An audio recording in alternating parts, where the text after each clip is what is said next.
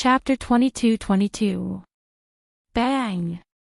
Someone pushed open the door to the private room, and a youth barged in. A group of people followed behind this youth, all of them giving off an unconcealable sword intent. They should be from the same sect.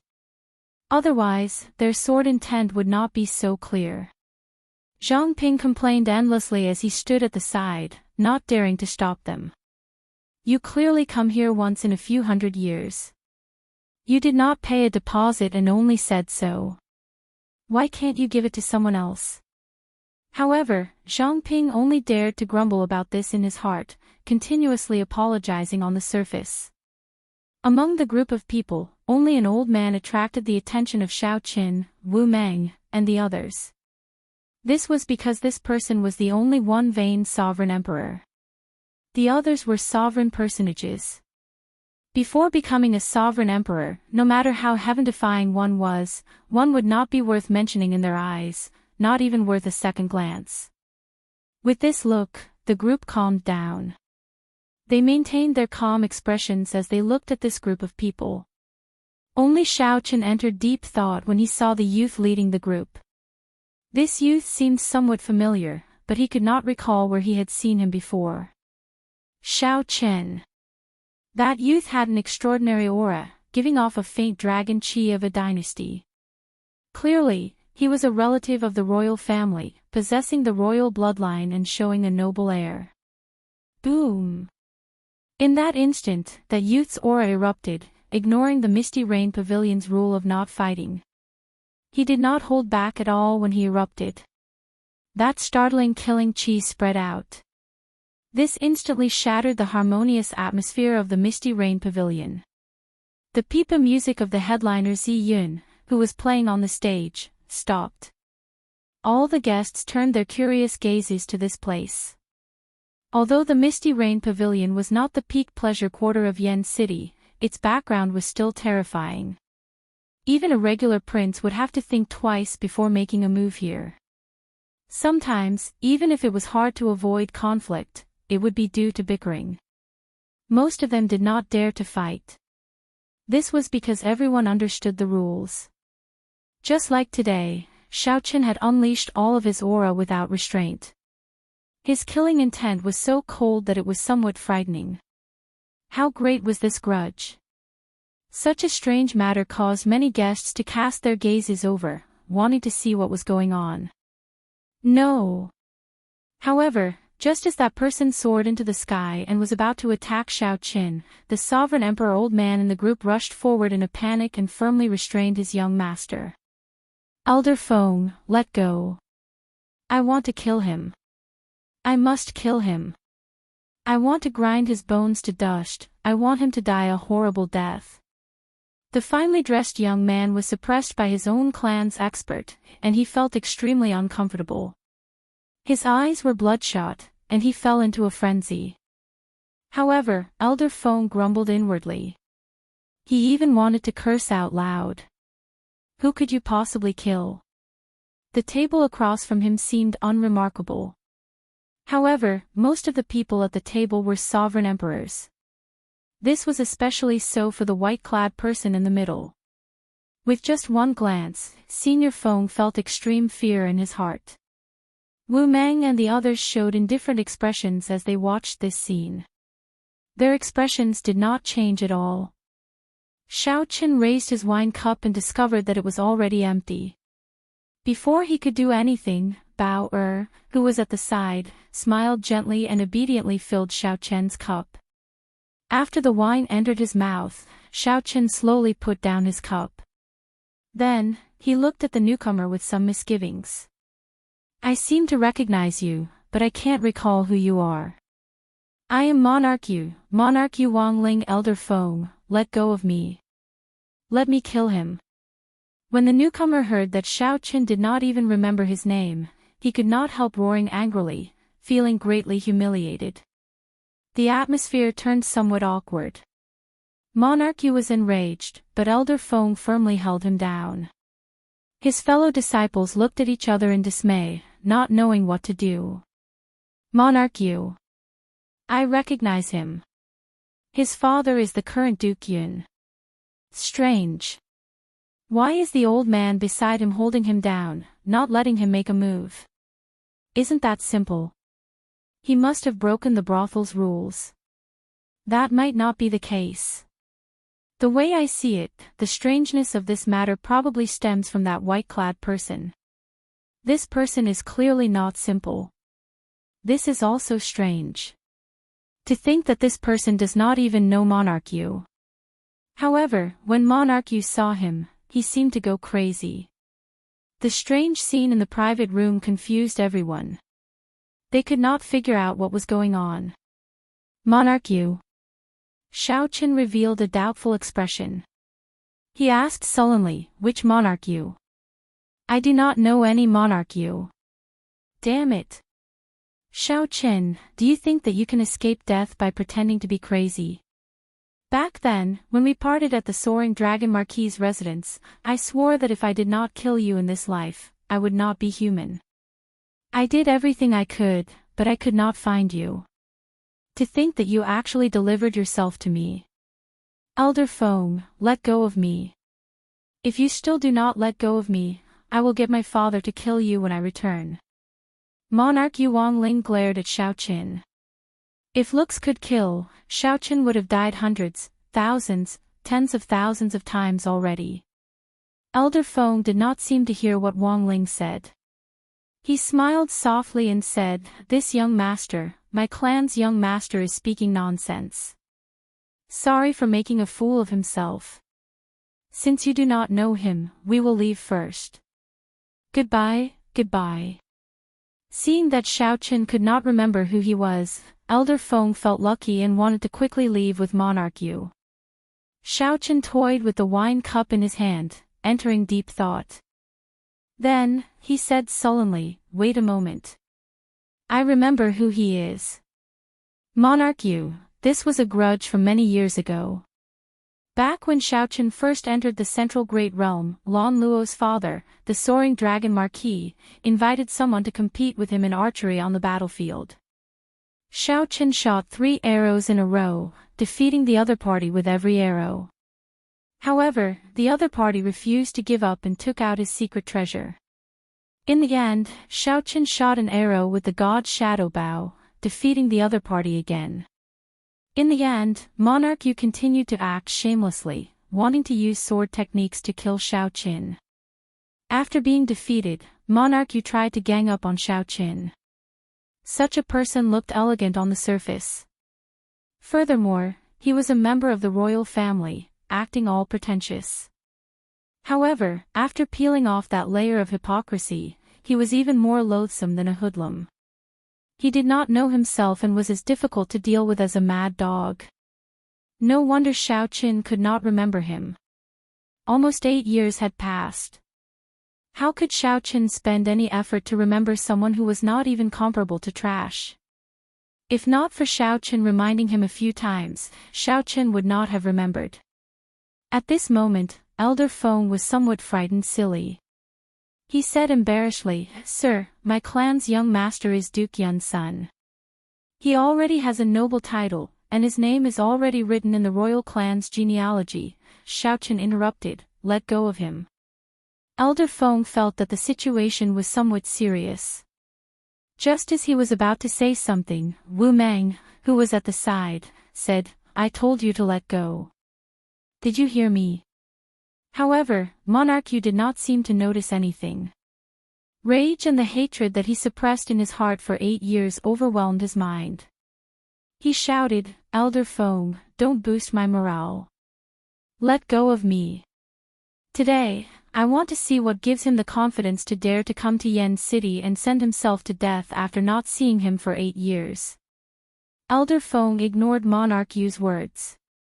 He looked at Xiao Qin and said, "Sorry, this old man cannot let go." Elder Feng felt a trace of killing qi. If he let go, Monarch might die miserably on the spot. This thought was somewhat exaggerated. Would there really be someone in the Misty Rain Pavilion who dared to kill Monarch?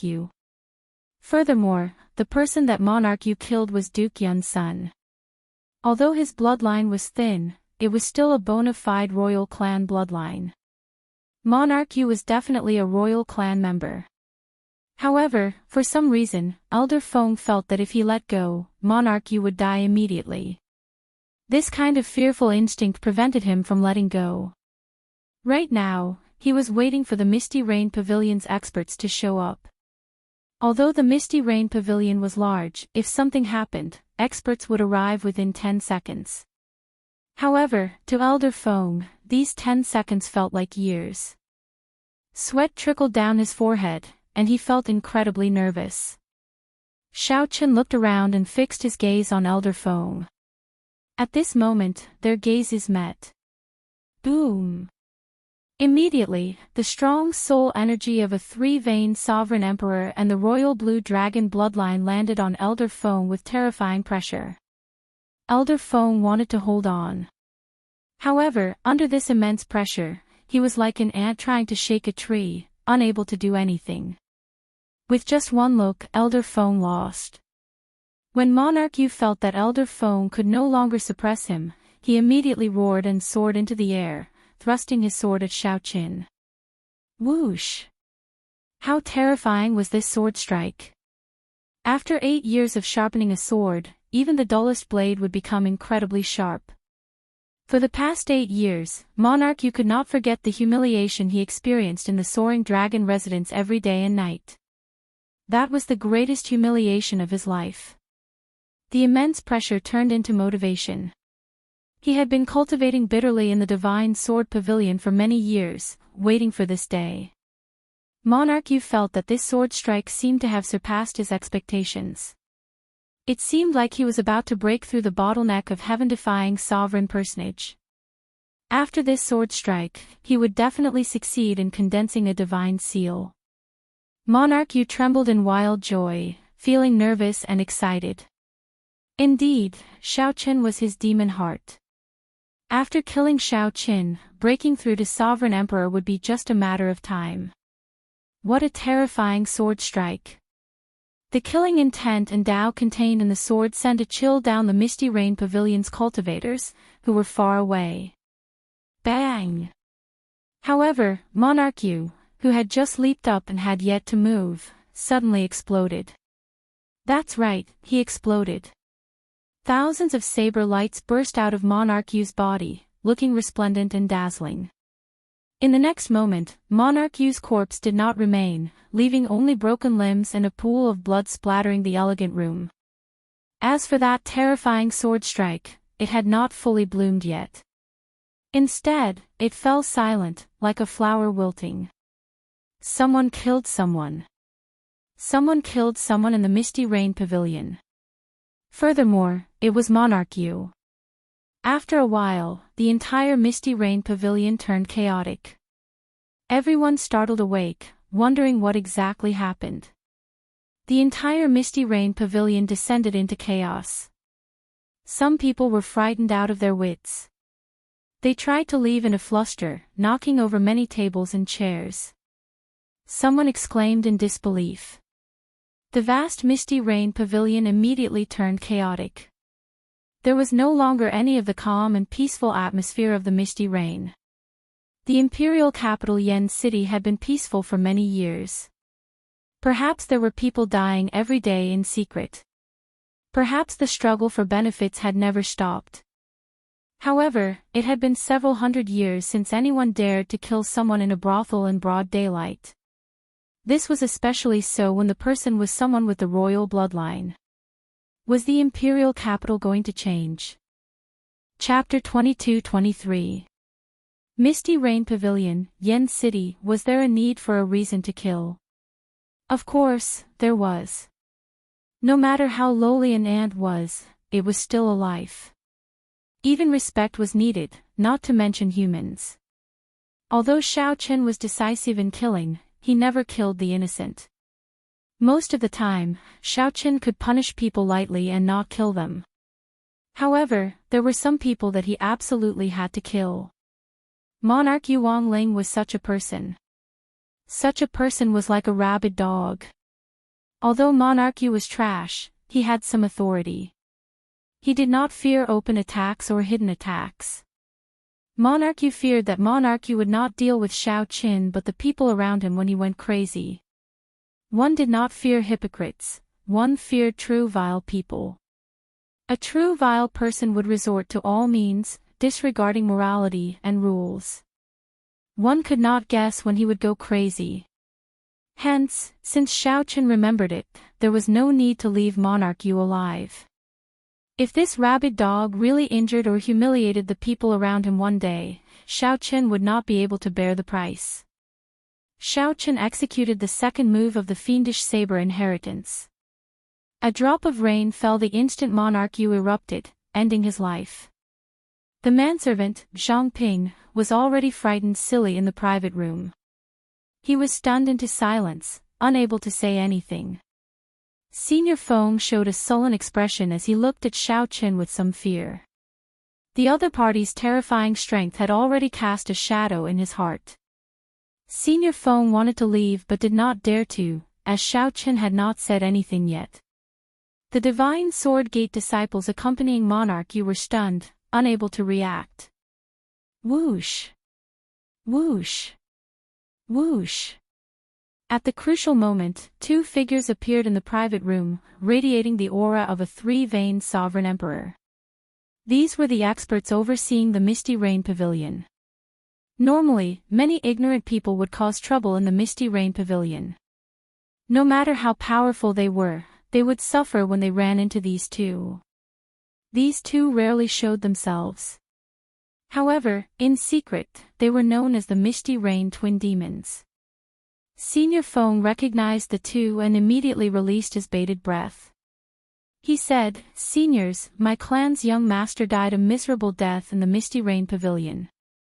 No matter what, please give us an explanation." As Senior Feng spoke, his gaze fell on Xiao Qin. Clearly, he wanted the Misty Rain Twin Demons to take down Xiao Qin. However, the Misty Rain Twin Fiends ignored Elder Feng. They looked at Xiao Qin and said something. Monarch Yuang Ling caused trouble in the Misty Rain Pavilion, wanting to kill the Misty Rain Pavilion's honored guests. In the end, he overestimated himself and died a miserable death at the hands of a sovereign emperor. Duke Yun failed to teach his son properly, causing our Misty Rain Pavilion to suffer heavy losses. The Misty Rain Pavilion will definitely pursue this matter to the end and report it to the royal family's sect elders. His voice was not loud, but it resounded throughout the Misty Rain Pavilion. Everyone heard him clearly, not missing a single word. Old Feng was dumbfounded at that moment. He had not expected such an ending at all. This person had killed a member of the royal family. Shouldn't the Misty Rain Pavilion capture him and then apologize to Prince Cloud? Why was the situation reversed? Do you still have the law? The one he killed is Monarch Yu, a true inheritor of our Divine Sword Pavilion. He does not even care about our Divine Sword Pavilion. Misty Rain Pavilion, I think you don't want to continue operating in the imperial capital. The disciples of the Divine Sword Pavilion woke up from their stupor. They were all indignant. Scram! Bang! The Misty Rain Fiend duo did not make a move, but these Divine Sword Pavilion disciples who shouted were all knocked into the air. Then, the Misty Rain Pavilion's guards each carried one of them out. The Misty Rain Fiend duo looked around, and their gazes landed on Old Feng. Old Feng trembled slightly as he said, "I understand. I'll take some of young master's belongings and leave." However, when Old Feng looked around the private room, he saw that Monarch Yu's corpse had already disappeared. There was nothing left to take. Old Feng took a jade pendant and quickly left without even turning his head back. Honored guests, there is no need to panic. Today, a small situation occurred in my Misty Rain Pavilion, startling everyone. The matter has already been resolved, and I have apologized to everyone. Today, the Misty Rain Pavilion will not be accepting alcohol. Please, drink to your heart's content. For the next 3 days, there will be no charge. The Misty Rain Pavilion will entertain everyone for free. At that time, the 12th headliner will appear as well. Just at this moment, someone spoke softly as she leaned against the railing at the highest point of the Misty Rain Pavilion. Her melodious voice sounded like the chirping of birds in the forest, very pleasing to the ears. What was even more pleasing to the ears was the sincerity of her apology. No alcohol, no charge for 3 days, and the 12th headliner performing at the same time. The moment this person said that, cheers rang out. Then, the sounds of stringed instruments, pipe, and harp rang out at the same time. The 12 headliners appeared on the stage one after another. The atmosphere in the Misty Rain Pavilion suddenly changed, reaching a climax in an instant. In the blink of an eye, the guests were attracted by the headliners who appeared one after another. Once again, they became immersed in the wondrous music. The earlier interlude ended up bringing out this performance, making the guests even more excited. Furthermore, there was free alcohol. With everyone drinking to their heart's content, the Misty Rain Pavilion was destined to be a carnival. Only a few people knew that the pleasure quarters in the imperial capital had not seen blood for hundreds of years already. There had to be something fishy about the Misty Rain Pavilion protecting this person in secret. However, no matter what, Monarch Yu was a royal clan disciple. If he died in the Misty Rain Pavilion for no reason, the Misty Rain Pavilion would not be able to hide it even if they wanted to. In less than a day, this news would spread throughout the entire imperial capital. At that time, it would be another good show. The guests all left in secret, quickly reporting this news to the factions behind them. Inside the private room, Zhang Ping wiped the floor in fear. When he saw the bloodstains, he trembled in fear. A heaven-defying sovereign personage died for no reason. How horrifying was that white-clad person? Fortunately, that white-clad person did not seem to mind Zhang Ping's earlier underestimation. "This young master, please come in. Our pavilion master wishes to meet you." The Misty Rain Pavilion's twin demons, two aloof three-veined sovereign emperors, respectfully greeted Xiao Qin. Such an attitude shocked the manservant, Zhang Ping. My goodness! To think that these two rarely seen major characters of the Misty Rain Pavilion are so respectful to this white-clad person. Xiao Qin said calmly, "Let her come and meet me. Right here." What kind of joke was this? Zhang Ping was a rank 6 envoy inspector. In some sense, he was the pavilion master's direct superior. Even if Xiao Qin did not like to use his status to suppress others, there were some rules that could not be broken. Since when could subordinates summon their superiors? The Misty Rain Pavilion's two old men immediately exchanged glances, anger flashing on their faces. "We need to ask for instructions." The two old men spoke softly after exchanging glances. He. There is no need to ask for instructions. How can this little girl not come when the envoy inspector summons me? Bell-like laughter rang out from outside the door. Then, a girl wearing a red qipao walked in, revealing her long, slender legs. Her exquisite facial features looked like the most perfect carving, without any flaws. The instant she entered, ancient paintings fell around the private room, forming an independent world, isolating it from the outside world. The manservant, Zhang Ping, also fell into a deep slumber without a sound. The Misty Rain Pavilion's twin demons paled in shock. They performed cupped fist salutes and bowed. This subordinate greets the envoy inspector. "We offended you earlier. Please forgive us." "It's fine," Xiao Qin said indifferently. Then, he took out the appointment certificate that Yi Zifeng had given him and gently sent it to the girl in the qipao. The girl in the qipao had only guessed it. When she saw the appointment certificate, she confirmed Xiao Chen's identity. "This little girl is Su Yi. I welcome the envoy inspector to the Misty Rain Pavilion. I did not know the envoy inspector's identity earlier and offended you. Sorry for the poor reception." The girl in the qipao returned the appointment certificate to Xiao Qin. Then, she smiled faintly and said, "Before you came, I was the acting envoy inspector. It looks like I will be idle for a while. Xiao Qin said indifferently, there's no need. Just do what you were doing before. If there are any problems that you cannot resolve, you can tell me. You still have to work hard. This is Mo Qin, Master Ku Yun's disciple. He will help you deal with this. Mo Qin smiled faintly and stood up. Greetings, elder sister Su Yi. Please take care of me in the future. Master Ku Yun's disciple? A strange look flashed in Su Ye's eyes. Naturally, she knew about Master Ku Yun.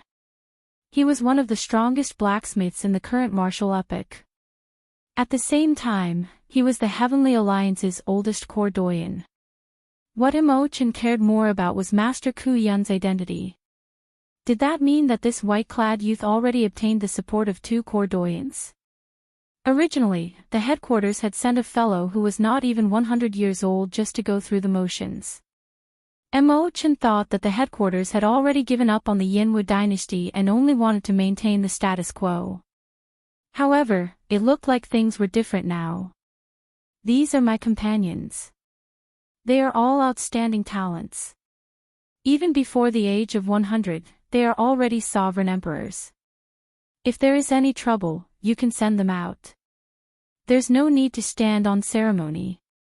After introducing Mo Qin, Xiao Qin pointed to Wu Mei and the others beside him, introducing them one by one. Su Ye's expression did not change. Her smile did not diminish, but her heart turned increasingly grave. Is the headquarters really determined to stand guard in the Yinwu dynasty? Lord Xiao, how do you intend to deal with today's matter? Duke Yun will definitely pursue this matter. At that time, the Misty Rain Pavilion will inevitably face some pressure. Su Yi spoke for a while, giving instructions on the Misty Rain Pavilion's matters. Then, she suddenly changed the topic, trying to probe Xiao Qin. Xiao Qin looked at Su Yi and smiled faintly. I am a sovereign emperor. First, he humiliated me. Then, he tried to kill me. He died a worthy death.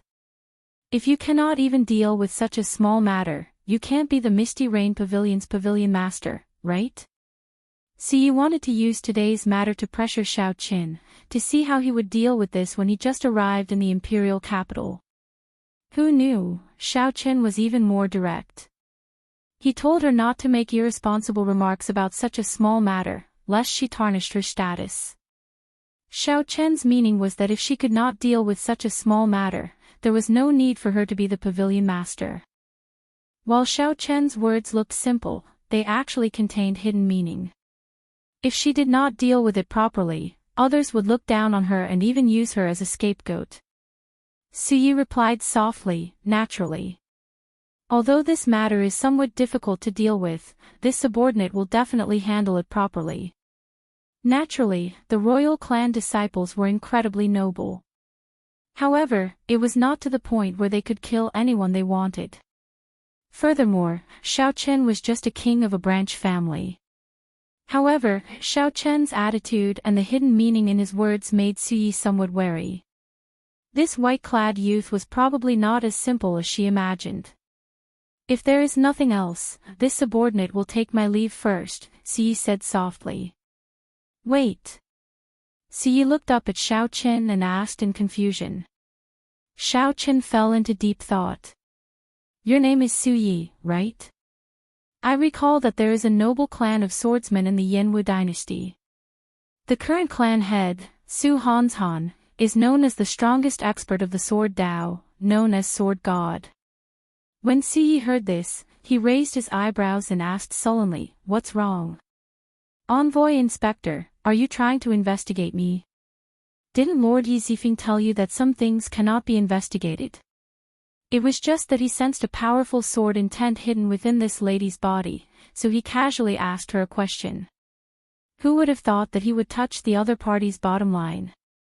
Xiao Qin was unperturbed and said coolly, it's fine, you can withdraw.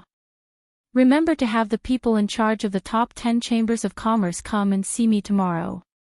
If anyone doesn't come, I'll see him alone.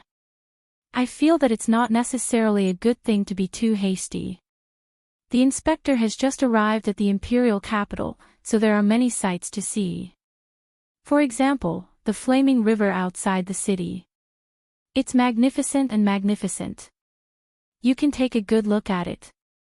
Su Ye's tone was calm as she spoke unhurriedly. This woman wanted Xiao Qin to see the flaming river to warn him to see how deep the waters of the imperial capital were and not to get involved. Xiao Qin smiled faintly and said, "When I have time, I will go and take a look. If I accidentally fall into the river, I hope Pavilion Master Su will pull me up." When Su Yi heard that, her expression warmed up somewhat. She smiled and said, "Milord, you jest. Goodbye." Chapter 22-24. After watching Su Yi leave, Mo Chen smiled gently and asked, "Big brother Xiao, are you tired of talking in riddles?" Xiao Chen said softly, "I'm not used to speaking like this, but sometimes, I don't have a choice." It was just a casual sentence, but there was a hidden meaning in it. It was a little stupid. Not only would they misunderstand the other party's intentions, they might even fall into the other party's trap and become the scapegoat. Xiao Chen was naturally not used to it, but as he said, it was unavoidable. It was the first time they had met, and they did not trust each other. Even if you told the truth, the other person might not believe you. You might even send the wrong message. Perhaps a casual remark would attract the hostility of the other party.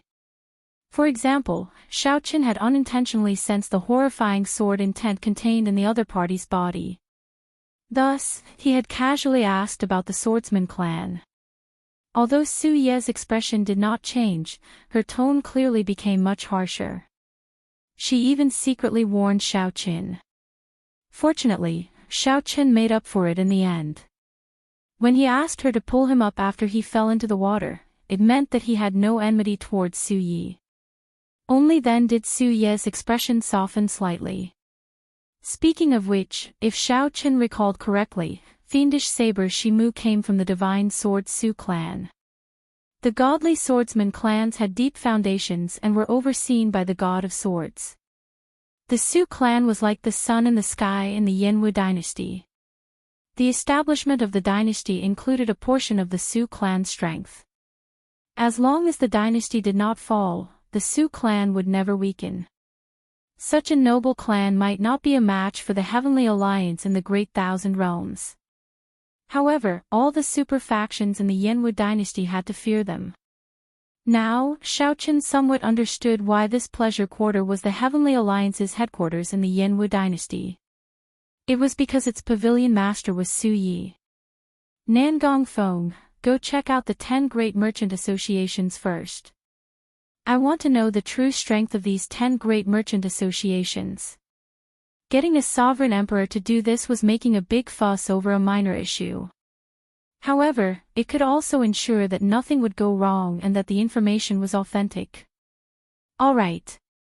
Since Nangong Feng and the others were already here, they would definitely listen to Xiao Chen's instructions, so they had long since prepared themselves. Wu Meng, stay behind. Is there anything else you want me to do? Xiao Chen nodded and said, if you follow Su Yi, how confident are you of not being discovered? Wu Meng pondered before replying, Xiao Chen's words. The sword intent in her body is very sensitive. I estimate that she will be able to sense the slightest movement within 1,000 meters of her. I am not confident of hiding my saber intent when I'm within 1 kilometer. Here, I'll lend this to you for a night. Xiao Chen took out the death god mask and handed it to Wu Meng. After Wu, Yi, Qin said, Qin. If Xiao Chen had not seen the other party with his own eyes, he would not have sensed the other party's existence. The death god mask's secret technique, which isolated all auras, was also effective against sovereign emperors. He, Qin, Yi. Alright, I'll have to trouble you then. The person she's meeting tonight, what she's going to say, is very important to me. Chen. Mo Yi. Chen and Chin, Chen, Su, Ti. Yu. Yi Mo, Yu. Not far away, there was a detached courtyard behind the Misty Rain Pavilion. The imperial capital, Yen City, was destined to not be peaceful tonight. Someone killed Duke Yun's son in the Misty Rain Pavilion. Furthermore, it was a false accusation. News of this spread throughout the imperial capital in half a day. All the high-ranking factions received the news. Then, they quickly learned that the youth was the Heavenly Alliance's Shao Qin. Everyone dug out everything about Shao Qin and the faux god world. Even his past in the Divine Dragon Empire was sorted out. However, few factions knew that Shao Qin was the Heavenly Alliance's rank 6 envoy inspector in the Yanwu dynasty. Only some factions with extremely vast accumulations could obtain this crucial information. This was the Heavenly Alliance's secret. Even within the Heavenly Alliance, only a few members of the upper echelon knew. It would be extremely difficult to find out in a short time. Of Yan Province's 100 counties, one was called Flaming Cloud County, Duke Yun's conferred land. By the time Senior Feng arrived at Duke Yun's residence, the sky had already turned dark. Dark clouds covered the sky, appearing as heavy as his heart. What? Linger died. When Duke Yun heard the news, he was greatly shocked, finding it hard to believe. Everyone in the Yanwu dynasty would give the royal clan disciple some face, even Wang Ling, who was blind and offended someone he could not afford to offend. The other party shouldn't have killed him. Young Master. Young Master really died. He died in the Misty Rain Tower. Elder Feng could imagine Duke Yun's rage. However, he still recounted the Misty Rain Pavilion's matter in detail. Bang! The Cloud Prince was enraged. Killing intent surged from his body as he slammed his palm down, shattering the thick wooden table. Everyone in the huge Duke's residence could feel Duke Yun's rage and murderous intent, trembling in fear. Pass down my order. Gather the gods' will army. I'm going to wash the Misty Rain Pavilion with blood. Duke Yun's eyes were about to spit fire. Until now, he still could not believe that Wang Ling was dead. The son that monarch Yu favored the most had long since become monarch Yu, preparing to inherit the position of a duke. His son had also worked hard for him. In the Divine Sword Pavilion, he had become the leader of the 7 true inheritors. He had even become the disciple of Imperial Emperor Dao Yan. Wang Ling had become a heaven-defying sovereign personage before the age of 50. He would definitely become a sovereign emperor within 100 years. However, such a son, the son that monarch Yu looked forward to and doted on the most, actually got killed in the Misty Rain Pavilion. Furthermore, the Misty Rain Pavilion even wanted him to apologize. This was unbearable. Duke, you can't do that. We cannot touch the Misty Rain Pavilion. Startled, Elder Feng quickly tried to dissuade Duke Yun. His complexion even paled somewhat. Why are father and son the same? When they get angry, they go crazy. If that monarch you had listened to me earlier, he would have left. If Shao Qin could not remember him, how could he have died a miserable death? Your Highness, we cannot do that. We cannot touch the Misty Rain Pavilion. The 2 deputies at the side tried to dissuade Duke Yun at the same time. Duke Yun showed a sullen expression, remaining silent for a long time. After a while, he said, "Activate the emergency transportation formation. I want to meet the 8th prince." Yes. Elder Feng heaved a sigh of relief. As long as he did not go to the Misty Rain Pavilion, everything else was fine. Originally, the emergency transportation formation could only be activated when the 8th prince's life was in danger.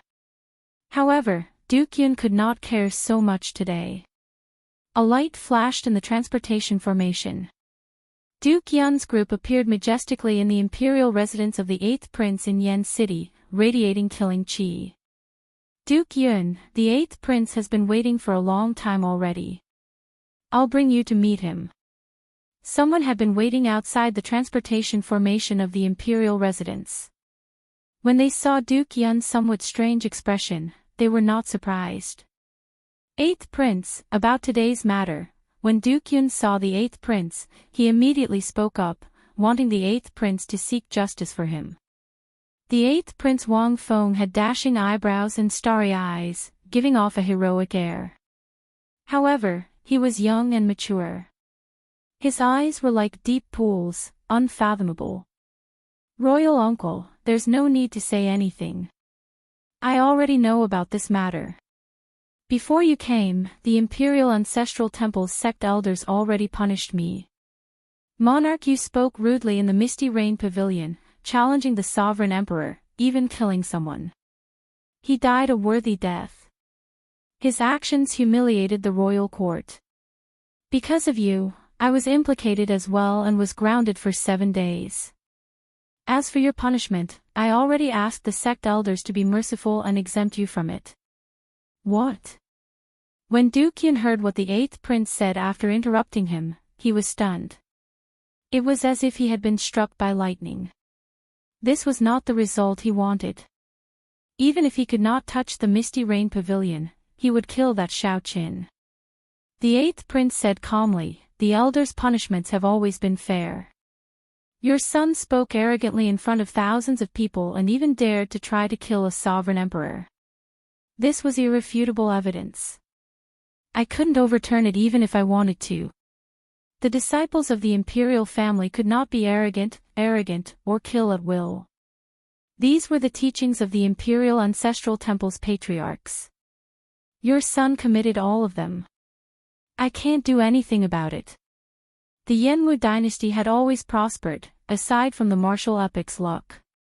There was also the Imperial Ancestral Temple's patriarch. He abided by the ancestral teachings and was very strict with the imperial family's disciples. No matter what you do in secret, as long as there is no evidence, everything is negotiable. But once you violated the ancestral teachings, no matter what, even if you were a prince, you would still have to be punished. King Yun was so angry that he wanted to vomit blood. His face was pale, and his breathing hastened. After a long time, he finally said with red eyes, "All right, I admit to all of this. It is my son's fault for implicating your highness in the punishment. However, I have been at your highness's side for so many years. My most valued son died. He grew up with you, but you did not say anything." King Yun's meaning was clear. The Imperial Ancestral Temple's patriarch did not care. It was fine to apologize openly, but it should be fine to kill someone in secret. Even if that Xiao Qin was a three-veined sovereign emperor, as long as the Eighth Prince was willing, there were 10,000 ways to kill him in the imperial capital. As long as Xiao Qin was not discovered, everything was fine. King Yun knelt on the ground and kowtowed heavily, causing blood to leak out. Eighth Prince, please take revenge for my son. The Eighth Prince Wang Feng closed his eyes and said, if it were someone else, even if he were a 4-veined sovereign emperor or a 5-veined sovereign emperor, I would take revenge for you at all costs. This concerns my reputation, so I cannot ignore it. However, Imperial Uncle, you cannot touch this person. What?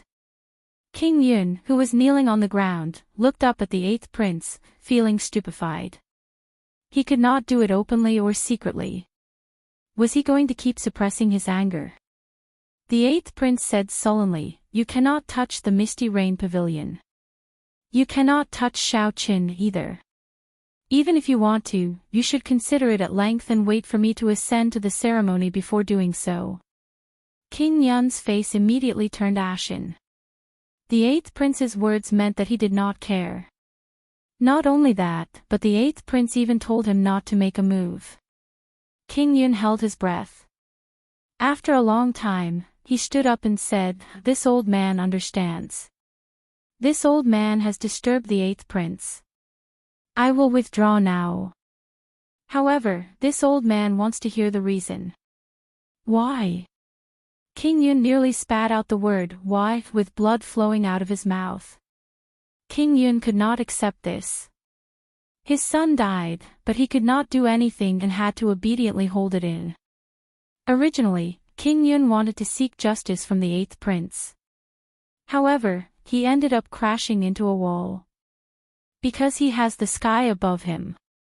The eighth prince said somewhat tiredly.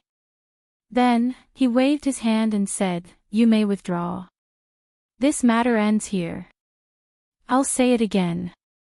You cannot touch the Misty Rain Pavilion. All the more, you cannot touch Shaoqin." After King Yun withdrew, the old man beside the eighth prince said, "This King Yun will probably not accept this. Something unexpected might happen." The eighth prince retorted coldly, "Let him be. Let's see which prince in the imperial capital dares to offend the Heavenly Alliance for him. What an undeserved calamity. How did he give birth to such a stupid son?" Paw. The eighth prince closed the book in his hand and tossed it to the ground, showing how frustrated he was. The wind blew, and the lamp on the table swayed. Tonight, in the imperial capital, Yen City, clearly, just like this flickering lamp, it would not easily calm down. Chapter 22-25.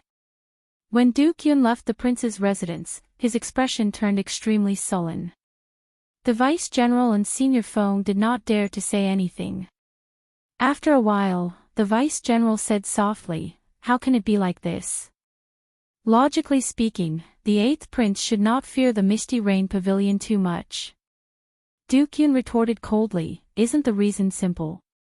The succession race is about to begin. The various princes are getting restless. Naturally, the eighth prince does not want to cause any trouble at this critical juncture. The succession race. If there were no special circumstances, the emperor had to abdicate for 100 years. Then, the most outstanding prince would be chosen from the princes to inherit the throne. The Yenwu dynasty's emperor could only hold the throne for 100 years. This was to provide fresh blood to the dynasty, maintain its vitality, and prevent it from becoming rigid. No matter how ancient a dynasty was, once it became rigid, its luck would decline, and the nation's luck would fall. Since ancient times, there had never been a lack of such examples. Hence, the rulers of the various dynasties and empires would not remain on the throne for long. No matter how brilliant or valiant one was, the dynasty system would inevitably become rigid after a long time. This was something unavoidable. The dynasty had to change every 100 years, maintaining its vitality at all times. This filled the entire dynasty with competitiveness, not daring to slack off. Now, the Yenwu dynasty's Yen emperor had been on the throne for 80 years. It was time to choose the crown prince. The various princes competed in secret, all for the sake of coming out on top in the succession race and ascending to the throne. This was why the eighth prince Wang Feng felt so frustrated. At this crucial moment, Monarch Yu stirred up trouble for him. How could he not feel frustrated? It would have been fine if it were in the past. Now, how could Wang Feng stand up for him? After Duke Yun came out, he calmly thought about it and guessed the crux of the matter. "Duke, are we just going to let Monarch Yu's grudge go? If the eighth prince does not agree, we can go and seek help from the other princes," the vice-general at the side suggested. Duke Yun had been in the empire for many years. As a chess piece in the fight for the crown prince, he was still very attractive to the other princes. "That's right," Duke Yun said indifferently. "No prince would offend a Heavenly Alliance envoy inspector at this time and place. However, I will definitely take revenge for Ling Er. Even if I have to use my glory to do so, I will not refuse. Let's go to the Divine Sword Pavilion." The Divine Sword Pavilion was a rank 7 sect of the Yenwu dynasty, possessing deep accumulations. However, although it wasn't called the God Sword Pavilion, it didn't have much to do with the God Sword family. One was an aristocratic family, and the other was a sect. Because of the competition for the way of the sword, there was even some friction between them. As Duke Yun rushed to the Divine Sword Pavilion, the Smiling Daughter Pavilion's pavilion master also received news of the Heavenly Alliance's Xiao Chen's appearance. The Smiling Daughter Pavilion was the top pleasure quarter in the imperial capital Yen City. They would know that this Smiling Daughter Pavilion was not as simple as a pleasure quarter. Its accumulations were much deeper than expected. Pavilion Master, we have already confirmed that Xiao Qin is the new envoy inspector of the Heavenly Alliance. In the pavilion, a black-clothed man presented the latest intelligence to a mysterious woman behind a curtain of black hair. Xiao Qin, if I recall correctly, the fairy basket that the astral-plucking bandit Jiang He stole back then is in his hands, right? The mysterious woman sighed. Yes. We have made several deductions. The missing fairy basket is definitely not with Jiang He. There is only one possibility. After he stole the fairy basket, he casually gave it to Xiao Qin. Good. It would be fine if he were somewhere else. However, since he is in the imperial capital Yen City, we have to make him hand over the fairy basket. As the mysterious woman spoke softly, she exuded a tyrannical air that clearly did not belong to a woman in a pleasure quarter. Understood. At the same time, at the summit of Spirit Vulture Mountain, a Buddhist sect holy land outside the imperial capital, the hidden spirit temple, a place invisible to the naked eye, a handsome-looking monk looked at the note in his hand and revealed a smile. Unexpectedly, you came to the Yenwu dynasty. It looks like I have to make some time to go down the mountain. This monk was none other than Yuan Zhen, who had interacted with Xiao Qin a few times in the faux god world. The night had not ended, and dawn approached. In a small courtyard beside the Misty Rain Pavilion, Xiao Qin, Mo Qin, and Bao were still awake. The two were organizing the information that Xi sent someone to hand over. Previously, Xi had been the acting envoy inspector. Now that Xiao Qin was here, they naturally had to slowly familiarize themselves with the information. However, Bao and Mo Qin were the ones organizing the information. Xiao Qin did not pay much attention to it. After lighting an incense burner and consuming a soul-accumulating pill, Xiao Qin sat down cross-legged and closed his eyes, condensing his soul energy. Everyone had their own specialties. Sorting out the messy information was not Xiao Qin's forte. If Bao and Mo Qin did it, they would get twice the result with half the effort.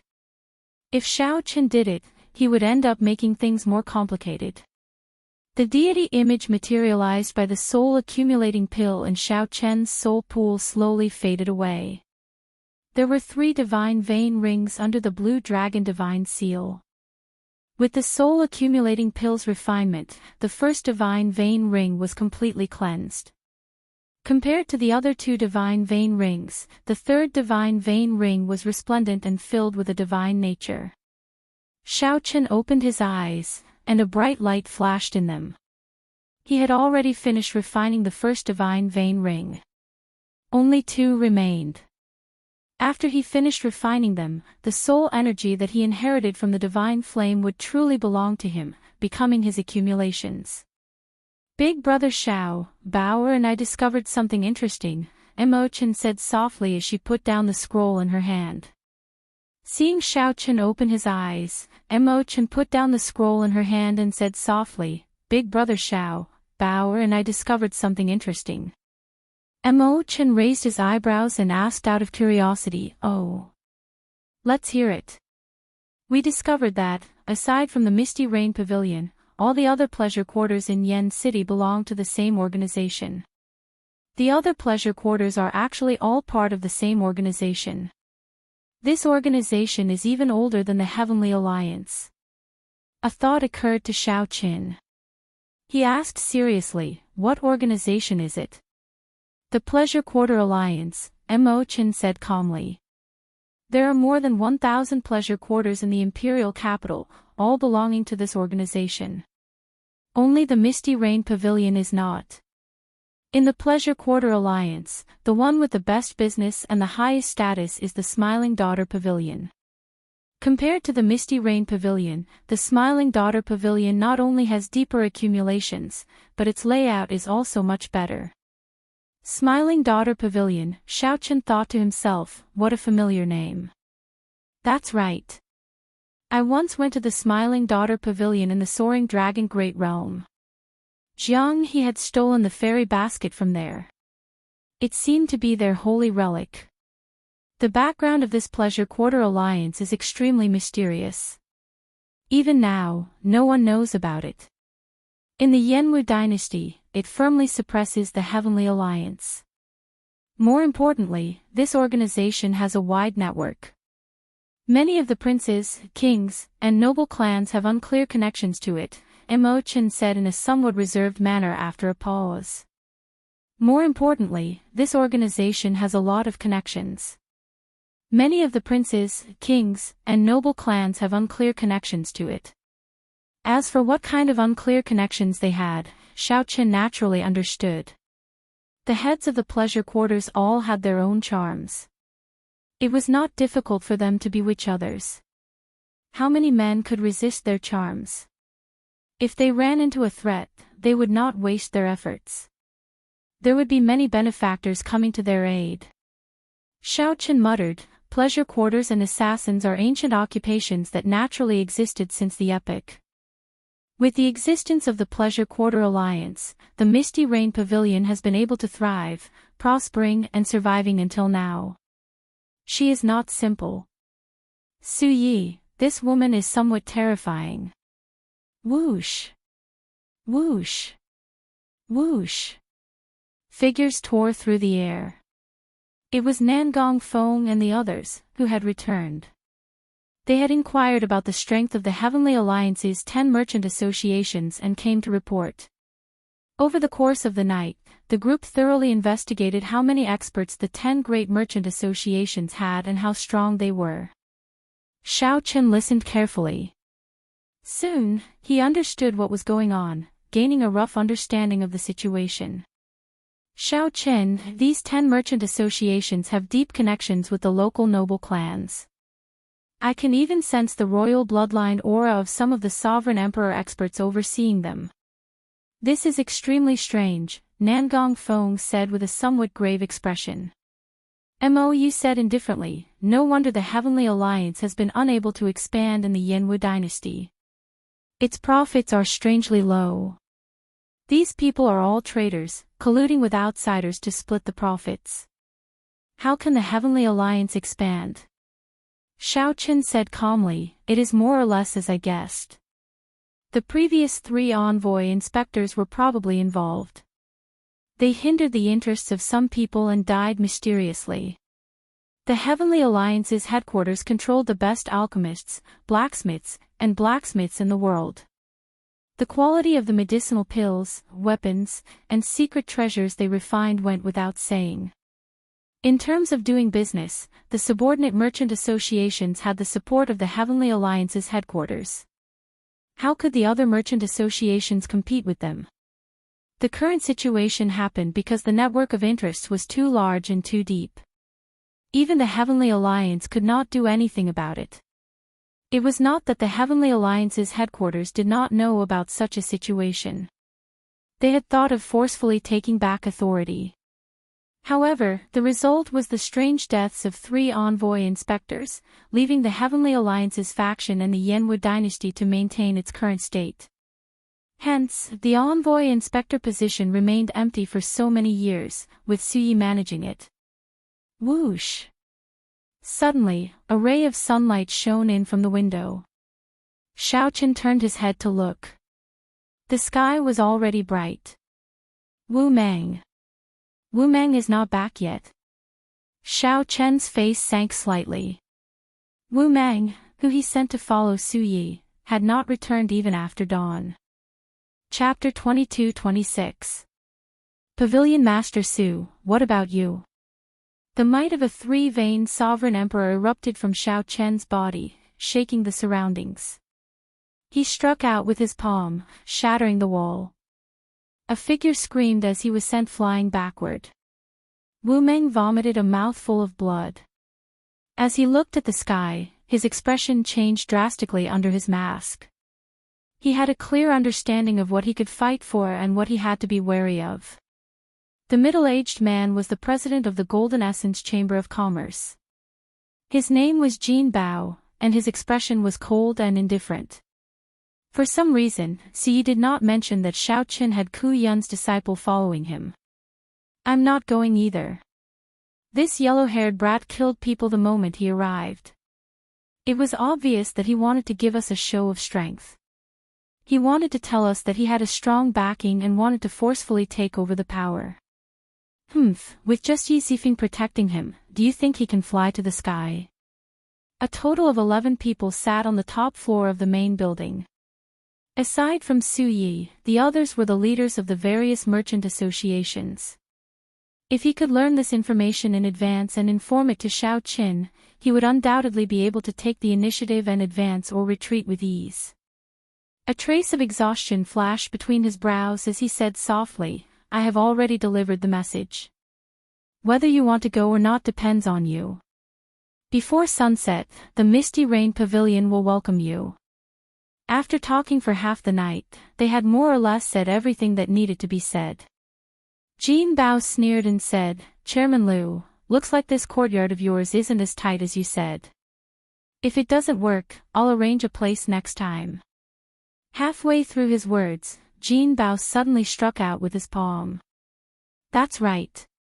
Pavilion Master Su, you have always been the acting inspector. Everyone respects you. Now, just a word from you, and we will all listen to you." Their expressions changed greatly. Last night's conversation had been heard by someone. The inescapable net instantly trapped Wu Meng. The Golden Essence Merchant Association was a subordinate merchant association of the Heavenly Alliance's Yen capital, comparable to the Bountiful Treasure Pavilion. The others were just as curious. Jin Bao glanced at the crowd and said with a smile, "I want to announce." On the host's seat, Ziyi raised her eyebrows slightly. She turned her head and said, "The two of you, go and take a look as well." But this time, he had gained a lot. An old man in the room coughed and said, "All right, the farce ends here. Pavilion Master Su, what do you want to announce by gathering everyone here today?" Outside the building, Wu Meng, who was leaning against the wall, perked up his ears. Just as Xiao Qin expected, Ziyi only stayed in the Misty Rain Pavilion for half an hour before she left. Wu Meng thought to himself, "This Su Yi is like a vixen. Based on her methods, she does not seem like a little girl at all." Dawn broke through the clouds and the morning sun shone brightly. Woo woo woo. Su Ye's group of 3 entered a heavily guarded courtyard. There were king-grade guards standing guard at the entrance. The moment he landed, he hurriedly stuck to the wall. Flickering spots of light appeared in the black crystal bowl. After a while, the old man said, "Miss, no one is following us." A skinny old man said sinisterly. He did not seem to care about Xiao Chen's feelings at all. "Look again and I'll dig out your dog eyes." Wisps of seemingly weak soul power swept over him. Wu Meng knew that the 3 of them were checking to see if anyone was following him. Wu Meng took note of this person's appearance. This person should be a thorn that would not be easy to deal with. Wu Meng, who was hidden behind the 3, felt his heart tighten. He did not know if the Death God mask would work. "Pavilion Master Su, as long as you agree, we will help you get back this face. Even a fly would find it hard to enter, much less a person." Wu Meng frowned heavily outside the courtyard. After putting on the Death God mask, Wu Meng followed Xiao Chen's instructions. After he left, he kept an eye on Su Yi in the Misty Rain Pavilion. "Big brother, there is no need, right? There are no fluctuations from the formations and restrictions at all. Furthermore, who is so blind to dare to come here? Since Elder Liu is not going, I will not go either. I have to think of a way to enter." Whoosh! There had to be sovereign emperor experts maintaining the ritual formations and restrictions in the unseen darkness. After the Bountiful Treasure Pavilion's Lu Zhang expressed his stance, a few people immediately followed suit, saying that they would not go. The gray-clad old man guarding the pavilion's roof frowned heavily. He seemed to have sensed some subtle fluctuations earlier. "All right, I'll go." All of you, come with me. Be quick and search the entire courtyard again. Wu Meng felt suspicious. At the same time, he felt eager to try. He revealed a faint smile under his mask. The 10 association chiefs gathered at the broken wall, watching Wu Meng's figure. In the next moment, footsteps rang out in the courtyard. A group of guards wearing the Heavenly Alliance's special battle armor rushed over from all directions. Suyi raised her head and looked out the window. Unknowingly, the sky had already turned bright. I told you to go, so go. Cut the crap. Ha! This is good. Since the new envoy inspector has arrived, I have to meet him. Wu Meng's figure flashed, and his entire body turned pitch black, merging with the night. Wu Meng found a blind spot and leaped up, silently landing in the courtyard. Ha! Wei Fatso asked with a heartless smile as he sat up again. He did not feel embarrassed or distressed over what happened earlier. Many people asked as they looked at Suyi in dissatisfaction. Damn it! I was too careless. That Jin Bao discovered my presence after the sky turned bright. Suyi raised her eyebrows. This old man was Lu Zhang, the association chiefs of the Bountiful Treasure Pavilion's Merchant Association, the strongest of the 10. This courtyard was also this person's property. The hidden experts and guards were all his people. Jin Bao smiled faintly and ignored them. The remaining people did not say anything. Some looked at Suyi, and some looked at the silent middle-aged man. The other old man controlling the bronze mirror put away the secret treasure and said, "No one is following us." Wearing the death god mask, Wu Meng moved stealthily in the crowd, looking like he merged with the darkness. Boom! The streets of the imperial capital Yen City were still filled with flowers at night. There were not many women dressed like Suyi, but they were not special either. They did not stand out in the crowd. Indeed, Suyi came to meet these people. Vaguely, there seemed to be 2 big sects within the top 10 chambers of commerce. Suyi glared at them, and a short sword landed between Fatso's legs.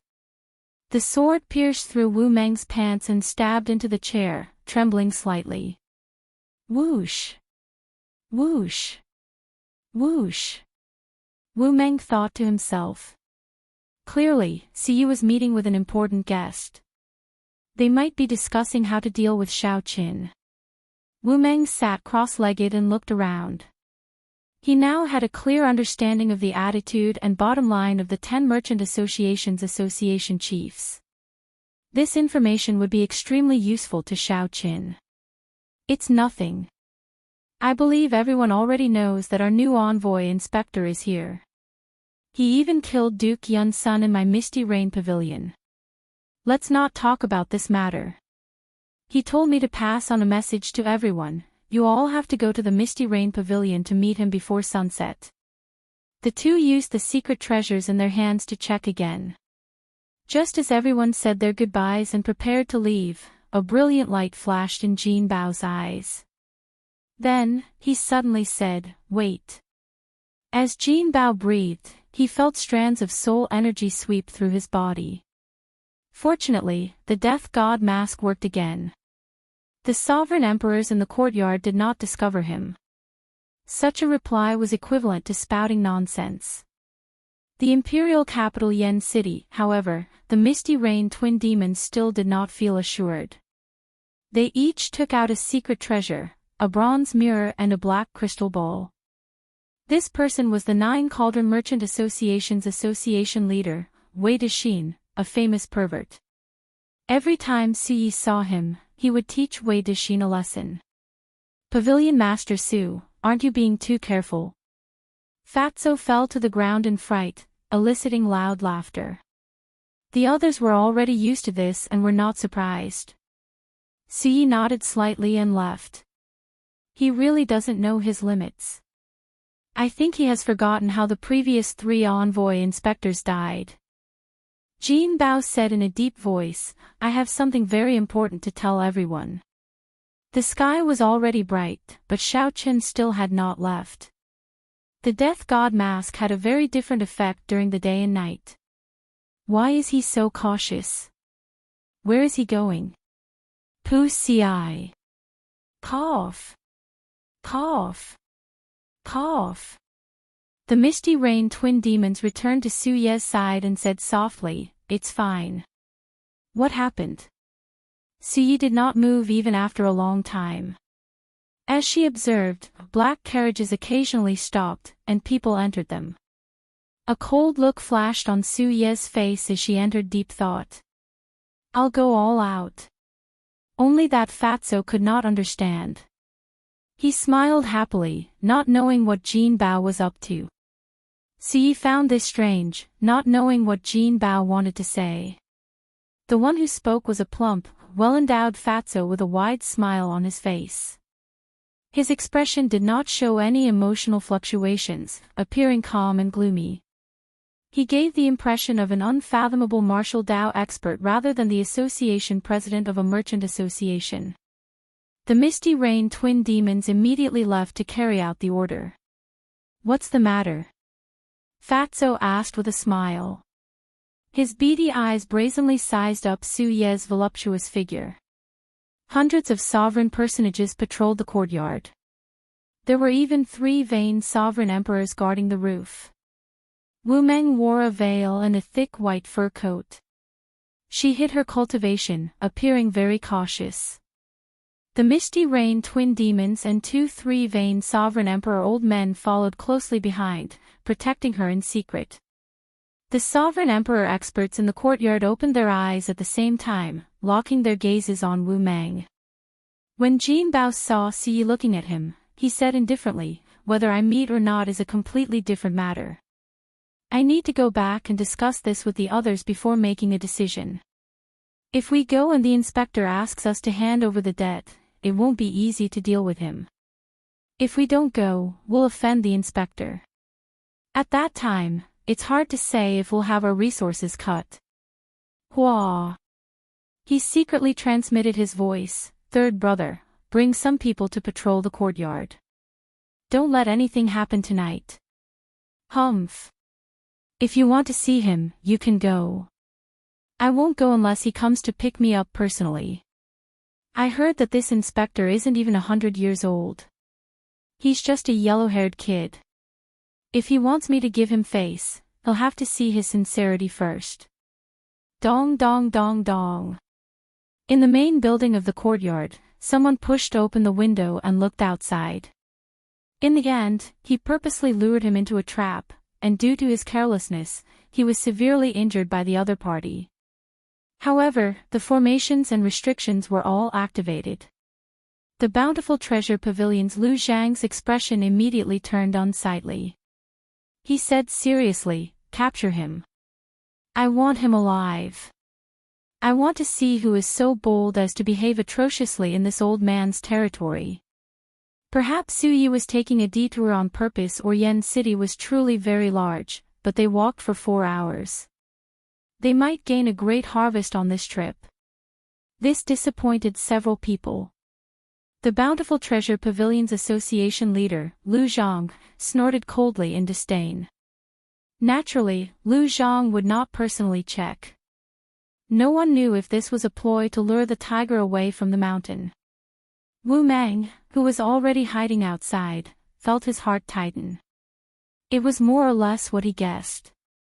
Su Ye honestly told him what Xiao Chen wanted to say. "It's fine. It's probably just a routine check by the guards. The association leaders of our 10 merchant associations are gathered here. We have to be more cautious. Otherwise, we will become a laughing stock if we get wiped out." Wu Meng's opinion could influence the opinions of a group of people. Several people were waiting for him to speak. The sky and the earth were impenetrable. Su Ye laughed softly, her laughter as pleasant as a wind chime. The Heavenly Alliance's headquarters appointed the envoy inspector. This little girl has always been barely able to hold the position. Now that a new envoy inspector is here, I will definitely have to hand over my position. Everyone, you have overestimated this little girl. Siyi had many connections in the imperial capital Yen City. She had the backing of a noble clan and deep accumulations. Everyone had tested each other for a long time. Whether to go or not, most of them had already made up their minds. He killed people in the Misty Rain Pavilion. Clearly, he does not care about Pavilion Master Su. Chapter 22-27. The formation was activated, and the restriction was agitated. Logically speaking, an injured one-veined sovereign emperor should have no chance of escaping. In fact, Shaoqian did not even need a sovereign emperor to make a move. Given his current state, it would be difficult for him to charge out. On the roof, the three-veined sovereign emperor grey-clad old man watched coldly as Wu Meng broke through the formation. There were two other two-veined sovereign emperors at Shaoqian's side, ready to attack at any moment. Under the suppression of the formation, I can only bring out 50% of my saber skills. Under the mask, Wu Meng paled as he felt the invisible pressure of the world. Shaoqian could not bring out the full might of his divine seal and Dao domain. They were firmly suppressed around him, preventing him from moving. If he could activate the alloy battle armor, he would feel much better. However, that would expose his identity, which was not what he wanted. So. More than 100 elite guards soared into the sky. They relied on the array formation and restrictions to entangle Wu Meng, intending to capture him. Courting death. Wu Meng snorted coldly. Although he was injured, his dignity prevented him from accepting defeat at the hands of these small fries. Killing turned into a demon, madness enraged. Bang! Wu Meng raged in his heart. Without any fear, he unleashed his massacre Dao domain. A saber light flashed, and the bright sky darkened. When the saber light disappeared, the sky turned bright. 10 cries of agony were heard at the same time. 10 figures died at the same time. Their bodies were split in half and their souls were destroyed. Wu Meng seemed to have gone mad. He raised his saber and swung it down. As the sky darkened, he killed these elite guards, scattering them. Not only did he take a life with each slash, he killed 10 people in a fit of rage. So powerful. The various Chamber of Commerce's association chiefs watching from the main building sucked in a breath of cold air. This was even after Jin Bao had severely injured him. Jin Bao was a three-veined sovereign emperor, someone who had been famous for a long time. Furthermore, he was still able to display such strength. If he wasn't heavily injured, how terrifying would his strength be? The bountiful treasure pavilion's Lu Zhang showed a grave and stern expression as he cursed, "Bunch of good-for-nothings. Dead or alive, we must take him down today." Seeing Wu Meng make a move, Lu Zhang immediately felt humiliated. His plan to capture Wu Meng alive might fail. "Second bro, third bro, you two go. Make it quick and don't let Mr. Lu lose face again," the gray-robed old man said lightly. The two people beside him laughed sinisterly. "All right, my hands have been itching for a long time." Boom! The two of them leaped into the air. Immediately, wind and clouds gathered. He felt as if the sky was about to fall on his back. Cracks appeared in Xiao Chen's Dao domain. In a rush, he turned around and chopped. Dang! When the two sabers clashed with Wu Meng's sabers, he vomited a mouthful of blood and went flying back. "Hee, you also play with sabers. Then we brothers will play with you. We'll show you what real saber skills are." The two brothers attacked at the same time. Saber lights flashed, and their figures changed. The sound of sabers clashing rang out endlessly. A vast saber intent soared into the clouds and spread out in the sky above the courtyard. Clang, clang, clang. Clanging sounds rang out continuously. Wu Meng gritted his teeth as he fought one against two. In just a moment, there were hundreds of saber scars on his body, and blood dyed his robes red. However, the two brothers did not have it easy either, and there were also many saber scars on their bodies. Wu Meng was one example. If you hack at me, I will hack at you. Even if Wu Meng had to suffer another saber strike because of this, he did not fear it. This was where Wu Meng's nickname of Saber Demon came from. However, the cultivation technique that he cultivated matched his nature. As Wu Meng's injuries worsened, he became even crazier, attacking even more ruthlessly. To think that the Bountiful Treasure Pavilion's Thunderbolt twin sabers can't suppress this person.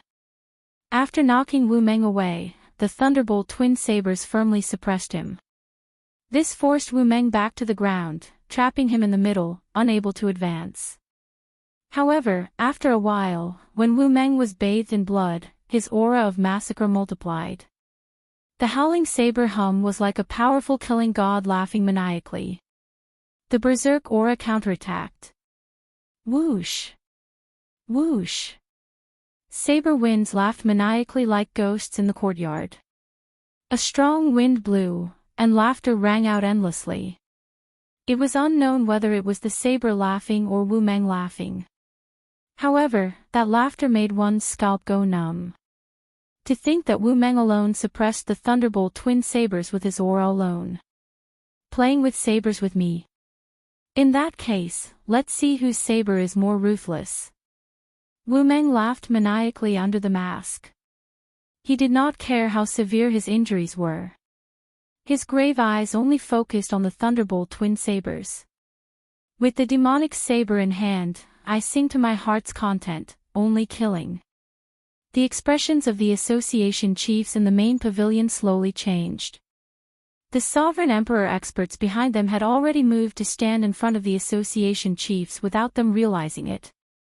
The association chiefs already placed their hands on their weapons, fearing that Wu Meng would erupt and take them down with him.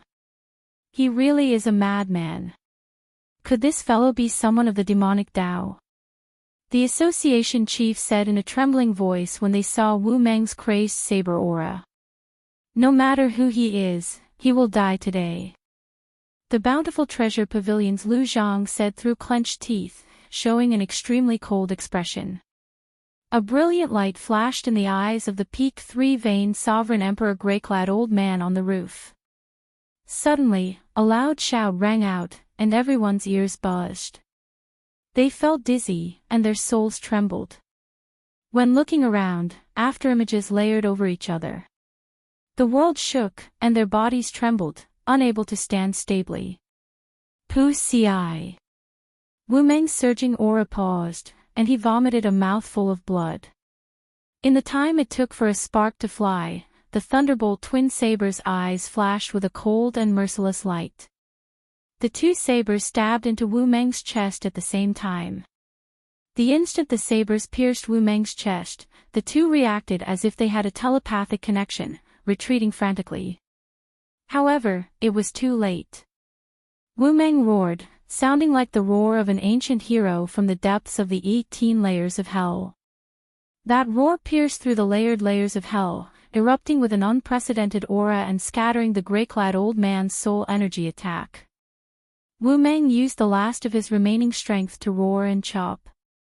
The two afterimages shattered, and a horrifying wound appeared on the chests of the Thunderbolt twin sabers, who were retreating. If not for the armor protecting their chests, this saber strike would have chopped the two in half. Even so, the Thunderbolt twin sabers still felt frightened, trembling in fear. Their hands, which held their sabers, continued to tremble. It's over. Everyone could tell that Wu Meng had done his best after that final saber strike. While Wu Meng was not at the end of his rope, he was not far from it. Initially, he had been fighting with his life on the line. That final saber strike, which was unprecedented since ancient times, drained all his divine energy and soul energy. Die! The grey-clad old man, who had been standing on the roof and watching coldly, roared only at the crucial moment, soared into the air. He soared into the sky and arrived before Wu Meng in a flash. Despair flashed in Wu Meng's heart. However, that face under the mask smiled. Wu Meng had used his full power in this final battle, feeling carefree. He had not lived in vain. As an outstanding talent challenging the martial Tao, if he did not have the resolve to die, the Saber Demon and Wind Demon would not have reached their current heights. However, just as the gray-clad old man was about to attack, he suddenly felt like he had fallen into an ice cave. The gray-clad old man placed his hand on Wu Meng's head, not daring to strike and shatter Wu Meng's skull. Time seemed to have stopped. Everyone was shocked. The gray-robed old man had charged over at lightning speed. Why did the gray-clad old man suddenly stop? The gray-clad old man charged over at lightning speed and saw a white-clad person with a cold expression on the wall. At some point, this person had appeared and coldly eyed the gray-clad old man. With just one glance, the gray-clad old man felt unbearable pain as if thousands of sabers were stabbing him. The gray-clad old man's finger twitched, wanting to kill Wu Meng in one go. Do you believe that you will die if you move again? However, just as the gray-clad old man revealed some clues, an icy voice rang out in his ears. The gray-clad old man looked in the direction of the voice. The instant their eyes met, the pressure from Xiao Chen's King True Dragon bloodline surged over, carrying the soul energy of the Blue Dragon Divine Seal. Bang! Bang! Bang! An invisible aura shattered layer by layer. The gray-clad old man felt a pressure from the depths of his soul, so heavy that he could not breathe. Thud! Thud! Thud! Thud! The gray-clad old man had no choice but to take 3 steps back. Whoosh! However, before the gray-clad old man could take his 3rd step, a purple light flashed, and that white figure landed before him. Even though the gray-clad old man had been prepared, he had not expected this person to throw a palm strike after landing. Reckless fool! The gray-clad old man raged. Just a mere one vain sovereign emperor. There was no end to this. The aura of a 3-veined sovereign emperor erupted as the gray-clad old man threw a palm strike. Bang! When the 2 palms clashed, the gray-clad old man first used his soul energy, wanting to intimidate Xiao Qin. However, the gray-clad old man suddenly discovered that Xiao Chen's soul energy was no weaker than his. In fact, it was even stronger. The gray-clad old man immediately panicked and quickly brought out his 3-veined sovereign emperor divine energy. 1 divine vein equaled 1 heaven for a sovereign emperor. The gray-clad old man did not believe that his divine energy could not knock back the other party. Suddenly, a blue dragon image appeared behind Xiao Qin. Closely following that, many dragon images circled around him. When the 10,000 dragons picture formed, blood leaked out of the gray-clad old man's mouth as he got knocked back by Xiao Chen's palm strike. 10,000 dragons art. It's the 10,000 dragons art. The gray-clad old man was very knowledgeable. This was a sovereign emperor cultivation technique that had been lost to the dragon race for countless epochs. This cultivation technique was many levels higher than the one he cultivated. Don't you dare touch my big brother. When the Thunderbolt twin sabers saw that their big brother was injured, they ignored the saber wounds on their chests and charged at Xiao Qin at the same time, wanting to help the gray-clad old man. No! Panic flashed in the gray-clad old man's eyes as he shouted, wanting to stop all this. 3 life flower. Xiao Qin placed one hand on his chest and formed a hand seal. In the next moment, saber light spread out from his body, looking like petals blooming. It was hard to tell whether it was the beauty of the flower or the resplendent saber light. The instant the flower bloomed, it illuminated 3 worlds. The Thunderbolt dual sabers were like moths darting into a flame, right in front of the 3 life flower. Thousands of saber lights pierced through them, killing them miserably on the spot, not even leaving a corpse behind. No! Before the gray-robed old man's voice faded away, his 2 brothers, who had been through life and death with him, had already died. All this happened in the time it took for a spark to fly. The 10 association chiefs in the main pavilion were all stunned. Chapter 22-28. Second brother, third brother. The gray-robed elder howled in pain and knelt on the ground. What could be more sorrowful than seeing one's brother die in front of one's eyes? Xiao Chen's expression remained calm as he turned to look at Wu Mang. 2 sabers were stuck in Wu Mang's chest. Although he was still standing, he had already lost his breath and was unable to speak. Xiao Chen reached out and took off Wu Mang's mask. Blood flowed out of Wu Mang's 7 apertures, a ghastly sight. His eyes were wide open and blood flowed out. The corners of his mouth, nostrils, and ears had yet to dry, and his face looked sinister and terrifying. Xiao Chen placed his hand on Wu Mang's arm and checked his injuries. After a while, he entered deep thought. The 2 sabers on Wu Mang's chest were not fatal.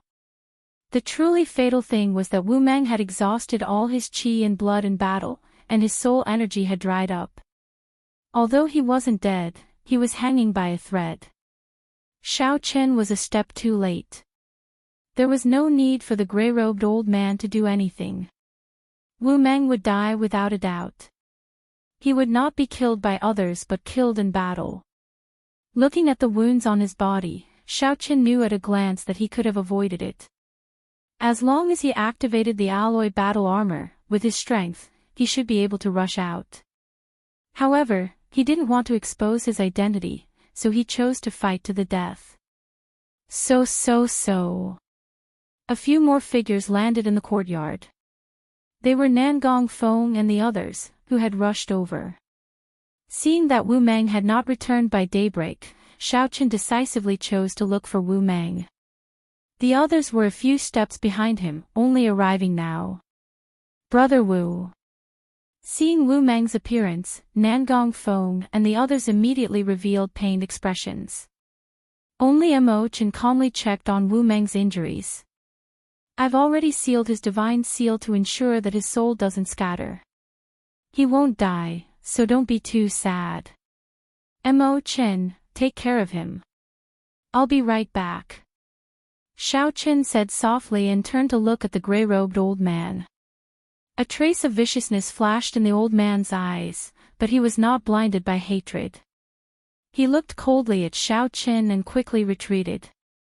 What a pity. This kind of person was a scourge if left alive. Now that he had voluntarily retreated, there was no reason to continue killing him. Xiao Chen looked around and saw a hole in the wall of the main building. The 10 Chamber of Commerce's guild leaders and Siyi looked at him with different expressions. Whoosh! Xiao Chen spread his arms and soared into the sky, the dragon's shadow following him. He was clearly just one person, but he gave off the impression that there were 10,000 dragons patrolling, majestic and unstoppable. Thud, thud, thud. Hurried and disorderly footsteps rang out. The leaders of the 10 great merchant guilds all took several steps back. The various sovereign emperor guards silently stepped forward and blocked the way, cautiously looking at Xiao Chen. As the saying went, there was strength in numbers. There were several 3-vein sovereign emperor experts in this main pavilion. However, when they stood together and faced Xiao Chen, for some reason, they felt immense pressure, not daring to underestimate him. There was no need to explain the reason. The royal blue dragon bloodline, the soul energy from the demonic sovereign's divine flame, the 10,000 dragons art that had been passed down for countless epochs, and Xiao Chen's untainted and pure heart. How could this group of people face him? Even a 4-vein sovereign emperor would feel mountain-like pressure when facing Xiao Chen, who did not deliberately withdraw his aura, forcing them to be careful at all times. Barging into this old man's private residence and killing my guards, who exactly are you? The bountiful treasure pavilion's Lu Zhang, who hid behind the guards, shouted as he looked coldly at Xiao Chen with a sullen expression. Greetings, envoy inspector. Right after Lu Zhang spoke, Siyi bowed slightly and greeted softly. The Misty Rain Pavilion's duo Sasha bowed at the same time and greeted respectfully. What? The 10 Chamber of Commerce's guild leaders immediately felt an uproar in their hearts. All sorts of expressions appeared on their faces, looking extremely interesting. Xiao Qin had arrived at the Misty Rain Pavilion only last night. More accurately, he had only arrived about 14 hours ago. Although these people knew that the new envoy inspector was very young, they did not have a portrait of him. They had always felt that the new envoy inspector was just a brat. How could he pose a threat? They did not associate him with Xiao Qin at all. When they heard Su Ye's words, they were immediately shocked. They were shocked that the person who killed the Thunderbolt twin sabers was the envoy inspector. Even more shocking was that the envoy inspector was completely different from the rumored brat. He was completely different. Greetings, envoy inspector. No matter what, now that Xiao Qin had the Heavenly Alliance's letter of appointment, he was their immediate superior. Even though they felt very unconvinced, they did not dare to show any disrespect. There's no need to stand on ceremony, Xiao Qin said indifferently as he walked forward. The Chamber of Commerce's guild leaders immediately made way for him. Without saying anything, Xiao Qin sat down on the host's seat. Take a seat. There's no need to stand, Xiao Qin said calmly. The 9 Cauldron Merchant Association's Wei Fatso chuckled and said, hearing about you is better than meeting you in person. Lord Envoy Inspector is truly a dragon among men. You are extraordinarily handsome, and your skills are incredible. Xiao Chen's grace and heroic bearing convinced Fatso with just one look. However, Fatso suddenly recalled that there was an urgent matter at home. My 87th concubine is about to give birth. I will definitely go to the Misty Rain Pavilion to apologize before sunset. Sorry about that, but I really have to go. As Fatso was about to leave, the other Chamber of Commerce's guild leaders immediately cursed him for being shameless in their hearts. However, they followed suit, saying that they had urgent matters to attend to. Those who could not think of an excuse thickened their skin and said that their concubines were about to give birth, like Fatso, and that they would go to the Misty Rain Pavilion to apologize at night. Right now, the atmosphere was clearly not right. The envoy inspector's friend's fate was unknown, and his anger had yet to subside. The Bountiful Treasure Pavilion's Lu Zhang lost a lot of face and felt angry. If they stayed, both sides would suffer. Furthermore, if Xiao Qin used this opportunity to make things difficult for them, they would not be prepared at all. When they returned, they would discuss it with the faction behind them before making a decision. At that time, whether they went to the Misty Rain Pavilion or not, it would be much easier. They would not be like now, caught off guard and unprepared, facing a strong envoy inspector. Xiao Qin glanced at Fatso. Bai Yunfei was the one who investigated the 9 Cauldron Merchant Association's information. Wei Fatso was not lying when he said that he indeed had 87 concubines. However, your 87th concubine has only been in the family for 4 months, and she is going to give birth so early. Clearly, she is not your child. There is no need to rush back. I'll find someone to help you kill her tomorrow, ending all your troubles. There is no need to thank me. Su Yi, who was at the side, could not help giggling. After Xiao Qin finished speaking, he ignored Fatso's explanation. He said seriously, everyone, there is no need to beat around the bush. As the saying goes, it is better to come at the right time than at the right time. Since everyone is here, let's talk about tonight's matter now. Since they ran into each other, Xiao Qin naturally would not let these people leave no matter what. It is good that everyone is not leaving. Just stay. Let's not talk about anything else first. Although you are the envoy inspector, you killed my sovereign emperor guards without permission. Even if you report this matter to Alliance Chief Hua Tianyang, you will not be able to justify yourself. This old man respects you as the Lord Envoy Inspector. However, you need to give me an explanation today. Otherwise, this old man will not let this matter rest. The Bountiful Treasure Pavilion's Lu Zhang showed a cold expression as he took the initiative to make things difficult. He picked up his teacup and looked at Xiao Qin. No matter what, he is a sovereign emperor. How can he kill him rashly? Even if he is in the wrong, he is still someone from the Heavenly Alliance. There is no need to be so ruthless. Lord Envoy Inspector, you should give us an explanation. Otherwise, old Lu's anger will not be appeased. The Bountiful Treasure Pavilion's contributions to the Heavenly Alliance are the greatest in the Yanwu dynasty. No matter what, you should give us some face. After all, the Bountiful Treasure Pavilion's Lu Zhang had operated in the imperial capital for many years. His reputation and connections among the 10 great merchant associations gave him a lot of weight. The moment Lu Zhang spoke, a few association chiefs voiced their support. However, their tones were rather gentle. If Xiao Qin had not shown such an overbearing attitude earlier, these words might have sounded strange and exceptionally unpleasant. The Golden Essence Merchant Association's Jin Bao showed a meaningful cold smile as he casually toyed with the 3 glass pearls in his hand. Jin Bao really wanted to see how this new envoy inspector, who appeared extraordinary but was clearly too young, would deal with a sinister old man like Lu Zhang. Jin Bao wanted to see how this new envoy inspector, who appeared extraordinary but was clearly too young, would deal with a sinister old man like Lu Zhang.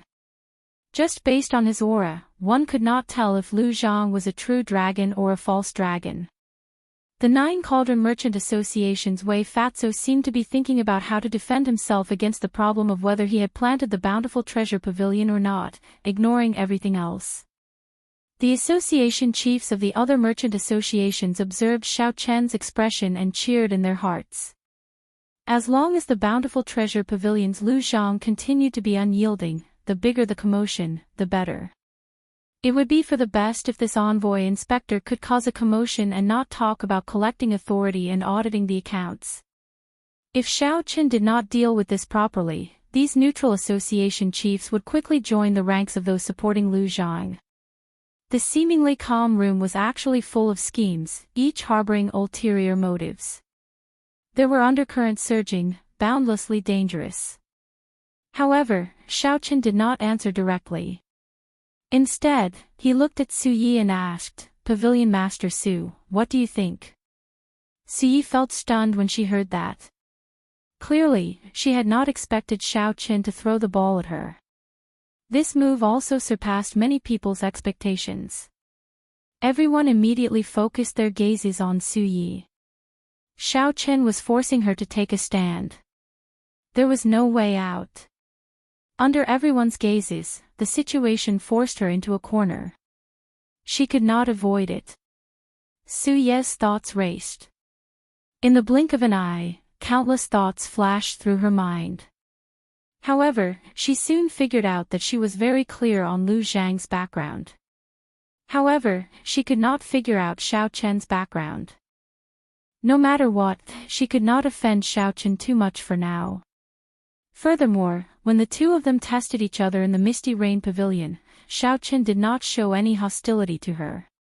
Unexpectedly, his seemingly joking words, "Pull me up after falling into the river," came true so quickly. There seems to be some misunderstanding in this matter. It is still too early to conclude that the envoy inspector is wrong. After we investigate this matter, it will not be too late to seek justice for association chiefs, Su Yi said softly, unhurriedly. Although Su Ye's voice was not loud, everyone in the room heard her clearly. The association chiefs who wanted to support Lu Zhang immediately dispelled such thoughts. While Su Ye's words seemed fair, in reality, she was biased toward Xiao Qin.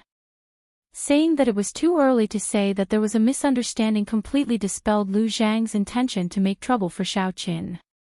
More importantly, Su Ye's words indicated that she had already taken a side.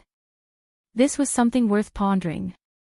Xiao Qin smiled faintly and looked at the Bountiful Treasure Pavilion's Lu Zhang. He did not say anything, but his meaning was clear. Pavilion Master Su already said that it was a misunderstanding. If you continue to cause trouble, you will not be popular. misunderstanding. Lu Zhang smiled coldly. Then, he said indifferently, those who walk different paths cannot make plans together. It looks like there is no need for this old man to remain here. Lu Zhang stood up to leave. However, he was somewhat disappointed. No one stood up with him. Lu Zhang cursed in his heart. Then, he turned around and left quickly with a sullen expression. However, just as Lu Zhang reached the door, a cold voice rang out, causing his entire body to freeze. Without my instructions, if you dare to walk out of this door today, this Shao dares to treat you as not a member of the Heavenly Alliance. Chapter 22-29. Without my instructions, if you dare to walk out of this door today, this Shao will treat you as not a member of the Heavenly Alliance. Shao Chen's cold voice echoed in the pavilion, immediately freezing the bountiful treasure pavilion's Lu Zhang. With just one simple sentence, everyone could clearly sense the cold, emotionless, and indifferent killing intent from Shao Chen's body. The atmosphere in the hall suddenly became a little quiet. Aside from the sound of heartbeats, there was no sound of wind or words. Was Shao Chen just bluffing, or was he really going to kill? The association chiefs of the subordinate merchant associations could not understand what was going on. They stole glances at Shao Chen. Aside from coldness, Shao Chen did not show any emotion, appearing unfathomable and unfathomable. Damn it! Lu Zhang cursed in his heart. His expression turned extremely sullen as he stood with his back facing Shao Chen. No matter whether Lu Zhang advanced or retreated, it was an indisputable fact that he was at a disadvantage before Shao Chen in their first clash. At this moment, Lu Zhang was stuck in a dilemma. He did not dare to act rashly. He was somewhat afraid that Shao Chen would really disregard everything and kill him here. Shao Chen was clearly just a one-vain sovereign emperor. However, the strength that he showed deterred the three vain sovereign emperor guards from making a rash move. Lu Zhang also did not know where the grey-clad old man from earlier had gone. If that grey-clad old man were still around, Lu Zhang was confident that he could protect himself even if Shao Chen made things difficult for him. Now, Lu Zhang really did not dare to gamble. The best outcome would be for someone to step forward and share some of the pressure for him. However, there was no one. No one in the pavilion stood up for him, making him feel even more flustered. I cannot retreat. Once I retreat, I will lose all my dignity.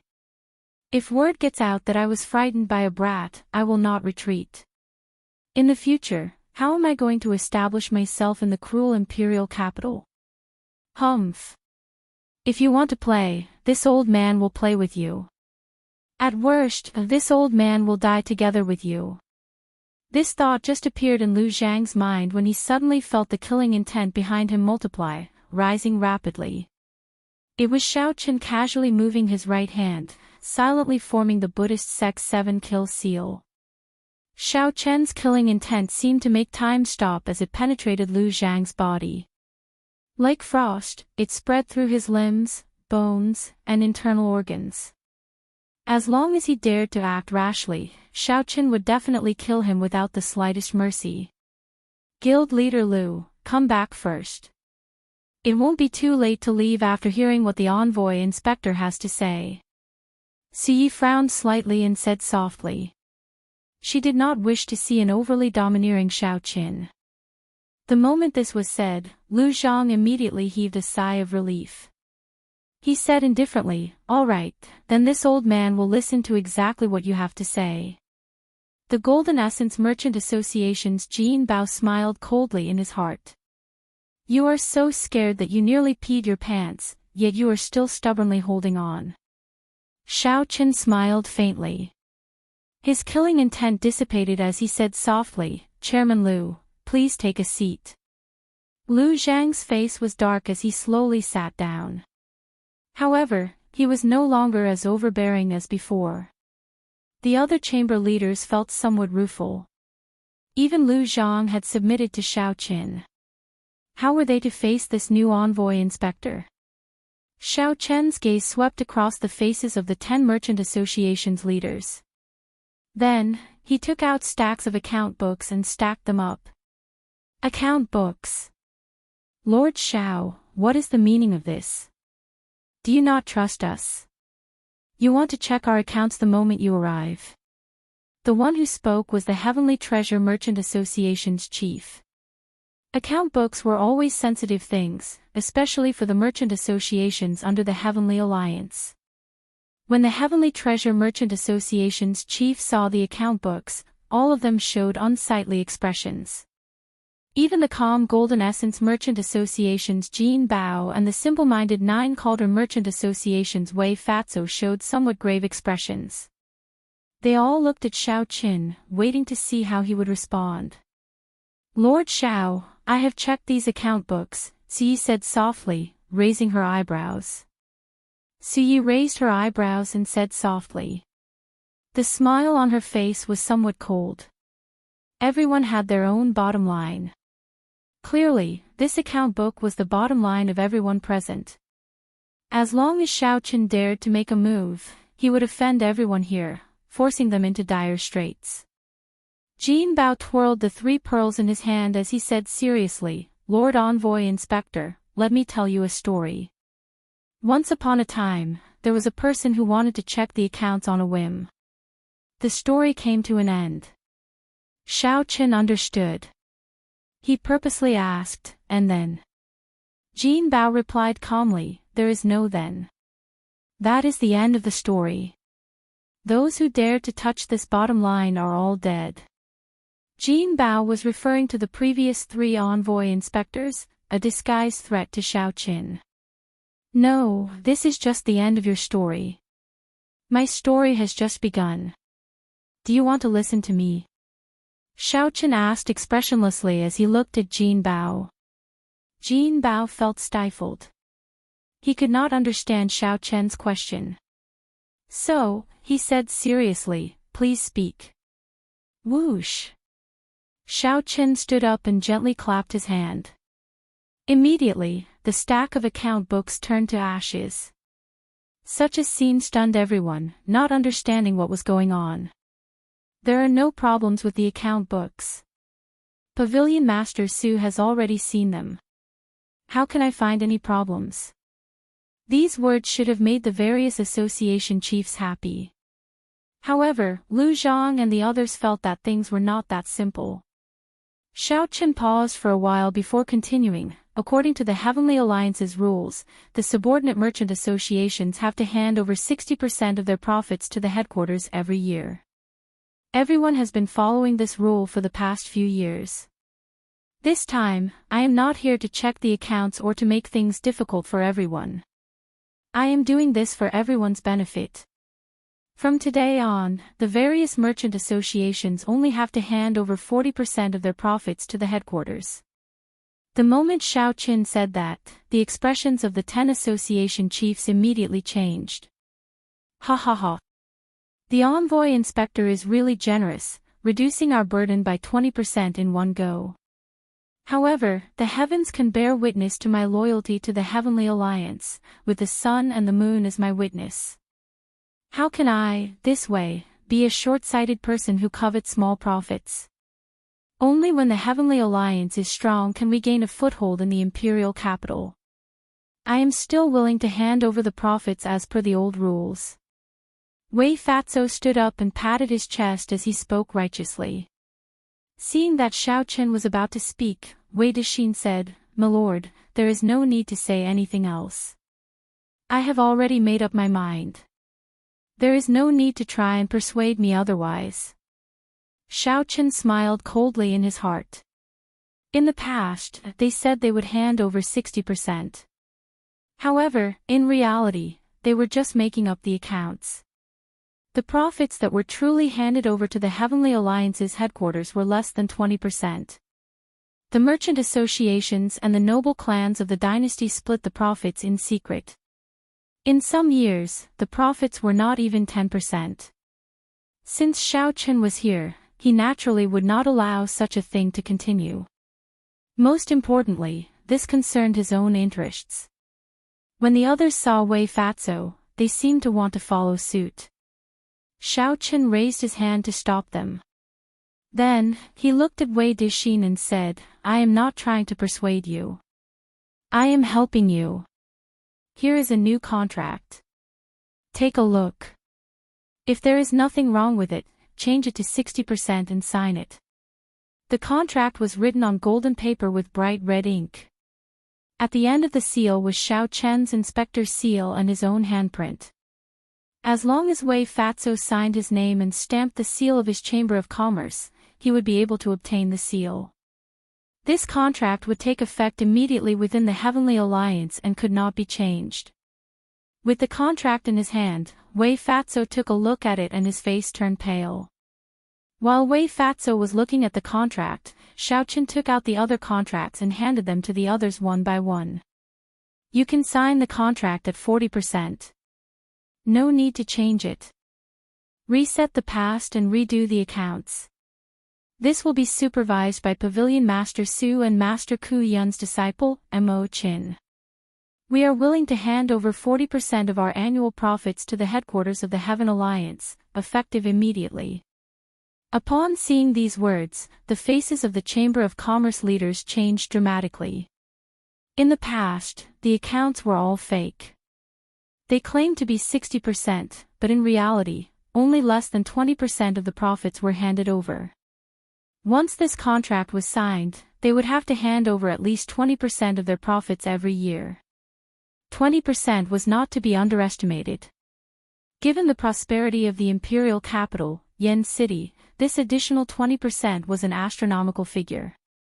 Every one of the 10 great merchant associations had to hand over an additional 20%. That number was simply unimaginable.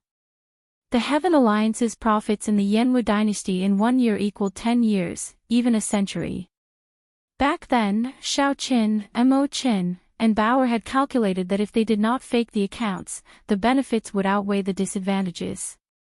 To these merchant associations, handing over only 40% of their profits would actually be more beneficial than detrimental. However, it was not that simple to put into practice.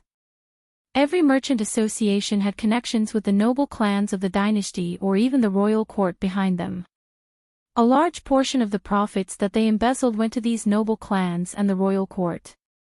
If these merchant associations signed the new contract, it would be equivalent to severing ties with these noble clans. This required great courage.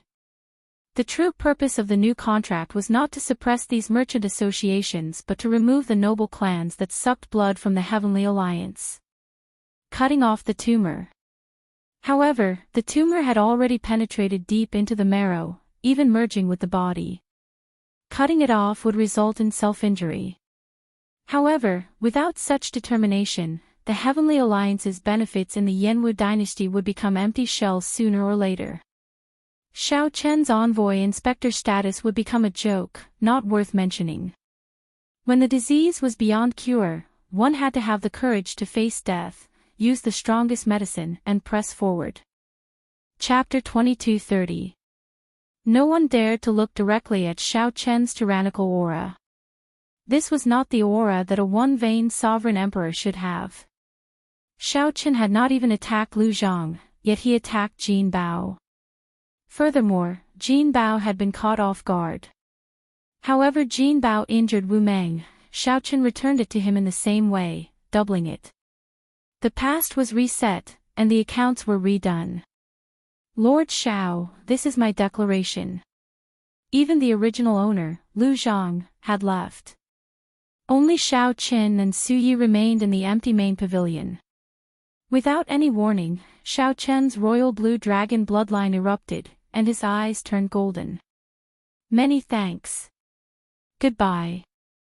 When Su Yi heard that, her eyes lit up. She smiled and said, "So, you are actually kind in the depths of your heart. However, you were forced to do this. You still want to compromise. If you really want to, I can help you." Jin Bao took the New Testament and prepared to leave. Either you make a declaration and leave, or you sign the New Testament. Everyone is in the same boat. As long as I still breathe, I will not let you suffer any grievances. Take your time to think about it. I believe you can choose the pros and cons, Wei Dixin said with a smile as he held the New Testament. The entire courtyard shook intensely. The royal blue dragon's might lingered. No one had ever put him in such a predicament before. Siyi hesitated for a while before finally receiving the New Testament. She said somewhat helplessly, I'm not free. However, it is my duty to bring you around the imperial capital. All right, 60% it is. I'll sign it. My life is really bitter. Sob. Sob. Sob. As Xiao Chen coldly watched the guards carry Jin Bao away, the golden light in Xiao Chen's eyes slowly faded. His expression remained calm, not showing much emotion. Xiao Chen remained calm, showing no fluctuations in his expression. He said indifferently, who else wants to leave? Just make a declaration like Lu Zhang and leave. There will come a day when you will beg this old man to return the declaration. Let's go. With the activation of the royal blue dragon bloodline, even a four-veined sovereign emperor might not be able to block the supreme dragon fist's strongest move. After offending Jin Bao and Lu Zhang at the same time, Xiao Chen would probably lose his job as the envoy inspector. Hold on. This old man will not sign this new contract. I would rather leave the Heavenly Alliance than sign it. There's no rush. Take your time to think about it. You guys do the same. It's hard to make a choice, but you have to make a choice. I'll give you the time it takes for an incense stick to burn. I'm not afraid. I'll be frank with you. I hate traitors the most in my life. While taking the Heavenly Alliance's resources, you collude with outsiders to split the profits. Don't even think about doing such a thing in the future. I haven't had the chance to stroll around the imperial capital. Pavilion Master Su, if you have the time, can you show me your hospitality? However, he was not stupid. He did not dare to offend both him and Lu Zhang at the same time. Lu Zhang's lips curled into a sinister smile. He said indifferently, Men, bring me a brush and ink. Lord Xiao, this is my new agreement. This old man has already decided. What is supreme? In the entire world, only I am supreme. Xiao Chen shook his head and said, There's no need. You may leave. She did not reveal herself, but she was like a venomous snake, terrifying others and not daring to offend her. Xiao Chen could hear the resentment in Su Ye's words. She had helped Xiao Chen today. The two guards landed on the ground and helped Jin Bao up. When they saw his injuries, they immediately became enraged. However, Siyi had not expected this person to attack Jin Bao. However, there were also people who thought, since Xiao Chen dares to offend both Jin Bao and Lu Zhang at the same time, does he have a powerful backer? How ruthless! Shock flashed in Su Ye's eyes. Earlier, Xiao Chen secretly asked her how Wu Meng got injured. Lord Xiao, we successfully forced the 7 merchant associations to leave the Heavenly Alliance. Are you satisfied now? Supreme Dragon Fist, only I am supreme. Jin Bao smiled faintly as praise flashed in his heart. This fellow looks like he does not leave any leeway and is overbearing. I'll send you off. Leave the Heavenly Alliance. Lord Xiao, Fatso has decided to follow you. However, can you change this new agreement to 60%? He.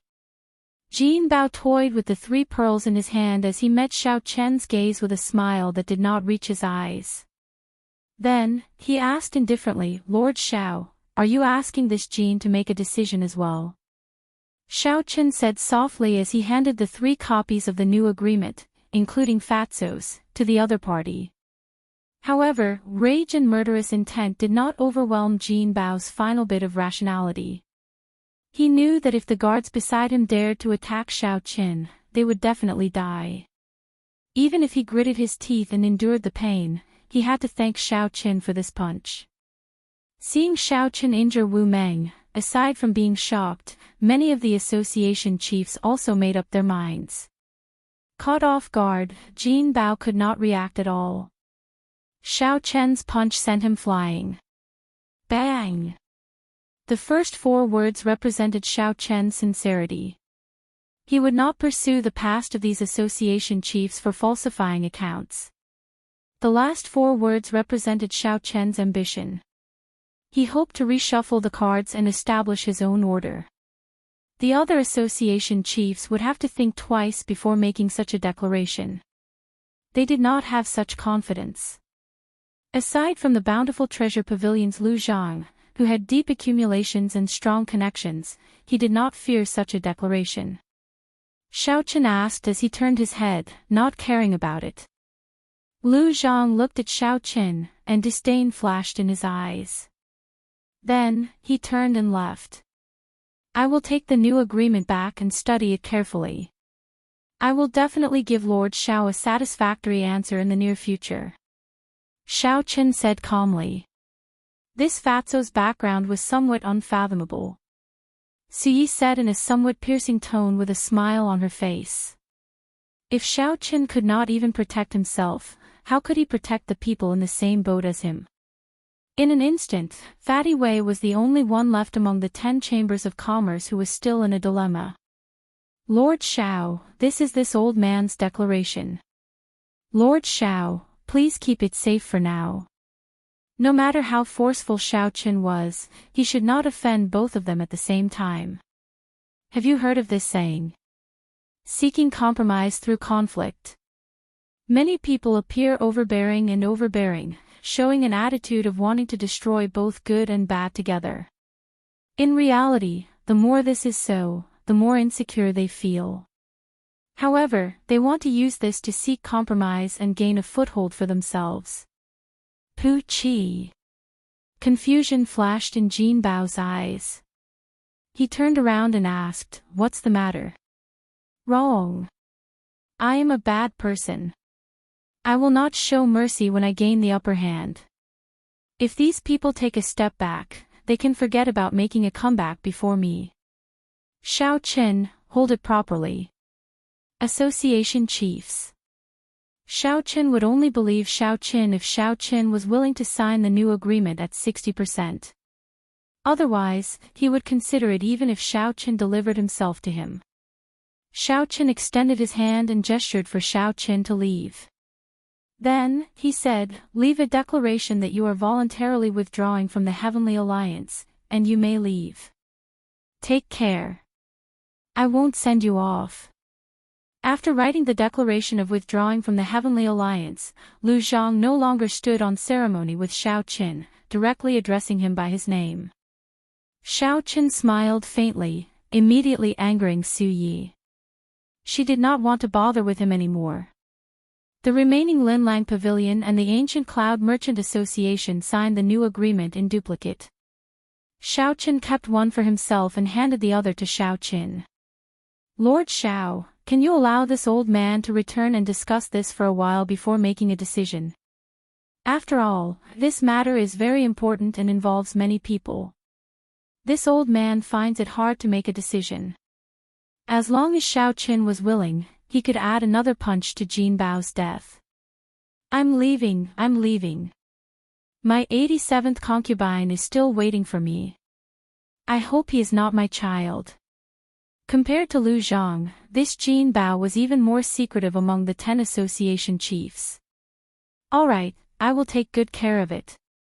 Association chiefs Li, take care." Boom! Jin Bao crashed heavily into the restrictions on the ground. Cracks appeared in the restrictions reinforced by the layers of formations. Xiao Qin stood up and walked over, calmly giving chase. Without overthinking, Xiao Qin told the other party about Jin Bao's sneak attack. After a while, Xiao Qin stamped the bountiful treasure pavilion seal on a piece of paper. Then, he left behind a drop of essence blood containing soul energy and delivered it to Xiao Qin. The Heavenly Treasure Pavilion's Association chief made his decision and handed the statement to Xiao Qin. The many association chiefs in the pavilion sucked in a breath of cold air, feeling a chill run down their backs. "Are you satisfied?"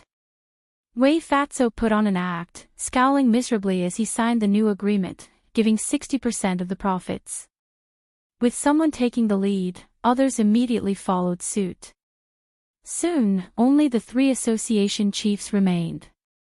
Honestly speaking, Xiao Chen's new agreement was very tempting. However, most of the time, one could not clear the profits just because one said so. I like loyal people the most. Heaven and earth can bear witness to Chairman Wei's loyalty, with the sun and the moon as a witness. You are willing to give up 20% of the profits. How can I betray your loyalty? Let's not talk about this anymore. The blue dragon image condensed and materialized into countless dragon images, forming the ancient 10,000 dragons picture with the blue dragon as the leader. Jin Bao vomited a mouthful of blood. This punch had taken away most of his life, putting him on the verge of death. After saying that, Xiao Chen ignored the Heavenly Treasure Pavilion's association chief. Then, he looked around and fixed his gaze on the Golden Essence Merchant Association's Jin Bao. Ha! I am just an insignificant pavilion master. Who cares whether I am satisfied or not? Siyi laughed softly. Her laughter was as pleasant as a wind chime. This person was born with a beautiful voice. It would be a pity if she did not become a singer. A murderous intent flashed in Jin Bao's eyes as he looked coldly at Xiao Qin. Then, he used the last of his strength to grab the 2 guards. With bloodshot eyes, he said, "Stop. Don't be rude to Lord Xiao. Jin Bao thanks Lord Xiao for sending me off. Let's go." However, Xiao Qin had chased away the 7 merchant associations, even offending Lu Zhang and Jin Bao at the same time. Furthermore, he had reshuffled the cards without her consent. This upset Su Yi. The Bountiful Treasure Pavilion's Lu Zhang coldly swept his gaze over the Bountiful Treasure Pavilion's association chief and understood the true meaning of the new agreement. The Heavenly Treasure Pavilion's association chief said in a trembling voice as he held the new agreement. Jin Bao felt like he was dying. He was at a loss. Chapter 22:31. The imperial capital, Yen City, was flourishing and prosperous. Fragrant chariots and horses, jade chariots crisscrossing, golden whip arrowheads, dragon jaws, phoenix soil tassels. There were even golden threads winding around the trees, celestial birds singing about the flowers, jade trees and silver platforms, and window lattice acacia. It was a flourishing scene of rich and powerful nobles competing in luxury and pursuing pleasure. As Xiao Qin strolled through the imperial capital Yen City in the early morning, he fully appreciated the prosperity of the imperial capital Yen City. Many thanks to you for Wu Meng's matter. After leaving the main building, Siyi checked on Wu Meng's injuries again. Then, she got the Misty Rain twin fiends to contact a famous doctor in the imperial capital to treat Wu Meng. It's just a small matter. Even if there isn't a famous doctor, Master Ku Yun's disciple is capable. Your friend's injuries also healed very quickly. However, if I'm not mistaken, he must have been following me in secret. That's why he ended up like this. Siyi casually glanced at the scene on the street as she spoke in a carefree manner. I'll ask him when he wakes up. Of course, Xiao Qin would not take the initiative to admit this. He said with a serious face.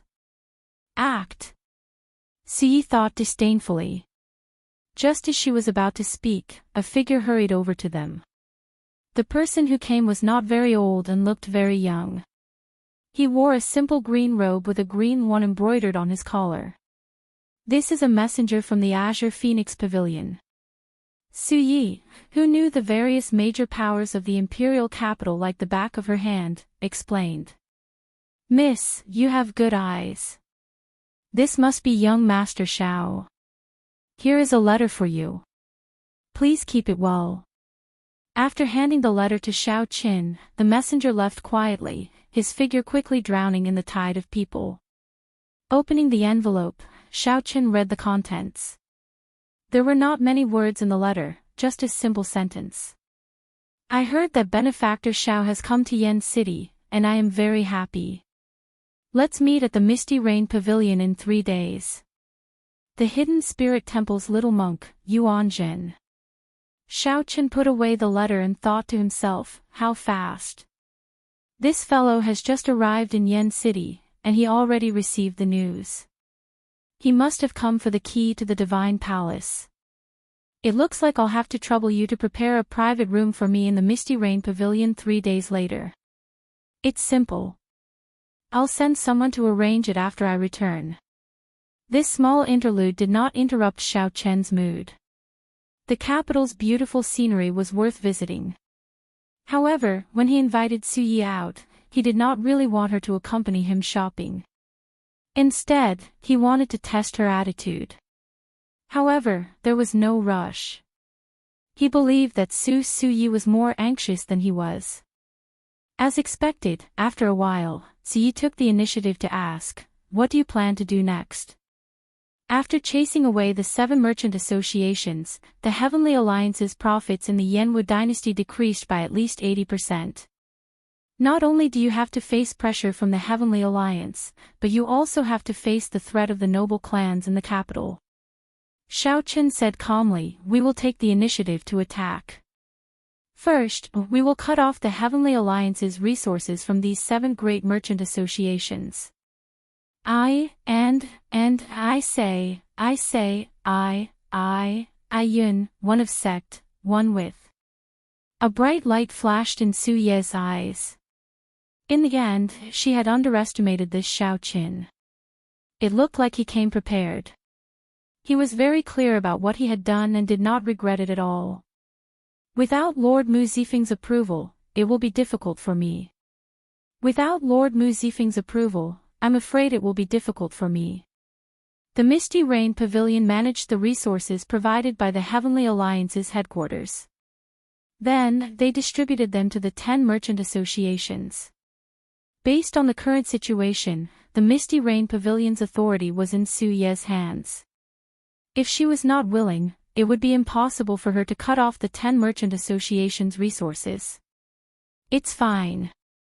I'll bear all the responsibility. If you find it difficult, you can leave it to me. Xiao Chen's meaning was clear. If Su Yi is not willing, then let's go. I'll do it myself. Su Ye's expression changed. Clearly, she made up her mind. After a while, she said, "All right, I agree. However, I always keep 10% of the Heavenly Alliance's resources for myself. This rule cannot be changed in the future." Xiao Chen thought to himself, I can tell that this pretty Su Yi is so black-hearted. She keeps 10% of the resources for herself. Who knows how much profit she has made over the years? Now that I think about it, she cannot take it all by herself. I do not know if the Sword God noble clans are behind her.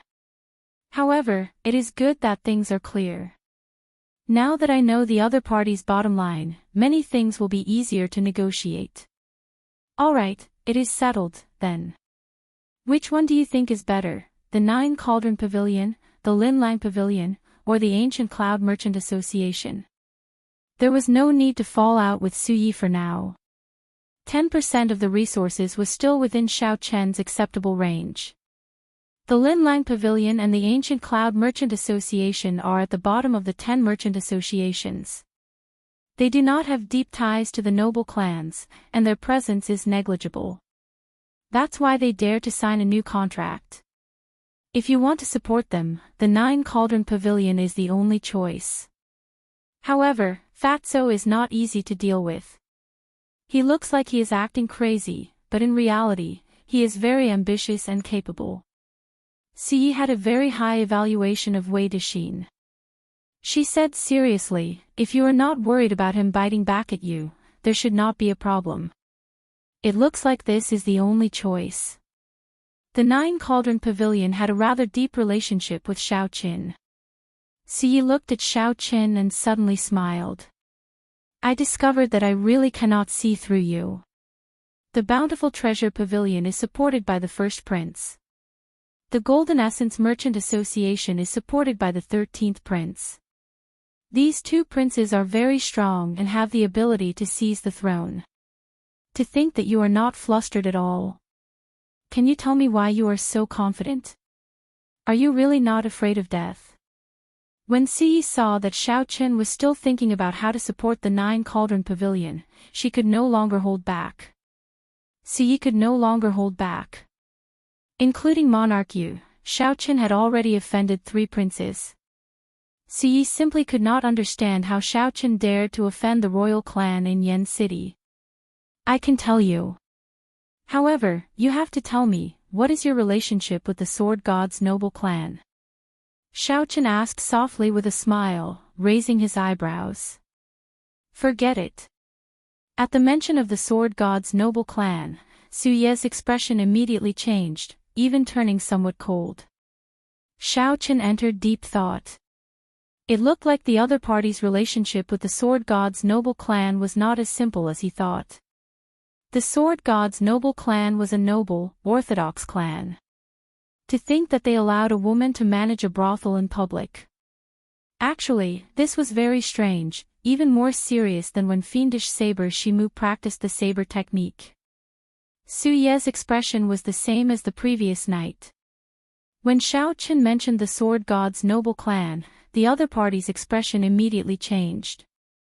It looked like this was the other party's taboo. There had to be something strange about this. That is, the Smiling Daughter Pavilion. Xiao Qin looked around and discovered an ancient pavilion that was even more majestic and grand than the Misty Rain Pavilion. So, he quickly changed the topic. Right, the Smiling Daughter Pavilion is the best brothel in the imperial capital Yan City. It has the best musicians and the most beautiful singers. Furthermore, it has a powerful sword dance that has been passed down for a long time and is known as the best in the world. When the fairy basket appears, even a sovereign emperor will make a move. The profits there are horrifying. At the mention of the Smiling Daughter Pavilion, Siyi revealed a complicated and somewhat respectful expression, successfully forgetting her earlier unhappiness. Xiao Qin recalled the Pleasure Quarter alliance that Imochen mentioned. Aside from the Misty Rain Pavilion, all the pleasure quarters in the imperial capital Yan City belong to the Pleasure Quarter alliance. From a certain point of view, the Smiling Daughter Pavilion represented the Pleasure Quarter alliance. How does the Misty Rain Pavilion compare to it? Siyi frowned slightly and sighed softly. The 10 headliners of the imperial capital are all in the Smiling Daughter Pavilion. The Misty Rain Pavilion has only one. The greatest difference is accumulations. The other party can continuously nurture headliners, but the Misty Rain Pavilion cannot. Suddenly, Xiao Qin thought of someone. He asked, "Have you heard of the headliner Ling Long?" Naturally. She has been one of the 10 headliners for a long time already. Her Supreme Pipa skills are unparalleled in the world, unrivaled. She can be called an immortal musician. However, she already... Bang! Just as Xiao Qin was about to continue, someone suddenly got tossed out of the Smiling Daughter Pavilion and landed heavily on the street. This immediately caused a commotion. There were always people who did not follow the rules in the pleasure quarters. Most of them were people who could not resist making a move on the courtesans. Such a situation happened practically every day. Then, many people went to watch the commotion. Another lecher, Siyi said disdainfully. Xiao Qin looked around. A large group of people appeared in the Smiling Daughter Pavilion. It seemed like they did not want to let go of the person who got tossed out. Ha ha ha. Foolish brat, you got tossed out again, right?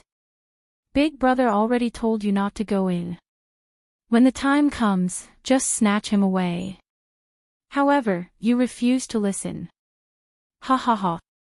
However, a beggar caught the person who got tossed out. The beggar smiled, giving a good impression. Xiao Qin found the person who got caught somewhat familiar. He wanted to follow and take a few more glances. However, that beggar laughed loudly as he grabbed that person. Soon, he disappeared into the crowd. This angered the Smiling Daughter Pavilion guards into cursing. They looked around for the person but could not find him. When Xiao Chen saw the situation, he could only give up. Let's go. Let's go back. When Xiao Chen and Su Yi turned to leave, a window opened on the top floor of the Smiling Daughter Pavilion. The flower-like girl looked in the direction of the beggar's departure. Her eyes were filled with worry, and the worry between her eyebrows did not dissipate. She was disappointed and frustrated. Chapter 2232. As Xiao Chen leisurely strolled around the imperial capital, he and Su Yi came to a preliminary consensus. This matter that would startle Yan City and affect the entire Yanwu dynasty settled down peacefully just like that. The 10 subordinate merchant associations of the Heavenly Alliance occupied more than 70% of the entire dynasty's market. However, due to the deep involvement, the Heavenly Alliance could not get the biggest slice of the pie, even though it wanted to. These merchant associations and the local noble clans worked together to split the true benefits. What was left to the Heavenly Alliance's headquarters was just a layer of soup. Even if they wanted to, they had to maintain the status quo due to the successive deaths of the previous envoy inspectors. After chasing away the 7 merchant associations, how long could Xiao Chen live? Would he end up like the previous envoy inspector? No one could be confident that he would die a violent death. Xiao Chen had just arrived in the imperial capital, yet he made such a big move. It would be hard not to stir up a storm.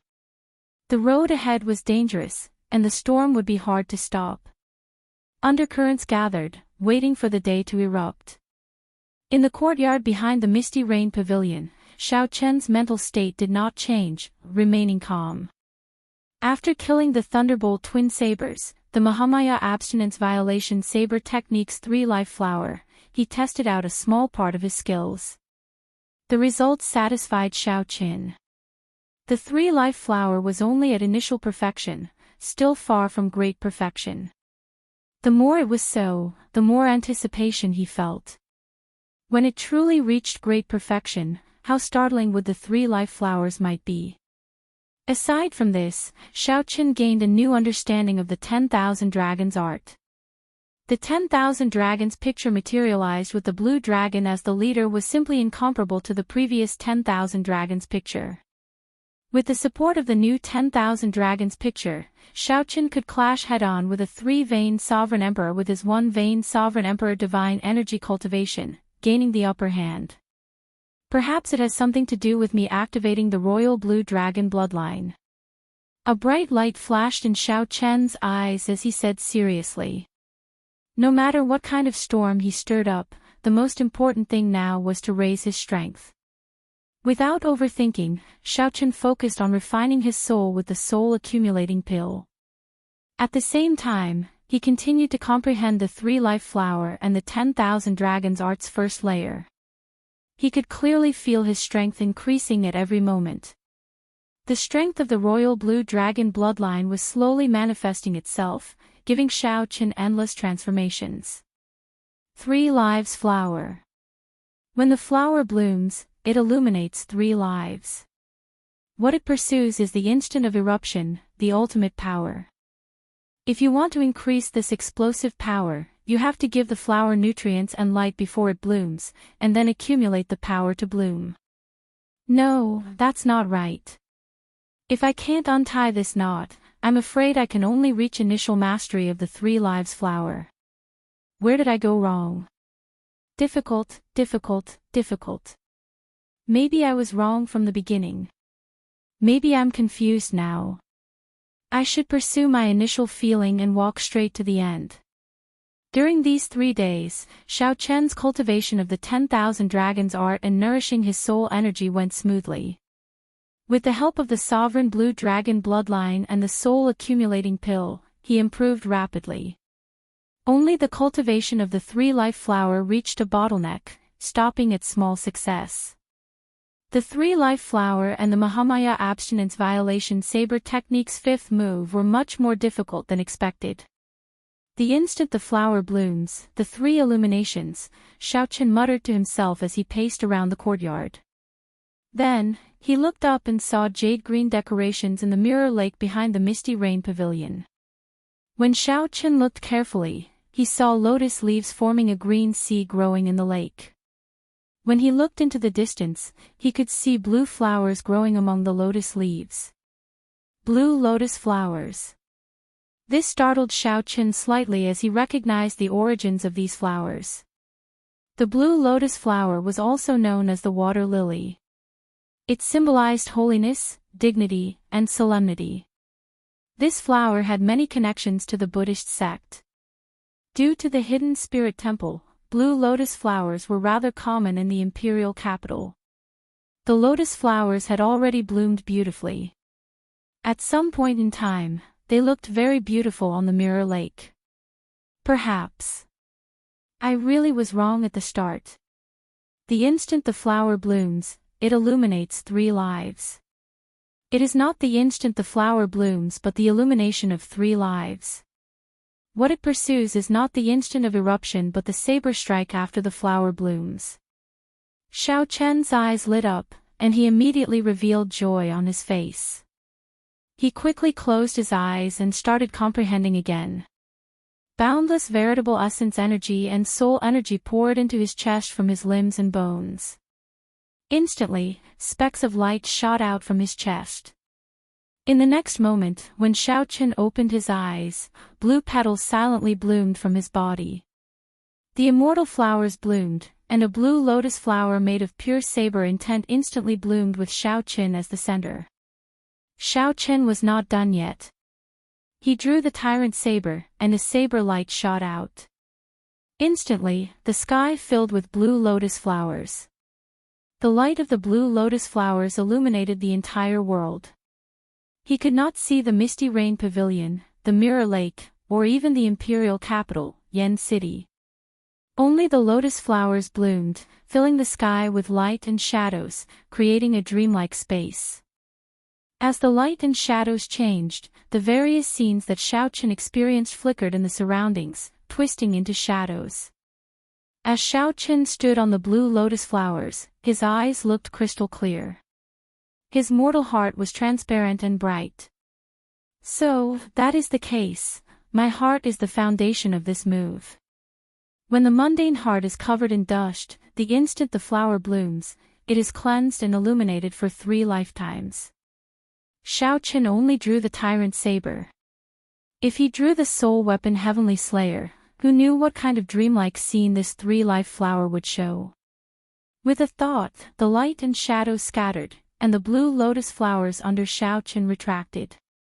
Finally, they gathered into a flower core and merged with Xiao Chen's heart, turning into an immortal heart that was cleansed and bright. This immortal heart did not refer to an immortal. Instead, when the 3-life flower reached great perfection, the mundane heart transformed into a brand new immortal heart. I finally reached great perfection. I just need to continue practicing this immortal heart, and I can make the blue lotus flowers bloom at any time. Xiao Chen tightly clenched his right fist, and a bright light flashed in his eyes. The elegance in his eyes became even more calm and reserved, appearing unfathomable. The 3-life flower was already so strong, bringing about a qualitative transformation. He looked forward to what kind of pleasant surprise merciless killing would bring him. The 3 days are up. That Yuanjin should be here tomorrow, right? At the same time, the association chiefs of the Heavenly Alliance's 7 subordinate merchant associations gathered again in Yan City. This time, they met at the Golden Essence Merchant Association's Jin Bao's place. When the Bountiful Treasure Pavilion's Lu Zhang saw Jin Bao's pale complexion, he mocked, "Old brother Jin, you are severely injured, yet you are here to manage the situation. This Lu really admires your spirit." Jin Bao smiled coldly and retorted, "Why are you laughing at me? Back then, I nearly peed my pants in fright. If not for Pavilion Master Su helping you, you would have ended up in an even more unsightly state than I did. The 2 of you, don't argue. This time, we are discussing countermeasures." This is not the time to fight because of personal feelings. When the Heavenly Essence Merchant Association's association chief saw that the two were about to start arguing again, he quickly tried to pacify them. Lu Zhang smiled and said, "Countermeasures? Is there a need to think about it? Ha ha ha. This fellow is already at death's door. Is there a need for us to care?" When the Heavenly Essence Merchant Association's association chief heard that, his eyes immediately lit up. Is the first prince making a move? Lu Zhang smiled mysteriously, but didn't say anything. He just looked like he had a card up his sleeve. Even Jin Bao felt curious. He gave Lu Zhang a few more glances and said coldly, "Stop being so flustered. Just say what you have to say." "Indeed. What great idea does Senior Lu have? Share it with us." "That's right. Stop hiding it. Let's think about it together. Who knows, we might be able to make that brat die even faster." Lu Zhang put on a show and took a sip of tea. Then, he said slowly, "To think that this fellow offended the Smiling Daughter Pavilion before. Fortunately, he came to the imperial capital. How long do you think he can continue to cause trouble?" The Smiling Daughter Pavilion. The Smiling Daughter Pavilion had been in the imperial capital Yan City for tens of thousands of years. Even before the Yanwu dynasty was established, it had experienced the rise and fall of several dynasties. The Pleasure Quarter alliance that the Smiling Daughter Pavilion represented had deep accumulations, even older than the Yanwu dynasty itself. To think that Shaoqin offended the Smiling Daughter Pavilion. This was truly a major matter. The many association chiefs were startled when they heard this. Then, they started laughing and quickly asked, "How does the Smiling Daughter Pavilion intend to deal with him?" Lu Zhang put down his teacup and replied seriously, "He stole the Smiling Daughter Pavilion's holy relic, the fairy basket. Originally, as long as he handed over the holy relic, the Smiling Daughter Pavilion would not make things difficult for him. However, after the first prince learned of this, he decided to teach Shaoqin a lesson, to show him who calls the shots in Yan City." A cold light flashed in the eyes of Jin Bao, who had remained silent at the side. He said sinisterly, "Perhaps we can make use of this opportunity. It is not easy for the Smiling Daughter Pavilion to stand up for him. How can we only teach him a lesson?" With the succession race at hand, the other factions in Yan City more or less feared the Heavenly Alliance. They did not dare to rashly touch Shaoqin. However, if the Smiling Daughter Pavilion stood up for him, it would be a different story.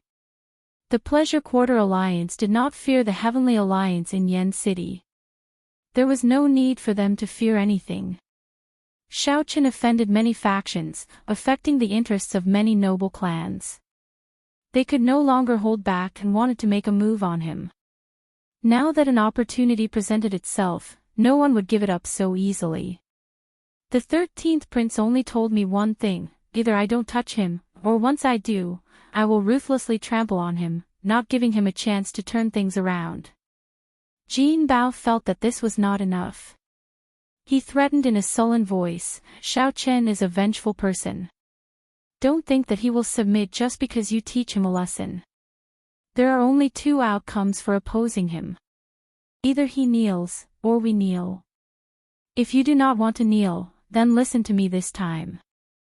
Chapter 22:33. While the storm did not seem to stir Yan City, undercurrents surged on the surface. News of the new envoy inspector chasing away the 7 merchant associations had already spread. Each of the 7 merchant associations had an ancient noble clan behind them. 2 of them even had connections to the princes of the dynasty. When Shaoqin decided not to leave behind any parasites, a storm was bound to happen. Benefits were like flesh and blood.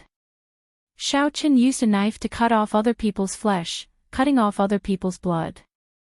No one would be able to endure such a thing. However, with the succession race at hand, none of the princes dared to be careless. No one dared to make the first move. If they could not take down Shaoqin in one strike, they might end up facing Xiao Chen's revenge and end up being implicated in their race to be the crown prince. The gains do not make up for the losses. However, the storm had already started. The longer they suppressed it, the more intense it would erupt. No matter how dangerous this invisible undercurrent was, no one cared about it. Xiao Chen's group was not overly anxious. They cultivated bitterly. When the group left the Heavenly Alliance, they had exchanged for a large number of resources. Origin liquid, medicinal pills, cultivation techniques, and martial techniques were all in hand. It would be a waste not to cultivate them. If these resources could be converted into accumulations, everyone's strength would soar. On this particular day, the appointed time with Yuanjun arrived. Xiao Chen woke up very early and went directly to the Misty Rain Pavilion. The Misty Rain Pavilion was not open for business in the morning. When Xiao Chen arrived, Siyu was leading a group of singers and dancers in rehearsal. The lineup of the rehearsal somewhat startled Xiao Chen. There were a total of 100 women on the stage. All of them held different musical instruments. Qin, flute, ruler, zither, bell, drum, there were many more. However, this was not the most shocking thing. The thing that shocked Xiao Chen the most was that every instrument was actually a soul tool. That was right. That was to say, there were close to 100 soul tools on the stage. Xiao Chen felt stunned. Even the Smiling Daughter Pavilion did not have such a grand entourage. Soul tools were not cabbages. Xiao Chen dared to say that even a rank 7 sect would not have so many soul tools. Woo woo. The sound of a flute rang out. It was ethereal and spiritual, and in an instant, everyone was immersed in its artistic conception. It was as if he had turned into a red-crowned crane and was passing through the clouds. Ding ding dang dang. It was the sound of a flute. The sound of the flute was like spring water hitting rocks in the mountains, crisp and clear. It was as if two chess players were playing chess. One chess piece after another fell to the ground along with the sound of spring water. Soon after, the sound of the pipa rang out. The sound of the pipa was incomparably beautiful, and one could feel the superb skill of the person playing it, as well as the emotions that were stirred up at will. However, even though Xiao Chen was an amateur, he could tell that there were many musical instruments in this group of soul treasure-level instruments. The sound of the pipa was slightly inferior. Normally, it would not be a big deal. However, it appeared somewhat strange among a group of soul tools. However, Xiao Chen had no time to think too much, because more instruments were playing at the same time. The tune changed wildly, becoming incomparably impassioned. It was as if a poem was being written, a legend being passed down. It was grand and imposing, making one's mind tremble and blood boil. Clang! Just at this moment, a flash of sword light appeared on the stage, appearing at the perfect moment. Just as everyone's blood boiled and they wanted to draw their swords, it appeared. Whoosh! Another flash of saber light appeared. Immediately, sabers and swords clashed. Together with the hundreds of musical instruments, they played a grand tune. It was refreshing and instantly entrancing. When the sabers and swords clashed, it was both a saber dance and a sword dance. The ones holding the sabers and swords were pretty women. This was the only point that Xiao Chen felt was insufficient. While it was pretty, it was pretty. It was beautiful, but it lacked the charm of the saber Dao and the sword Dao. The main reason was that these two women were dancers and did not have high cultivations. If it were two cultivators who comprehended the sword Dao and saber Dao domains working together with that epic, legendary ensemble, they would be even stronger. It would probably be a level higher, and the effect would be even better. Among the hundreds of headliners, Siyi sat alone in the center, wearing a red qipao. She showed a focused expression as she strummed the zither strings. Suye's elegance and beauty, as well as her superb skills, did not pale in comparison to this group of headliners. Due to her unique air, she even attracted attention. She was like a bright moon among the stars, aloof from the world. Clang! Suddenly, Siyi pressed down on the zither strings, and the zither hummed endlessly. The others all stopped playing their instruments. Fatigue and dissatisfaction flashed on Suye's face. Then, she waved her hand and said, "Disperse. We will practice again another day." Clearly, Siyi was not very satisfied with the performance, even somewhat disappointed. After everyone else left, Siyi walked over to Xiao Chen's side and said, "Lord Xiao, you are really early today. Milord must have seen a joke." "It's not really a joke. However, it is an eye-opener for me. Such a grand ensemble is arduous and thankless. It was a strenuous and unrewarding task. Although it looked impressive, it was practically impossible to maintain perfection. I'm very curious, what is Pavilion Master Su trying to do?" Needless to say, it was indeed an eye-opener and refreshing experience. However, as Xiao Chen said, it was practically impossible to maintain perfection. If that happened, there would be no value in performing. It would be arduous and thankless, and there would be no benefits at all. Siyi smiled embarrassedly and said, "Indeed, arduous and thankless. However, in one's life, one must have some goals. My greatest wish is to be able to combine the 10 great ancient music scores into one and perform them together while I'm still alive." "So, you spent all the profits from the Misty Rain Pavilion on buying Soul Treasure musical instruments?" When Xiao Chen heard that, a thought occurred to him. The Heavenly Alliance's 10% profit every year was a huge profit. Siyi alone could not finish them all. If she used all the profits to collect these musical instruments, that would explain it. "Lord Xiao, you are overthinking. Musical instruments are cheaper than weapons.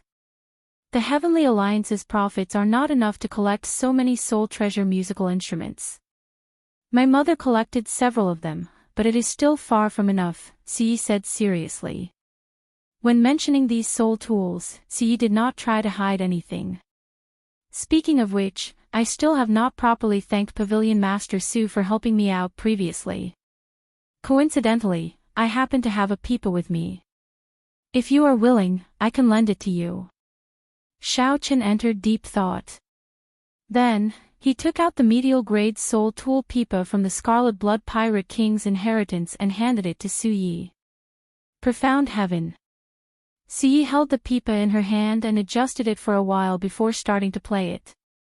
Immediately, a pipa's song flowed smoothly from her fingertips, sounding melodious and pleasing to the ear, penetrating one's heart.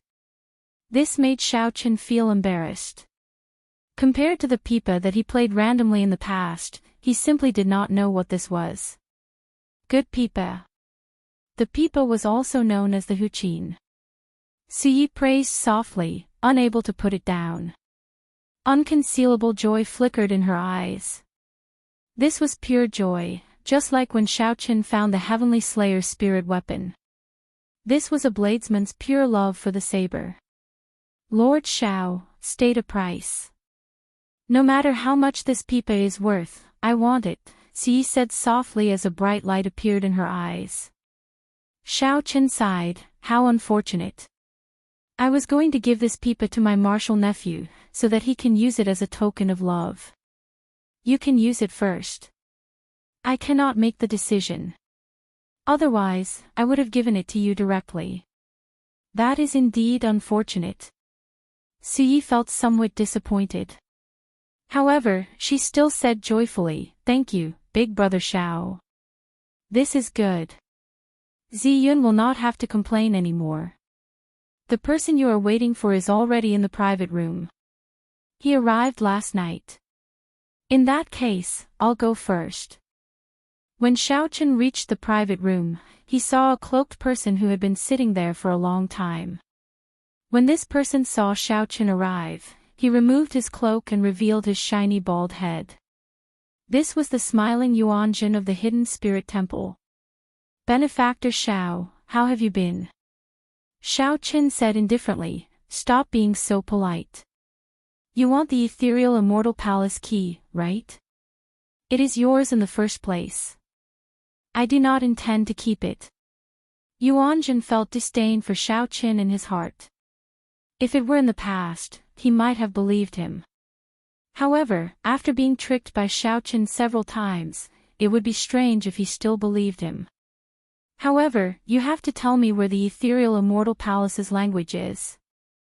Yuanjun nodded in agreement. After some thought, he said, honestly speaking, no one knows where the ethereal immortal palace is exactly. We only know the general area. It should be in the Yanwu dynasty. However, this prophecy has never been accurate before. It is hard to say how trustworthy it is.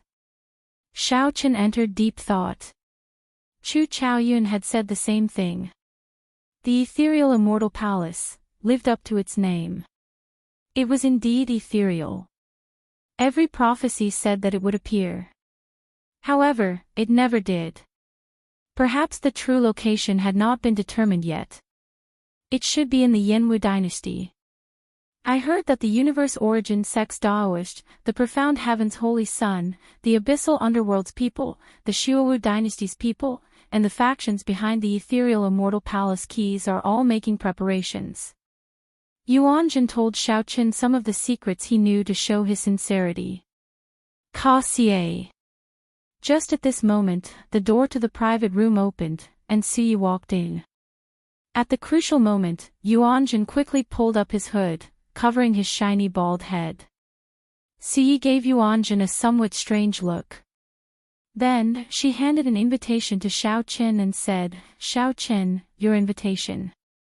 Xiao Qin received the invitation with some suspicion. Then, he felt excited. The Smiling Daughter Pavilion. Who sent the invitation? Siyi asked out of curiosity. She had not opened it yet, so she did not know. Xiao Qin's expression did not change as he replied indifferently, just an ordinary friend. Oh, in that case, I won't spare you. Siyi found it strange as she turned and left. Xiao Qin glanced at Yuanjun and said, accompany me somewhere, and I will return the ethereal immortal palace key to you. Yuanjun's expression did not change when he heard that, not showing any joy at all. He said indifferently, swear it first. Thinking about it, Xiao Qin had tricked her too badly, so she no longer trusted him. All right.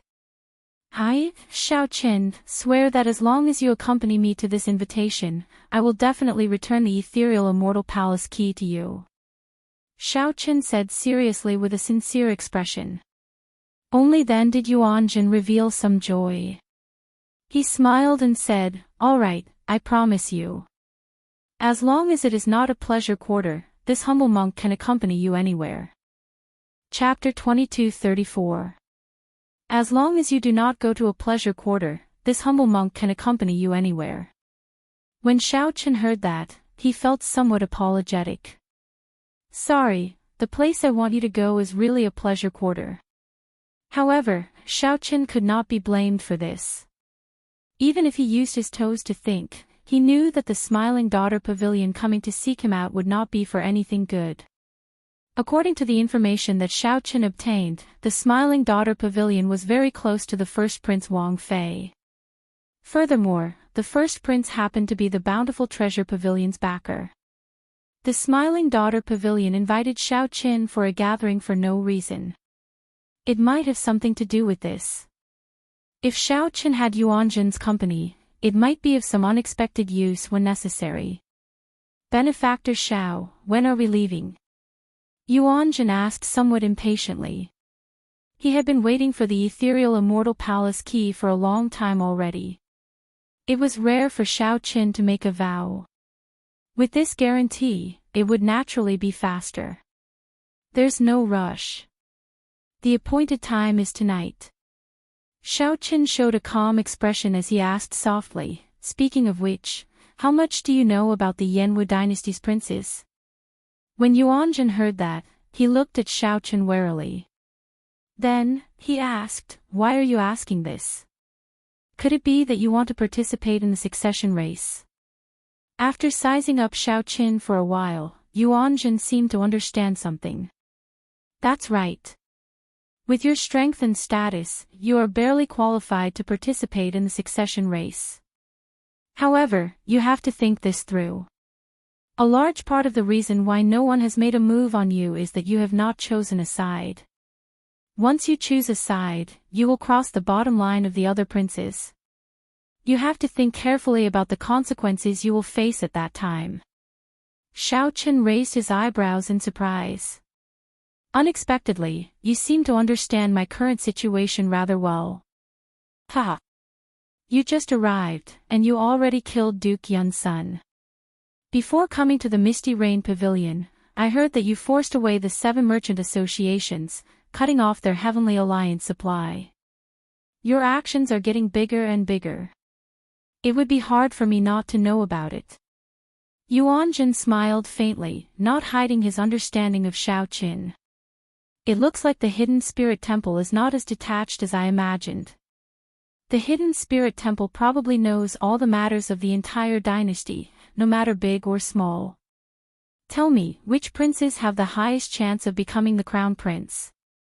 Yuanjun thought for a while before replying calmly, born in the mundane world, who can transcend the world with a body of flesh and blood.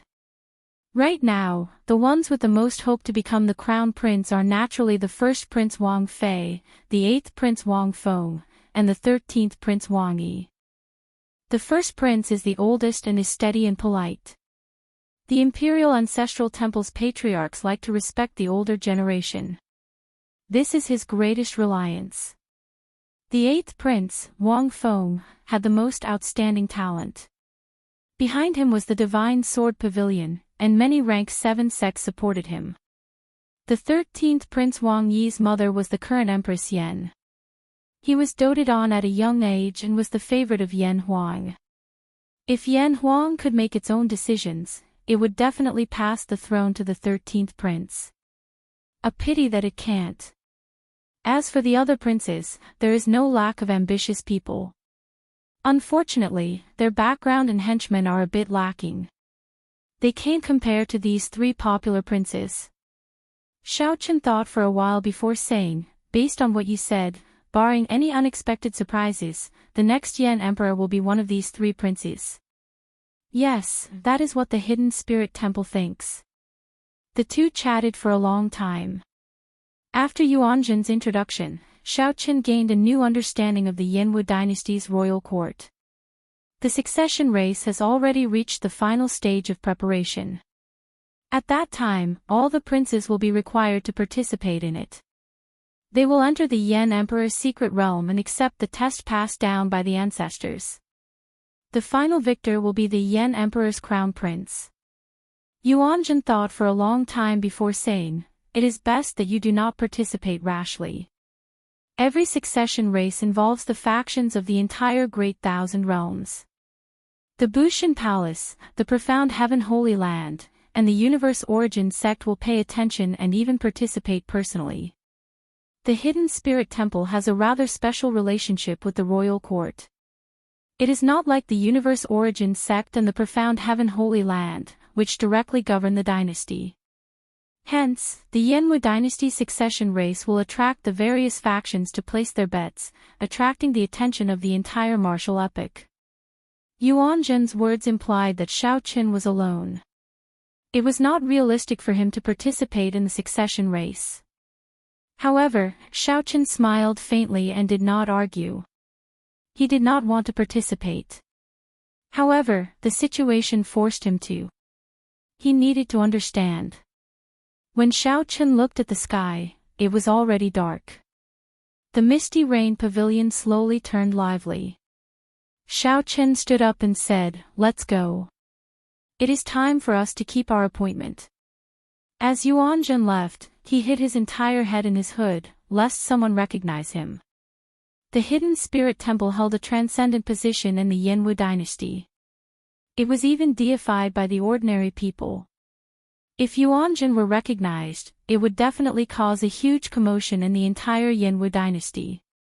A monk visiting a pleasure quarter, furthermore, an esteemed monk of the Hidden Spirit Temple, after leaving the Misty Rain Pavilion, Yuanjun felt much more relaxed. Being outside is still the best. Staying in here is really uncomfortable, Yuanjun sighed from the bottom of his heart as he let out a long breath. Xiaoqin could not bear to tell Yuanjun that they were going to the Smiling Daughter Pavilion, which was even more famous than the Misty Rain Pavilion. Yuanjun led the way without saying a word. Compared to Xiaoqian's silence, Yuanjun appeared more relaxed, showing an indistinct smile on his face. Xiaoqian would soon obtain the ethereal Immortal Palace key. It would be hard for him not to be happy.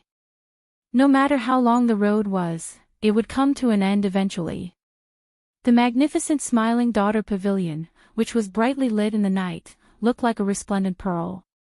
The Smiling Daughter Pavilion occupied the most bustling place in the imperial capital Yen City, bustling with people and carriages. Benefactor Xiao, why did you stop? When Yuanjun saw a pleasure quarter, he turned somewhat nervous. His expression turned somewhat unsightly as he said, "Don't tell me that you are going to the Smiling Daughter Pavilion." Honestly speaking, that is the place. Xiaoqin, you bastard. Are you trying to trick me again? Yuanjun cursed with a somewhat distorted expression, feeling frustrated. No matter what schemes Xiaoqin had, given Yuanjun's self-restraint and cultivation, he rarely showed his emotions on his face. This was especially so when he was angry. But this time around, he couldn't help but curse out loud. Alright, it's my fault for not being clear. Wait here for a while. After I come out, I will hand the ethereal Immortal Palace key to you. Seeing Yuanjun's expression, Xiaoqin thought for a while. This was indeed making things difficult for Yuanjun. Forcing a monk to enter a pleasure quarter with him was somewhat inexcusable. May Buddha. May Buddha. I have sinned. I have sinned. To think that I violated the precepts of anger. My Buddha nature, Yuanjun chanted a few times. When he saw that Xiaoqin was about to leave, he struggled for a moment before calling out to stop Xiaoqin. Wait. I'll accompany you in. However, I have to make this clear first. I will not help you with anything. I will just accompany you in. You cannot ask me to do anything. When Xiaoqin heard that, he smiled and said, "That's easy. You are in charge. Let's go, then." Even though Yuanjun said that, he still showed an unsightly expression. He retracted his neck further into his hood. Just at this moment, Xiaoqin glanced around and saw the dirty beggar from back then. This beggar sat at the edge of the Smiling Daughter Pavilion, eating roasted chicken and drinking wine. He grinned as he watched the guests enter and leave. A thought occurred to Xiaoqin. He walked over and took out a bottle of wine to hand to the beggar. This was the dragon race's strongest alcohol, heartburn. The dirty beggar did not care. He opened the bottle and tried to drink it.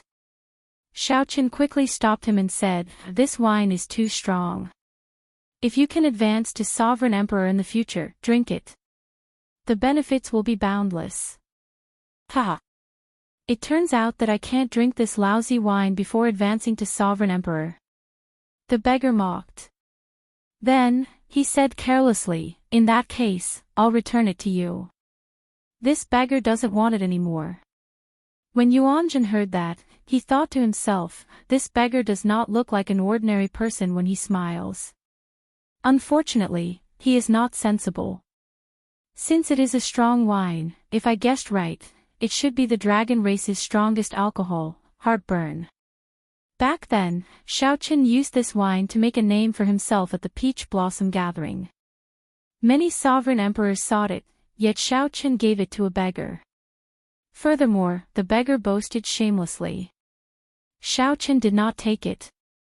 He said seriously, "Even if you can't drink it, it will be useful to you. I want to ask you about someone. 3 days ago, you captured a person and left. I want to know where that person is now." The person that the beggar captured that day looked familiar to Xiaoqin. However, he did not see him clearly. "Are you talking about that foolish brother of mine?" Ha ha ha. There's no need to look. Just stand here and don't move. You will see him soon. Plop. Right after the beggar spoke, someone tossed a figure down from the building like a sandbag. Wounds covered the person's body, making him appear in a sorry state. The nearby cultivators felt that the Smiling Daughter Pavilion was not in the right. They laughed coldly and strode into the Smiling Daughter Pavilion. It's that fool again. He gets chased out every 2 or 3 days. How pitiful. Speaking of which, it is strange. If it were someone else causing trouble like this, the Smiling Daughter Pavilion would have silenced them long ago. It is a miracle that this person is still alive. Who cares? Quickly go and reserve a spot. The headliner Ling Long is performing today. The beggar guffawed and pointed to the person in the middle of the road. What did I say? Hee hee. I was just talking about my foolish second brother. Bang! He fell down. Xiao Chen walked over step by step, his expression growing increasingly doubtful. When he got close, he felt greatly startled. When that person in a sorry state turned his head and saw Xiao Chen, he also felt shocked. Martial uncle. This person with a swollen face, covered in wounds, and in a sorry state was Xiao Chen's martial nephew, Ling Yu, from the Grave Sea Cluster's Purple Flames sect. As the saying went, it was a small world. Xiao Chen had not expected to see Ling Yu in such a situation. Martial uncle, martial nephew embarrassed you. Perhaps Ling Yu was too excited, or perhaps he had been wronged for too long, but his eyes immediately turned moist. Ling Yu sounded like he was about to cry, looking very pitiful. How did you end up like this? Quickly, get up. Xiao Chen asked sullenly as he pulled Ling Yu up. I want to see elder sister Ling Long, but they won't let me in. Martial nephew feels bitter in his heart. Ling Yu did not have many relatives. To him, Xiao Chen was even closer to him than a senior in the sect. Now that Ling Yu saw Xiao Chen, all sorts of emotions welled up in his heart. Xiao Chen snorted coldly and said, I'll bring you in. Let's see who dares to stop you. Really? Martial uncle, when did I boast? There are many places in the world that I cannot bring you to. However, this Smiling Daughter Pavilion is definitely not one of them. Xiao Chen felt some anger in his heart.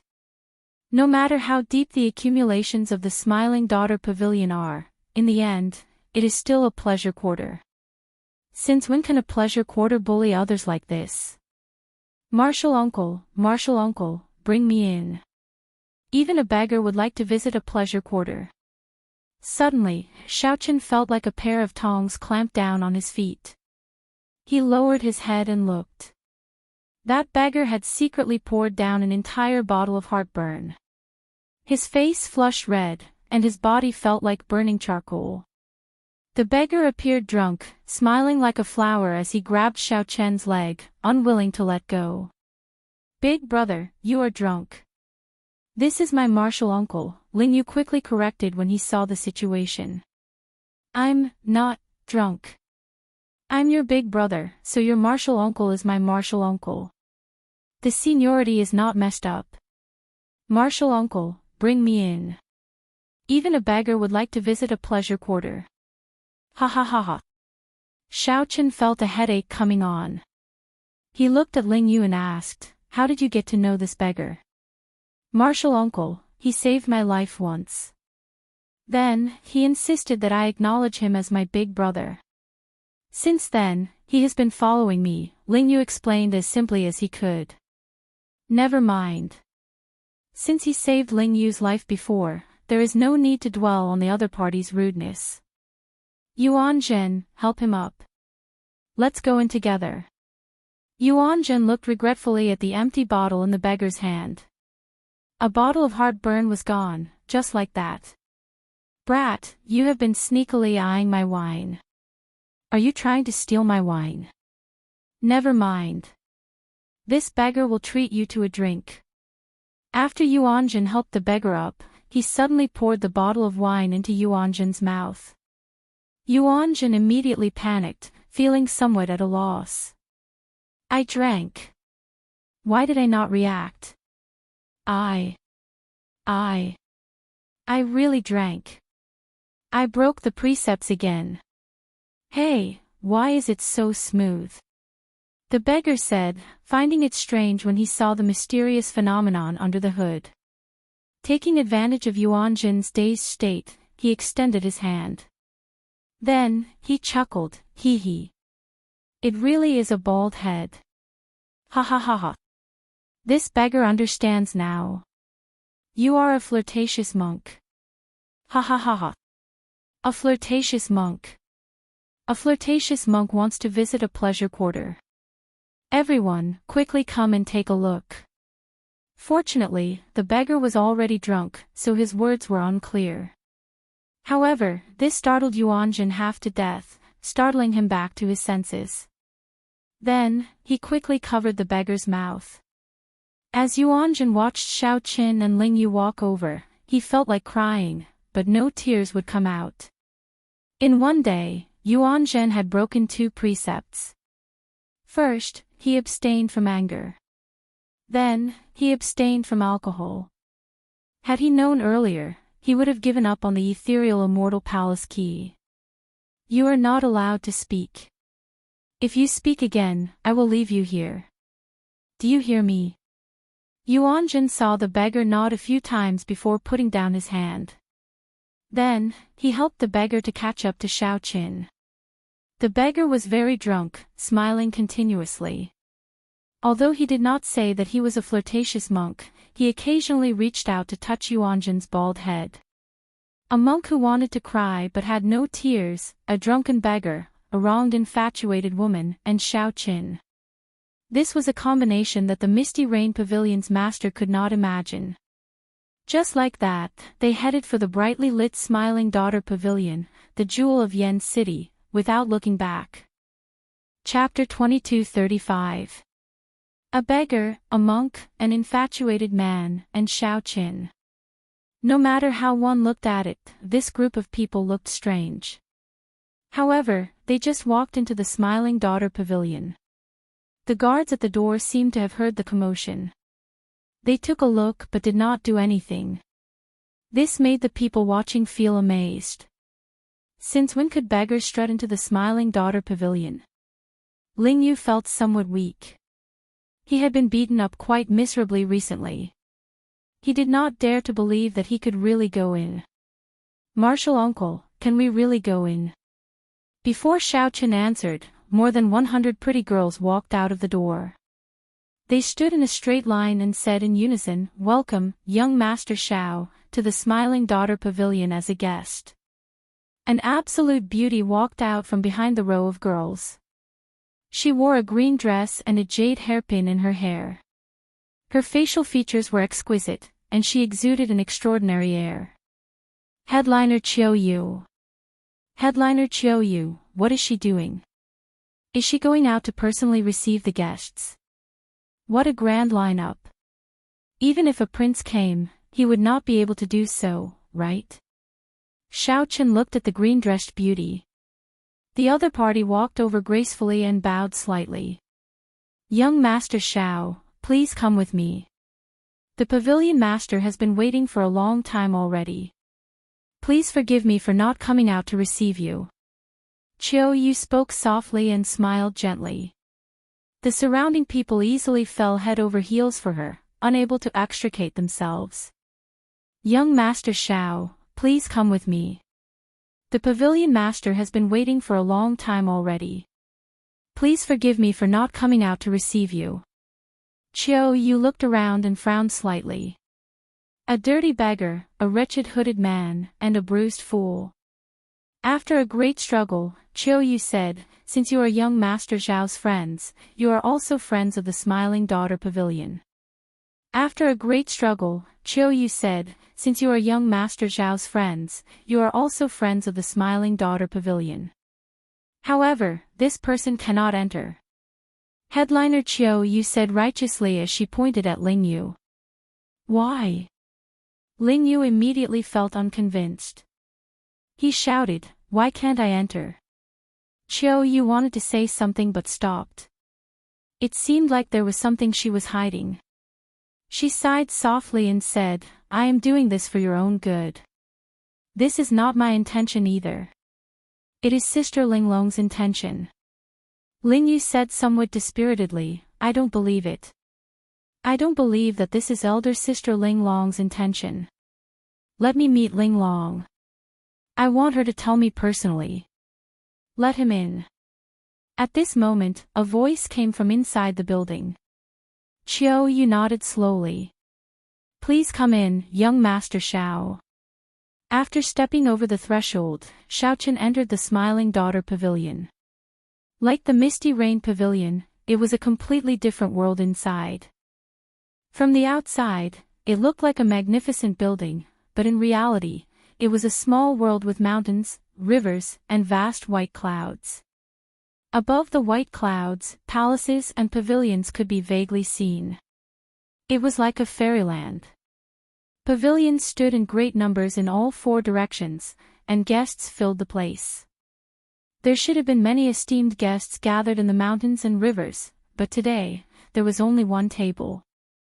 The other guests could only gather in the pavilion and watch the performance. With headliner Qiu Yu leading the way, Xiao Chen's group of 4 walked through the forest and arrived at the banquet in the mountains and rivers. Along the way, Xiao Chen discovered many experts hidden in the forest. The banquet was already filled with people. When Xiao Chen looked around, he discovered many familiar faces. The association chiefs of the Heavenly Alliance's 10 subordinate merchant associations were all present. However, this was different from the previous time. This time, they had outsiders accompanying them. If Xiao Chen guessed right, they should be the upper echelon of the dynasty's ancient noble clans. Lord Xiao, Wei Fatso and the other 2, who had already signed a new contract with Xiao Qin, stood up and saluted Xiao Qin with somewhat embarrassed expressions. As for the other merchant associations, they only glanced at Xiao Qin and ignored him, showing some hostility in their eyes. Xiao Qin nodded slightly and gestured for the 3 to take a seat. There was indeed a reason for this banquet. After Xiao Chen's group of 4 sat down, a group of people immediately walked over from behind. The one in the lead was a woman with a veil covering her face. Beside her were 3 men with dignified appearances, an oppressive noble aura, and a vast imperial aura. These people were of different ages, but their noble auras and imperial might were exactly the same. These 3 people were princes. Xiao Chen thought to himself, this banquet seems to be much grander than I imagined. 3 princes are here at the same time. All the noble clans of the imperial capital are here. What are they doing? While Xiao Chen felt uncertain, he felt a gaze that did not hide its murderous intent. Xiao Chen looked in the direction of the gaze. The owner of the gaze stood beside a prince. This person's expression was very similar to Monarch Yu's. Monarch Yun. What a fellow! The Smiling Daughter Pavilion gathered all the enemies that I offended. Greetings, 1st Prince, 8th Prince, 13th Prince, and Pavilion Master Yang. The association chiefs and noble clan elders at the banquet all stood up and bowed respectfully. Everyone, there is no need to be so polite today. This is Pavilion Master Yang's home turf. We are not princes or guests. The true honored guest is the Heavenly Alliance's envoy inspector, Xiao Qin, Lord Xiao. The prince close to the veiled woman said with a smile as he pointed at Xiao Qin. Ha! 1st Prince is right. If not for knowing that young Master Xiao would be coming, this old man would not have come to the Smiling Daughter Pavilion tonight. The Bountiful Treasure Pavilion's Lu Zhang stood up and echoed the 1st Prince's words, smiling sinisterly. That's right. Young Master Xiao is the honored guest today. Even if all of us add up, we cannot compare to Lord Xiao. The Golden Essence Merchant Association's Jin Bao said half-jokingly and half-seriously as he held up his wine cup. Martial uncle, something seems wrong. Ling Yu sent a voice projection as he looked at the group of ferocious people smiling like hungry wolves at the banquet. Ling Yu noticed that everyone at the table gave off an extremely strong aura. Sovereign Emperor experts followed them. When Ling Yu looked around, he noticed that there seemed to be even more experts hidden in the shadows. Without anyone noticing, they had already blocked off all paths. The seemingly spacious forest garden had actually been sealed into a cage. The more problematic thing was that aside from Fatso and the other two, everyone else at the table looked at Xiao Qin with superficial smiles. They all put on fake smiles as they stared at Xiao Qin, looking like they had him in the bag. This made him feel flustered. Calm down. Xiao Qin sent a voice projection. Then, he looked at the veiled woman and said, Pavilion Master Yang is really skillful. This Xiao really did not know that this banquet could bring out so many major characters. I am truly overwhelmed by the favor. Originally, Xiao Qin thought that only the first prince would appear. He had not expected such a scene to appear. 3 princes, the 10 association chiefs, and the representatives of the noble clans behind them were all here. What a feast at Hongmen. These people have made up their minds to eat me up for sure. Pavilion Master Yang, who had a veil covering her beautiful face, waved her hand and said, Young Master Xiao, there's no need to be angry. Please take a seat first. Let's talk about business first. I really do not dare to casually sit here. Xiao Qin said indifferently. The veiled woman smiled softly and said, There's no rush. Take a seat first. Today is my smiling daughter Pavilion's headliner Ling Long's final performance. If there is anything, wait for headliner Ling Long to finish her performance before we discuss it. Martial Ant. When Ling Yu heard the word Ling Long, he could not hold himself back. On account of Ling Yu, Xiao Qin sat down with a cold expression. Then, he looked around and smiled coldly in his heart when he saw everyone's expressions. If you think that you can defeat me, Xiao Qin, with your numbers, then it is too early to be happy. Let's see what kind of tricks you guys are playing. The veiled woman gently clapped her hands. As she clapped, a woman flew down from the palace in the clouds. She held a pipa as she slowly appeared in the clouds. She was like a fairy that could be seen but not reached. The headliner Ling Long is coming out. The guests in the private rooms in the surrounding pavilions burst into an uproar. All sorts of cries rang out. A simple sound test immediately piped up the guests' interest, causing their anticipation to soar. As the pipa music rang out, the vast white clouds turned into a vast river with the music. A clear moon fell into the lake. The orioles in the lake spoke in detail. The flowing water of a quiet spring accompanied the moon as it rose. The bright moon that sank into the river broke out of the water together with the pipa music. A white-clad fairy danced in the moon while holding a sword. With the beautiful pipa music, everyone could not tell whether they were in a fairyland or reality. When the quiet spring turned cold, the pipa music gave rise to boundless melancholy. The bright moon in the sky was like a lonely cage, locking down that beautiful fairy. No matter how the beautiful fairy danced, she could not break out of the moon with her sword in hand. A stifling mood filled everyone's hearts, making them feel extremely unbearable. When the stifling mood reached its limits and was about to crumble, the pipa music suddenly sped up. It was like a vast army cutting off all means of retreat, launching a final charge. Bang! The bright moon in the sky shattered, and the beautiful woman trapped in the cage emerged with her sword. Whoosh! Whoosh! It was not just one person. More than 100 white-clad women appeared in the moon, dancing with their swords as they flew down the cloud platform. When they arrived in the surrounding pavilions, they flew up and down, dancing gracefully.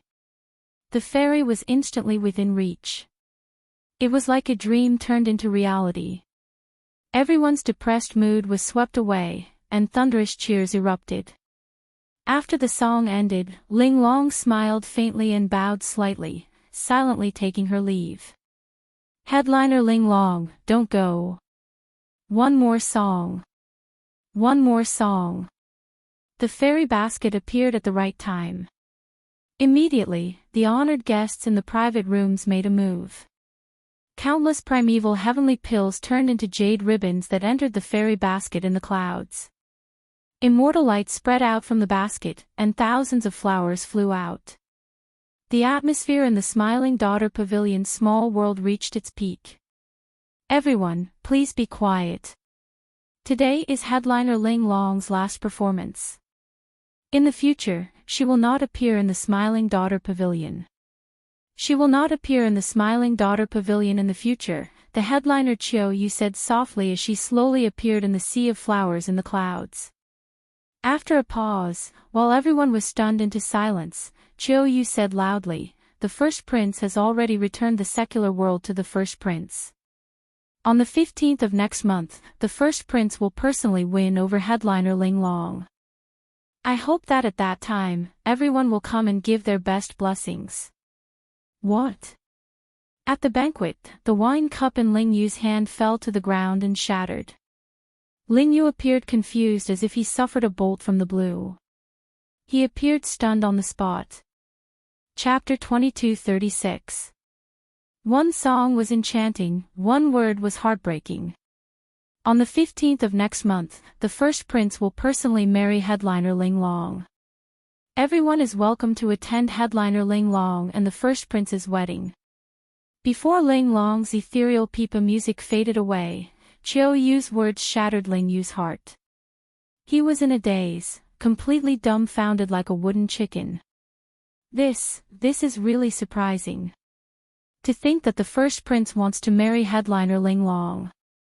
Although the Smiling Daughter Pavilion's headliners sell their skills and not their bodies, they are still women of the pleasure quarters. Is it really appropriate for him to make such a big fuss about marrying a headliner? If she were just a concubine, there should be no problem. However, since there is a wedding, she is clearly a match. However, this is good. The brothel's headliner marrying a prince is the best ending. Right, we should still give headliner Ling Long our blessings. However, it will be hard on us, the bosom friends. It will be difficult for us to come and listen to headliner Ling Long's pipa in the future. The guests in the pavilions discussed among themselves. Their voices were filled with astonishment. However, most of them gave their blessings. After all, marrying a prince was indeed a fortunate thing for the brothel's headliner. What was even rarer was that the first prince would personally come and give headliner Ling Long a wedding. In the future, if the first prince Wang Fei could win the succession race, he would become an imperial consort. At the banquet, the 8th prince, the 13th prince, and the noble clan elders were similarly startled. Although everyone knew that the first prince Wang Fei was very close to the Smiling Daughter Pavilion, no one expected him to lower his status and win over the brothel's headliner. The two formed an unbreakable alliance. However, why did the Smiling Daughter Pavilion place all its bets on first brother? Confusion flashed in the 8th Prince Wang Fang's eyes as he revealed a contemplative expression. He had not received any news of this sudden turn of events. This was simply incomprehensible. It was truly puzzling that they had not received any prior information about this sudden turn of events. Congratulations, First Prince. Come, let's offer a toast to the First Prince. The Bountiful Treasure Pavilion's Lu Zhang took the lead, raising his wine cup to toast the First Prince with joy on his face. The others stood up as well. Although they all showed different expressions, they still had to put on a show no matter what. The others stood up as well. Although they showed different expressions, they still had to put on a show. Only Xiao Qin and the other three didn't get up, which made them stand out. Xiao Qin could not be bothered to pretend. Ling Yu was still in a daze. Yuan Zhen was afraid that others would see his bald head. The filthy beggar uncle was drunk, sleeping soundly on the table. You're too polite. When the time comes, I hope everyone will do me the honor of attending my wedding. The eldest prince and the veiled woman raised their wine glasses and returned the toast. When the group of people finished their drinks, their gazes all fell on Xiaoqin. Although the sudden announcement of the wedding was shocking, it was ultimately just an interlude. The elders of the Yanwu dynasty's 4 ancient noble clans, the 3 princes, and the Smiling Daughter Pavilion's pavilion master gathered together. With so many big shots here, it was clear that it was not just a simple meal and a drink. Young Master Xiaoqin, you seem to be somewhat dissatisfied with this prince's wedding, the first Prince Wang Fei said with a faint smile as he looked at Xiaoqin. Xiaoqin mocked, how could I dare? It is just that my legs are inconvenient and I can't get up. I will not bicker with you about this. Pavilion Master Yang already told me about the matter between your friend and headliner Ling Long. However, I don't mind such a small matter. This prince doesn't care about a piece of trash who doesn't have eyes. From the start to the end, the first Prince Wang Fei did not look at Ling Yu. He only stared at Xiaoqin. Ling Yu startled awake and immediately raged, wanting to flare up on the spot. However, Xiaoqin placed a hand on Ling Yu's shoulder and pressed him down. Then, he sent a voice projection, if you trust martial uncle, don't act rashly.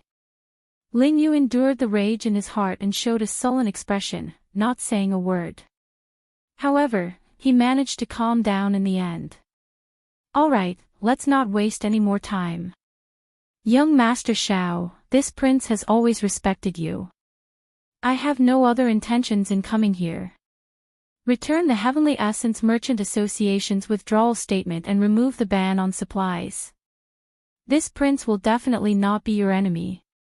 I will also send you a big gift another day. The 8th Prince Wang Feng felt somewhat frustrated by his first brother's alliance with the Smiling Daughter Pavilion. He threw the wine glass on the table and said slowly. At the side, the Heavenly Essence Merchant Association's association chief performed a cupped fist salute and said, Lord Xiao, this old man was muddle-headed back then. That's why I announced my withdrawal. Please do not take offense. The younger 13th Prince, Wang Yi, raised his eyebrows as he looked at Xiaoqin. He said, I do not have time to waste here. I will only say one thing. Quickly restore the Heavenly Essence Merchant Association supply. In the end, the imperial capital Yen City belongs to the Wang clan, not the Xiao clan. Wang Yi's words were casual, but compared to the 8th prince, it was a blatant threat to Xiaoqin. The first Prince Wang Fei said indifferently, my 2 worthy brothers have already said most of what I wanted to say. Let me add one more thing. Aside from handing over the withdrawal statement and resuming the supply, you should also return the fairy basket to Tower Lord Yang. This was different from the previous time in the main pavilion. Now, the 9 Cauldron Pavilions Association chiefs had either princes backing them or ancient noble clan elders. They felt very confident as they coldly eyed Xiaoqin. The 9 Cauldron Pavilions Wei Fatso felt bitter in his heart. Look at this lineup, the new envoy inspector seems somewhat overwhelmed. Did he bet on the wrong treasure this time? The Linlang Pavilion and the Ancient Cloud Merchant Association, which signed the new contract with Xiaoqin, were already frightened out of their wits. They sat at the banquet table, trembling in fear. Just the gathering of the 4 ancient noble clans' elders already put a mountain of pressure on them. What more the 3 princes? Unexpectedly, this matter would blow up to such an extent, forcing the 3 strongest princes of the dynasty to work together. Many pairs of cold and emotionless eyes stared at Xiaoqin from all over the table. Many figures of sovereign emperors appeared in the dark. As their figures flickered, they heavily locked down the surrounding space. Tower Lord Yang, this Xiao has experienced today's matter. Xiaoqin said coldly as a murderous intent flashed in his eyes as he looked at the veiled woman. To think that she set a trap for him. Xiaoqin had never expected such murderous intent at the Smiling Daughter Pavilion's banquet. The veiled woman said calmly, don't blame me for being too ruthless. Blame yourself for being too ruthless. Today, everyone is not here to negotiate with you. If you are tactful, perhaps we will leave you some face and let you walk out of the Smiling Daughter Pavilion with dignity. The Bountiful Treasure Pavilion's Lu Zhang smiled maliciously. I rather look forward to young Master Xiao doing something extraordinary. Duke Yun, you are thinking the same thing, right? Ha ha ha. As Lu Zhang spoke, he looked at Duke Yun, who was behind the 8th prince, and mocked him. Everyone here knew that Duke Yun's son died miserably at Xiao Chen's hands. If Xiao Chen did not know what was good for him, the happiest person today would be Duke Yun. Duke Yun glanced at Lu Zhang indifferently and ignored him. The two were on different sides, so there was no need to say anything. Furthermore, the 8th prince had already expressed his stance. Most of the people here had the same attitude toward Xiao Chen. As long as Xiao Chen took a step back and handed over the declaration of withdrawing from the Heavenly Alliance, they would not do anything to him. Duke Yun knew very well that he would not do anything to him. His own thoughts were not important. If Xiao Chen really did not know what was good for him, although there was not much hope, it was a rare opportunity. As Xiao Chen looked at this group of people, it seemed like they had him in the bag. Even Lu Zhang, who nearly peed his pants in fright, started to tease Xiao Chen. Xiao Chen quickly thought to himself. The 3 princes each had a 4-veined sovereign emperor guard. The elders of the 4 ancient noble clans were also 4-veined sovereign emperors. Just this banquet table alone had 7 4-veined sovereign emperors. There were also 10 odd small perfection sovereign emperors from the Smiling Daughter Pavilion, appearing indistinctly and sealing off all paths of retreat. With such a lineup, the Smiling Daughter Pavilion left no way out.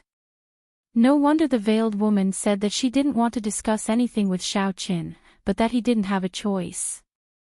Xiao Chen also neglected one point. Right now, the guests from all directions still did not know what had happened at the main table between the mountains and rivers. Given the Smiling Daughter Pavilion's rallying power, the Smiling Daughter Pavilion would not be able to find out about it. It would not be difficult for these guests to join in, surround and attack Xiao Chen. The first Prince Wang Fei looked at Xiao Chen and said indifferently, "Young Master Zhao's boldness is truly admirable.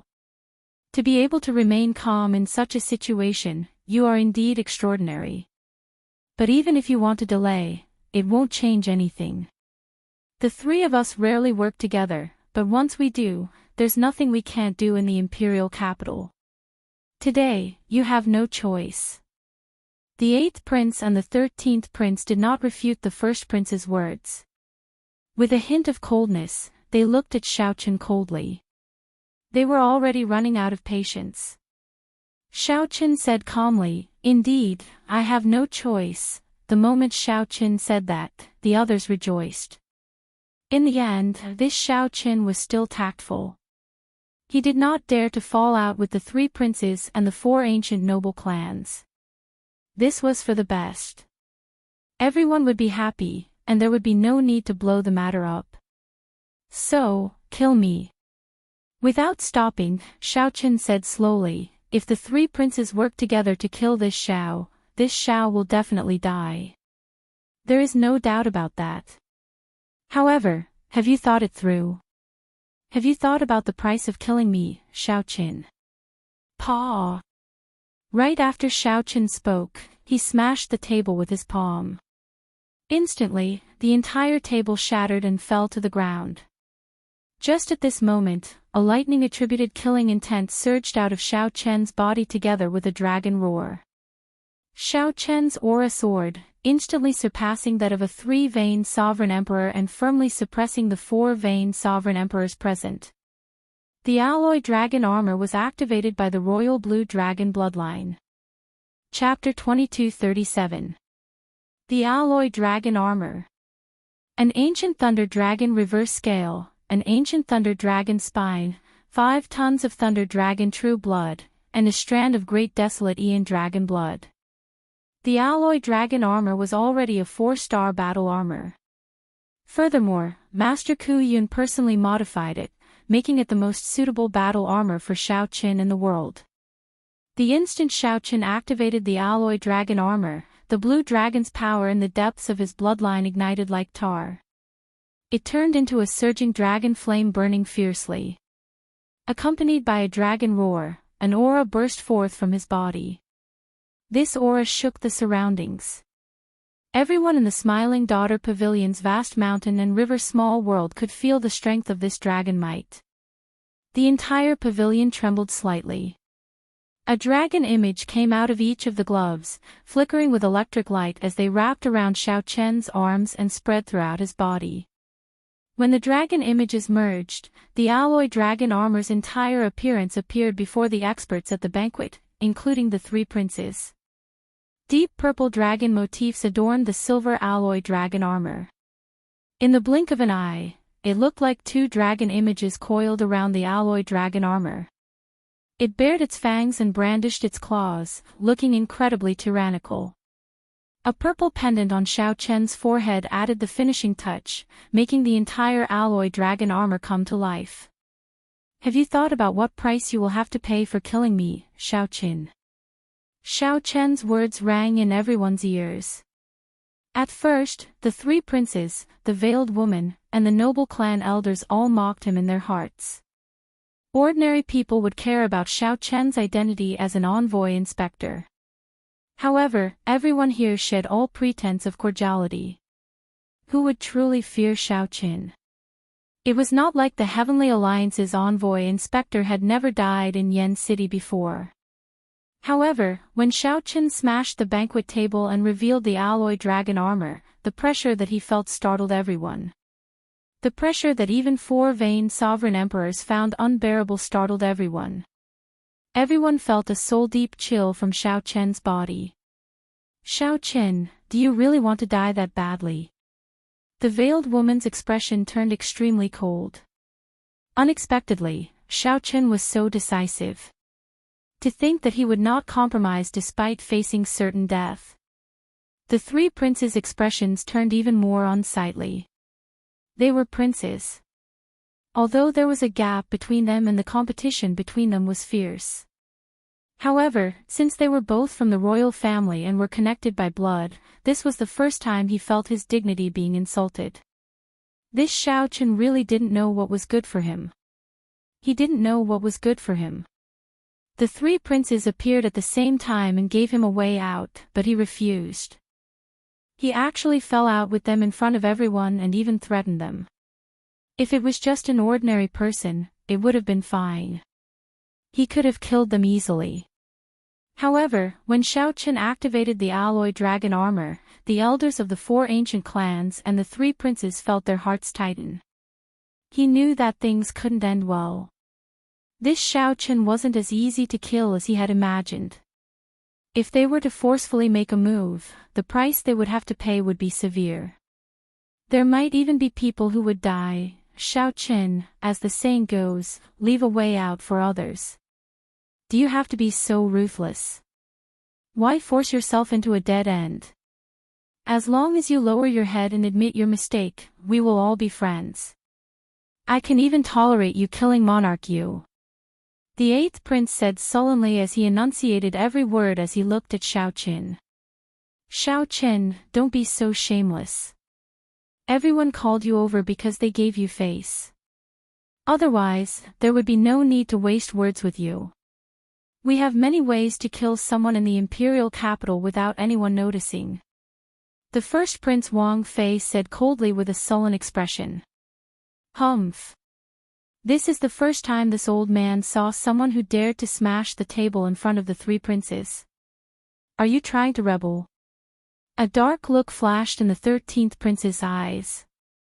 This was his first time seeing such a disgraceful person, which made him exceptionally angry. Ha ha ha ha. When Xiao Chen heard that, he guffawed. This was simply the funniest joke he had ever heard. Interesting. Interesting. This group of people gathered together and laid this trap, wanting to trample on him. Then, they even wanted to say that he threatened to kill himself. However, Xiao Chen had seen this many times and already disdained explaining. He could not be bothered to say anything more.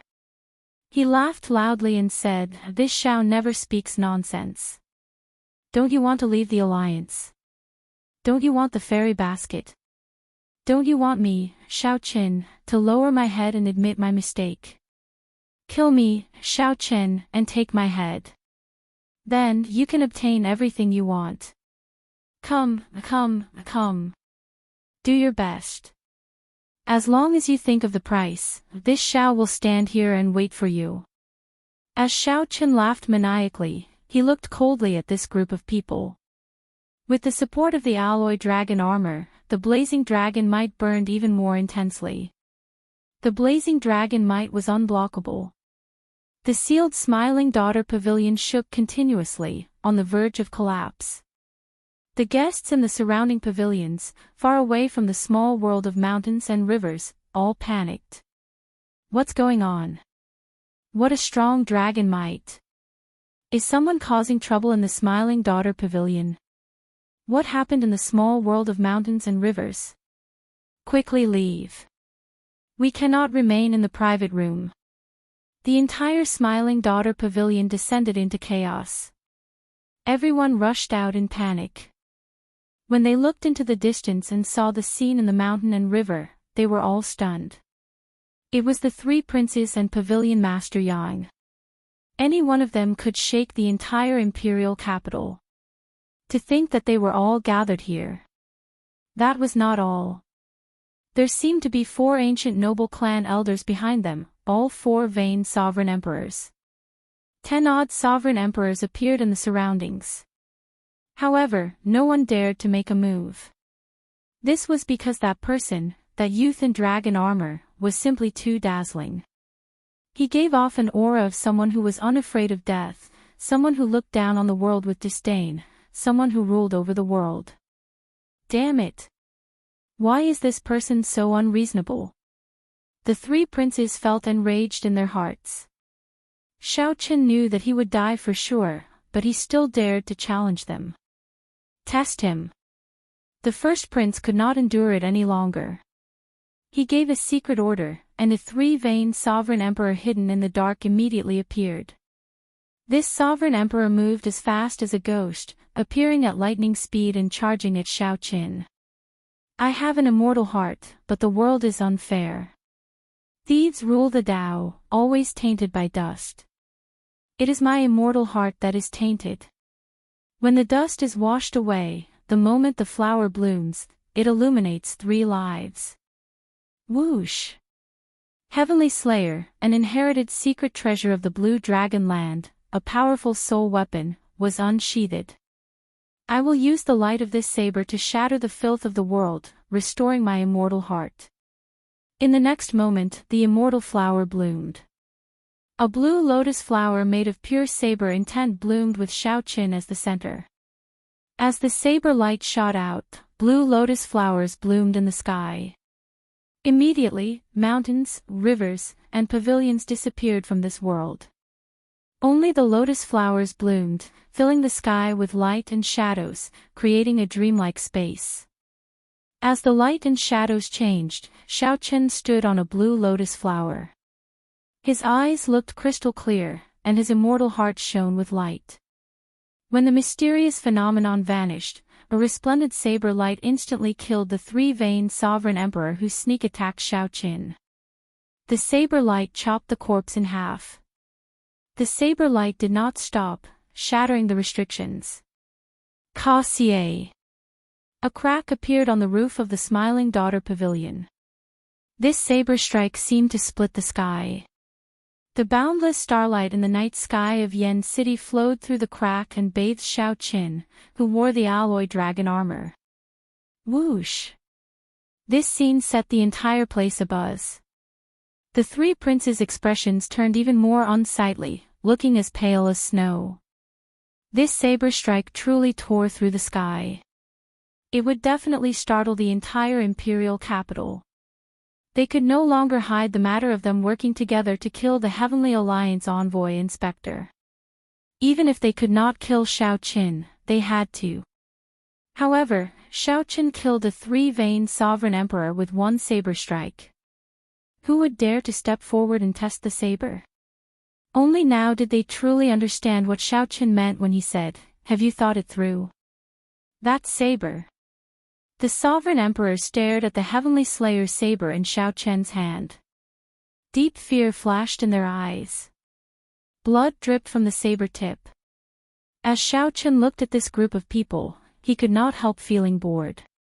This Xiao knows that I will die for sure. However, it seems like no one is willing to accept my head. Is there really no one among the three princes who dares to test the saber in my hand? Right after Xiao Chen spoke, he stepped forward, and the three princes moved back at the same time. The four vain sovereign emperor experts protected them. The association chiefs of the other merchant associations and the noble clan elders all took a step back as if they could not control their legs. Only the veiled woman showed a cold expression. A murderous intent flashed in her eyes as she said coldly, "Xiao Chen, I'm warning you one last time. Don't force me. No one has ever walked out alive after causing trouble in the Smiling Daughter Pavilion. Let me tell you, no one has ever." Her voice was as cold as snow, making everyone tremble. Clearly, this Smiling Daughter Pavilion's pavilion master really wanted to kill. Someone broke the Smiling Daughter Pavilion's restrictions and tore through the roof. This was already a great humiliation, crossing the bottom line long ago. When Xiao Chen heard that, he could not help mocking, "What a great, don't force you. I, Xiao Chen, do not consider myself a good person. I have killed countless people in my life. However, the number of women that died at my hands could be counted on one hand. Tell me, how did I, Xiao Chen, force you today?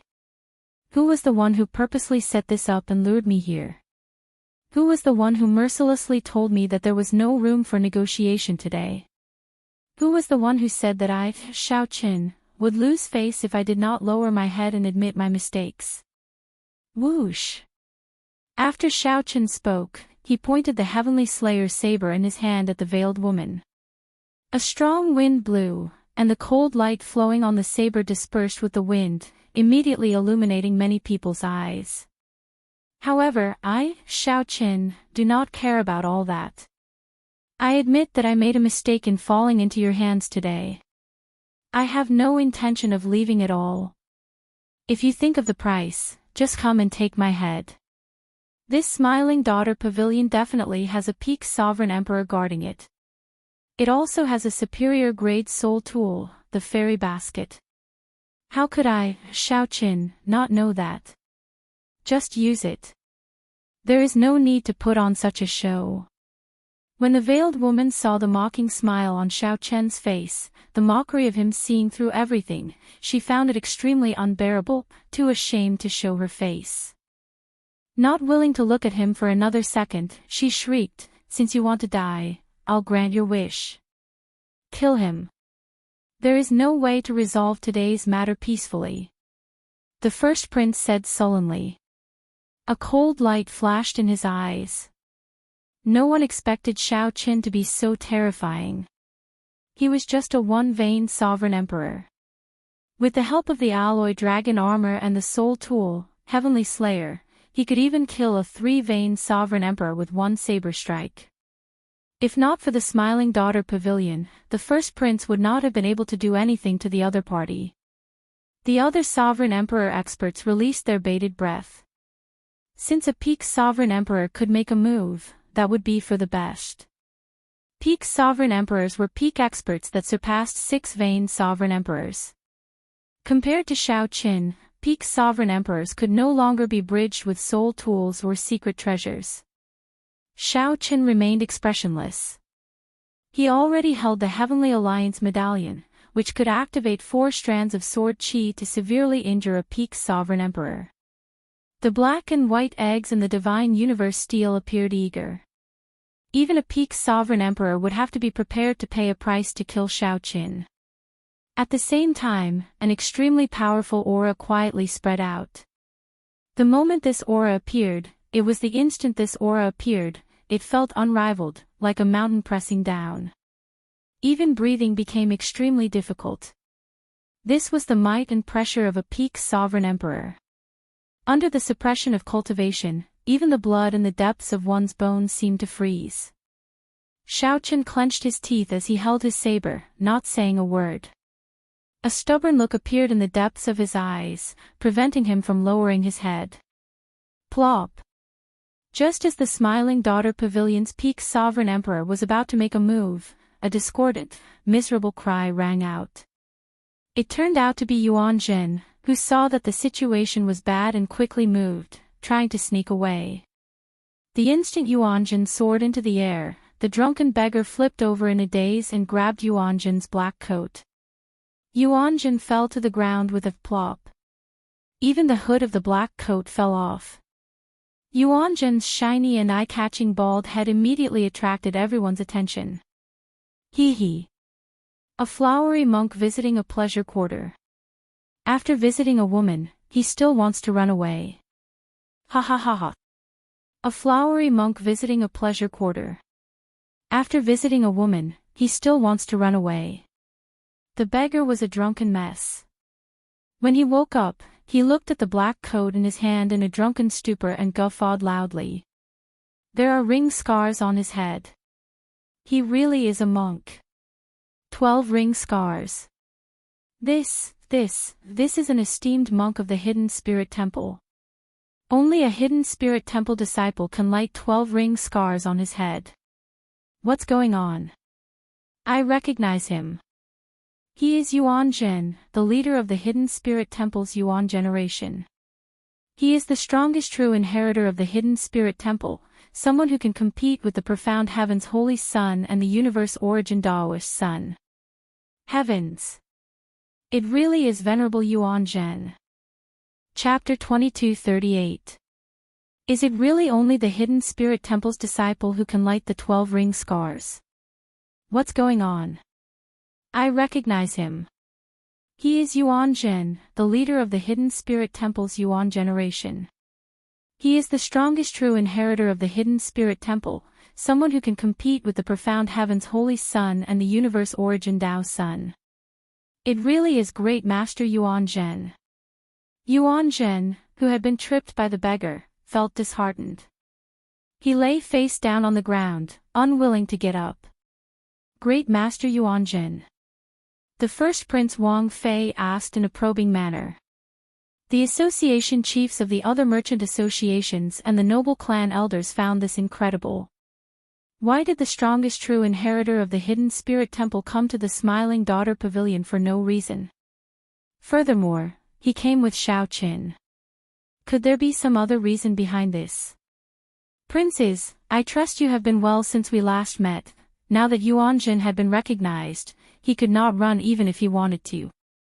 He stood up with a bitter smile.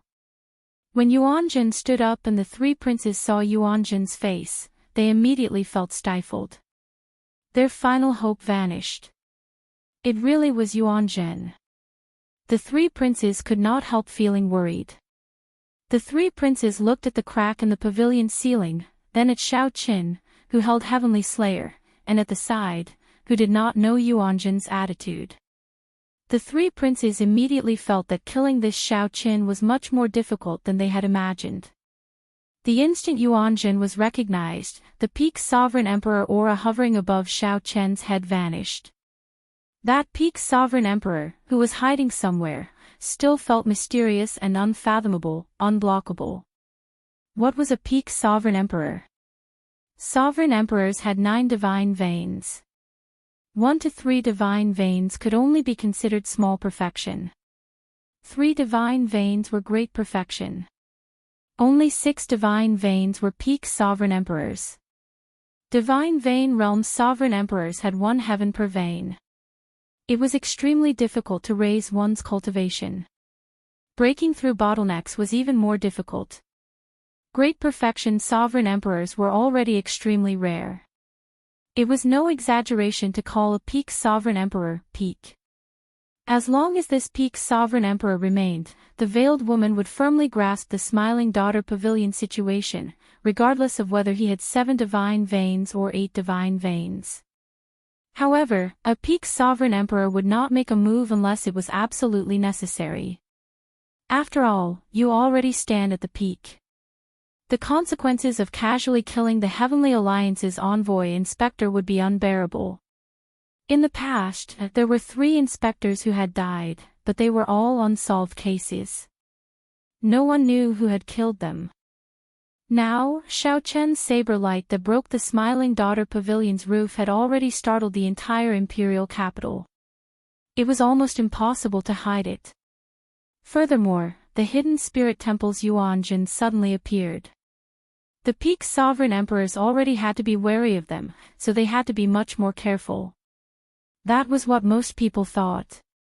They were not surprised that the Peak's sovereign emperors did not make a move to kill Xiao Qin. A strange look flashed in the veiled woman's eyes. She looked at Yuan Zhen and said through clenched teeth, "Interesting. My Smiling Daughter Pavilion has seen all sorts of people come here before, but not a monk. Grandmaster Yuan Zhen, you came at the right time. Do you want me to call a few heads over to accompany you?" Yuan Zhen pressed his palms together before Pavilion Master Yang's clear mockery. Then, he smiled faintly and said, "My Zen heart is already stuck in the mud, no longer chasing the wild spring winds. This humble monk thanks Pavilion Master Yang for your kind intentions. This time, I was only invited by Benefactor Xiao to attend the Pavilion Master's banquet with him. I have no other intentions." When the veiled woman heard that, she felt enraged. This damn bald monk spoiled her plans. Yuan Zhen's casual words easily resolved the awkwardness. "My Buddhist heart is calm, like a willow in the mud. Grandmaster Yuan Zhen truly lives up to his name. Just a casual chant from his mouth shows his Zen heart. However, Grandmaster Yuan Zhen is with Xiao Qin. Could it be that Xiao Qin has a deep connection to the hidden spirit temple? Interesting. It looks like he might not die in this certain death situation. I have long heard of the Heavenly Alliance's Xiao Chen's fame. When he first arrived, he killed that arrogant and despotic monarch Yu. Today, 3 princes gathered before him, but they could not gain an advantage over him. I feel that it is better for such a person to live. Indeed. It would be a pity if he died. You did not see it earlier.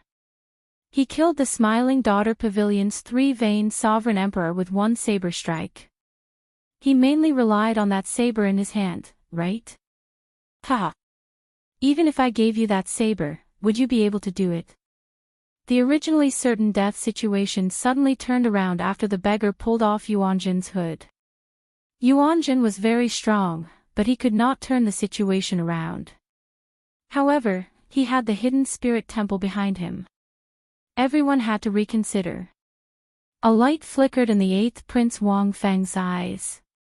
He was an intelligent person, an outstanding talent of the royal clan.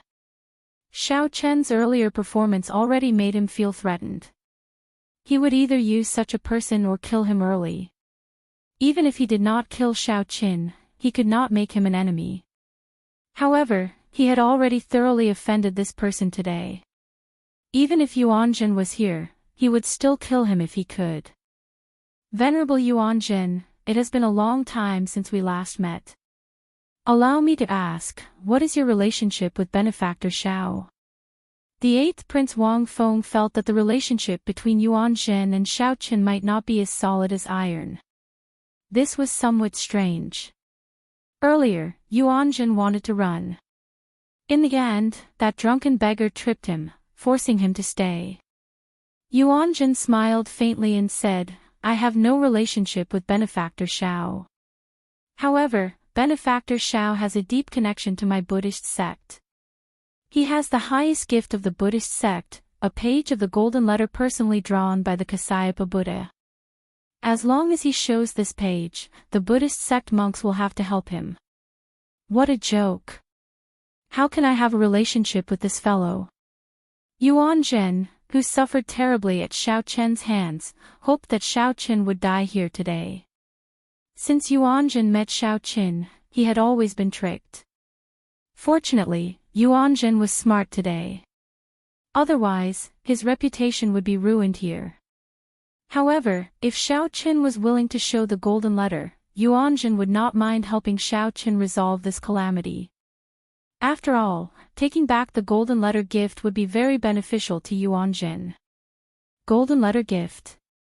Will young Master Xiao please show it? If you really have the Buddhist sect's golden letter, this prince will turn and leave immediately, not staying.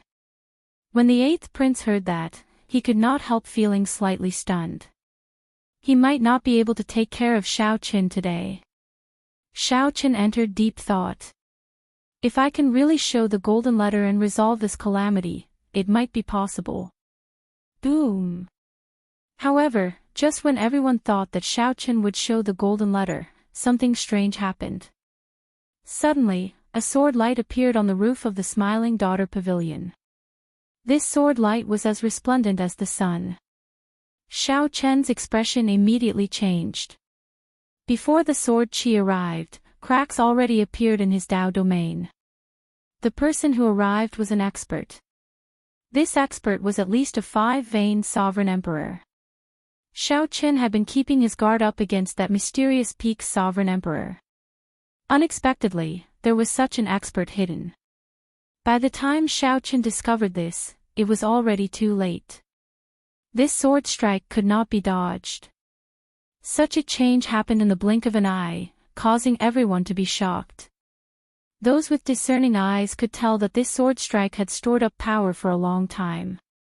Its might was so great that even a four-veined sovereign emperor might not be able to block it. Xiao Qin was in danger. What is a fiend? Idle clouds and wild cranes are impermanent. The lush mountains and clear waters asked the monarch's heart. A saber light appeared, and a figure seemed to leap out of a painting of the lush mountains and clear waters. Ka Xie. The saber light broke the sword light and knocked back the mysterious, black-clad person. Pu Xi. The black-clad person who attacked grunted as he got knocked back. Xiao Qin looked carefully and saw that the person was fiendish Saber Shimu's disciple, Lu Benwei. He could not help exclaiming joyfully, "Big brother Lu, why are you here?" Lu Benwei landed and smiled. When Master found out that you came to the Yanwu dynasty, he was very worried. So, I took the initiative to ask for permission to come. The moment you set foot in the Yanwu dynasty, I followed. Who is fiendish Saber Shimu to you? The mysterious, black-clad person shouted as he looked at Lu Benwei.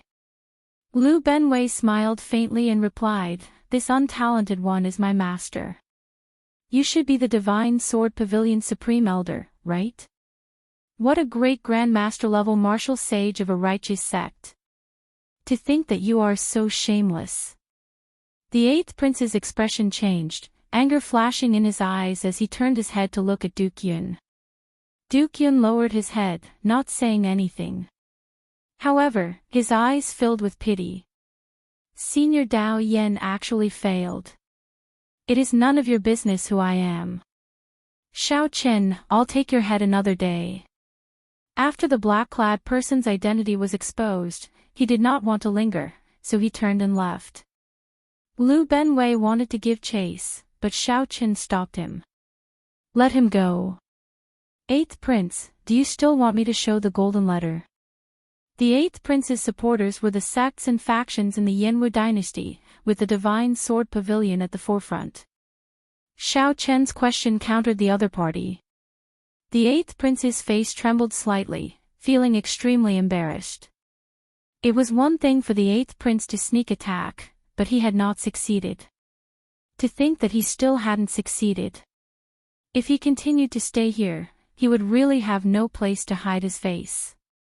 However, the eighth prince could not swallow this frustration if he just left like that. Cut the crap. Quickly take out the golden letter. We still do not know whether it is real or fake. Wang Feng said sullenly, a dark look flashing in his eyes. The eighth prince was shedding all pretense of cordiality. Is that so? In that case, there is no need for me to take out the golden letter. With a thought from Xiao Qin, the black and white eggs leaped out of the divine universe steel. Boom! The black and white eggs figures flashed, and they stood on either side of Shao Qin. Their auras soared, rising from 4-veined sovereign emperor to 5-veined sovereign emperor. Anyone who wants to kill Egg will have to ask us, the black and white eggs, for permission first. The two used Shao Qian's strength as a benchmark, then adjusted their own strength. Now, Shao Qian activated the alloy dragon armor and could rival a 4-veined sovereign emperor. According to the rules that their master left, the alloy dragon armor could advance to 5-veined sovereign emperor without any difficulty. It was not over yet. Suddenly, a ghastly howl rang out from outside the Smiling Daughter Pavilion. Then, a huge hole opened up with a loud boom. The Misty Rain Pavilion Suyi arrived, leading dozens of women. Zither, pipa, flutes, ancient bells, and dozens of other ancient musical instruments played at the same time. Under the majestic and elegant music, a group of unparalleled beauties descended under Su Ye's lead. Su Yi hugged her zither as she stood beside Shao Qin. Then, she looked at the veiled woman and smiled. "Little bitch, you laid a good trap. However, it is not that simple to kill my Heavenly Alliance's envoy inspector." Su Yi was indeed not simple. At the very least, no one dared to be careless when they saw the group of women behind Su Yi. The veiled woman seemed to have an old grudge with Su Yi. When she saw Su Yi, she was even angrier than when she saw Shao Qin. She shouted, "Su Yi! To think that you came to my Smiling Daughter Pavilion to mock us. You are seeking death. Where are the Azure Lotus Fairies? Coming like thunder, withdrawing in rage. Leaving like the clear light of the river and sea. Flowers fill the hall, intoxicating 3,000 guests. One cold sword light 14 provinces. A bright moon slowly rose above the Misty Rain Pavilion. The bright moon hung high in the sky. A group of white-clad women arrived together with the Pleasure Quarter Alliance's inherited soul tool, the Fairy Girl Basket. 10,000 flowers bloomed, 1,000 shades of purple and red. The white-clad women held swords, looking like fairies descending from the moon. Damn! Why is there such a huge commotion? The Misty Rain Pavilion's legendary 100 Fairies of the Pear Garden and the Smiling Daughter Pavilion's Azure Lotus Sword Dance actually appeared at the same time. What are they doing? Heavens! My eyes must be playing tricks on me. I must be dreaming. Such a large lineup stupefied the guests in the surrounding pavilions. They found this scene unreal. The Misty Rain Pavilion had close to 100 Soul Tool-grade musical instruments. However, the Smiling Daughter Pavilion's Fairy Girl Basket had been passed down for a long time. It could fight against 100 alone. The Azure Lotus Fairy's white-clad swords danced, looking unparalleled in the world. No matter who won, both sides would have to pay a huge price. Chapter 2239. According to the legend, the Misty Rain Pavilion had close to 100 beautiful headliners holding Soul Treasure-grade musical instruments.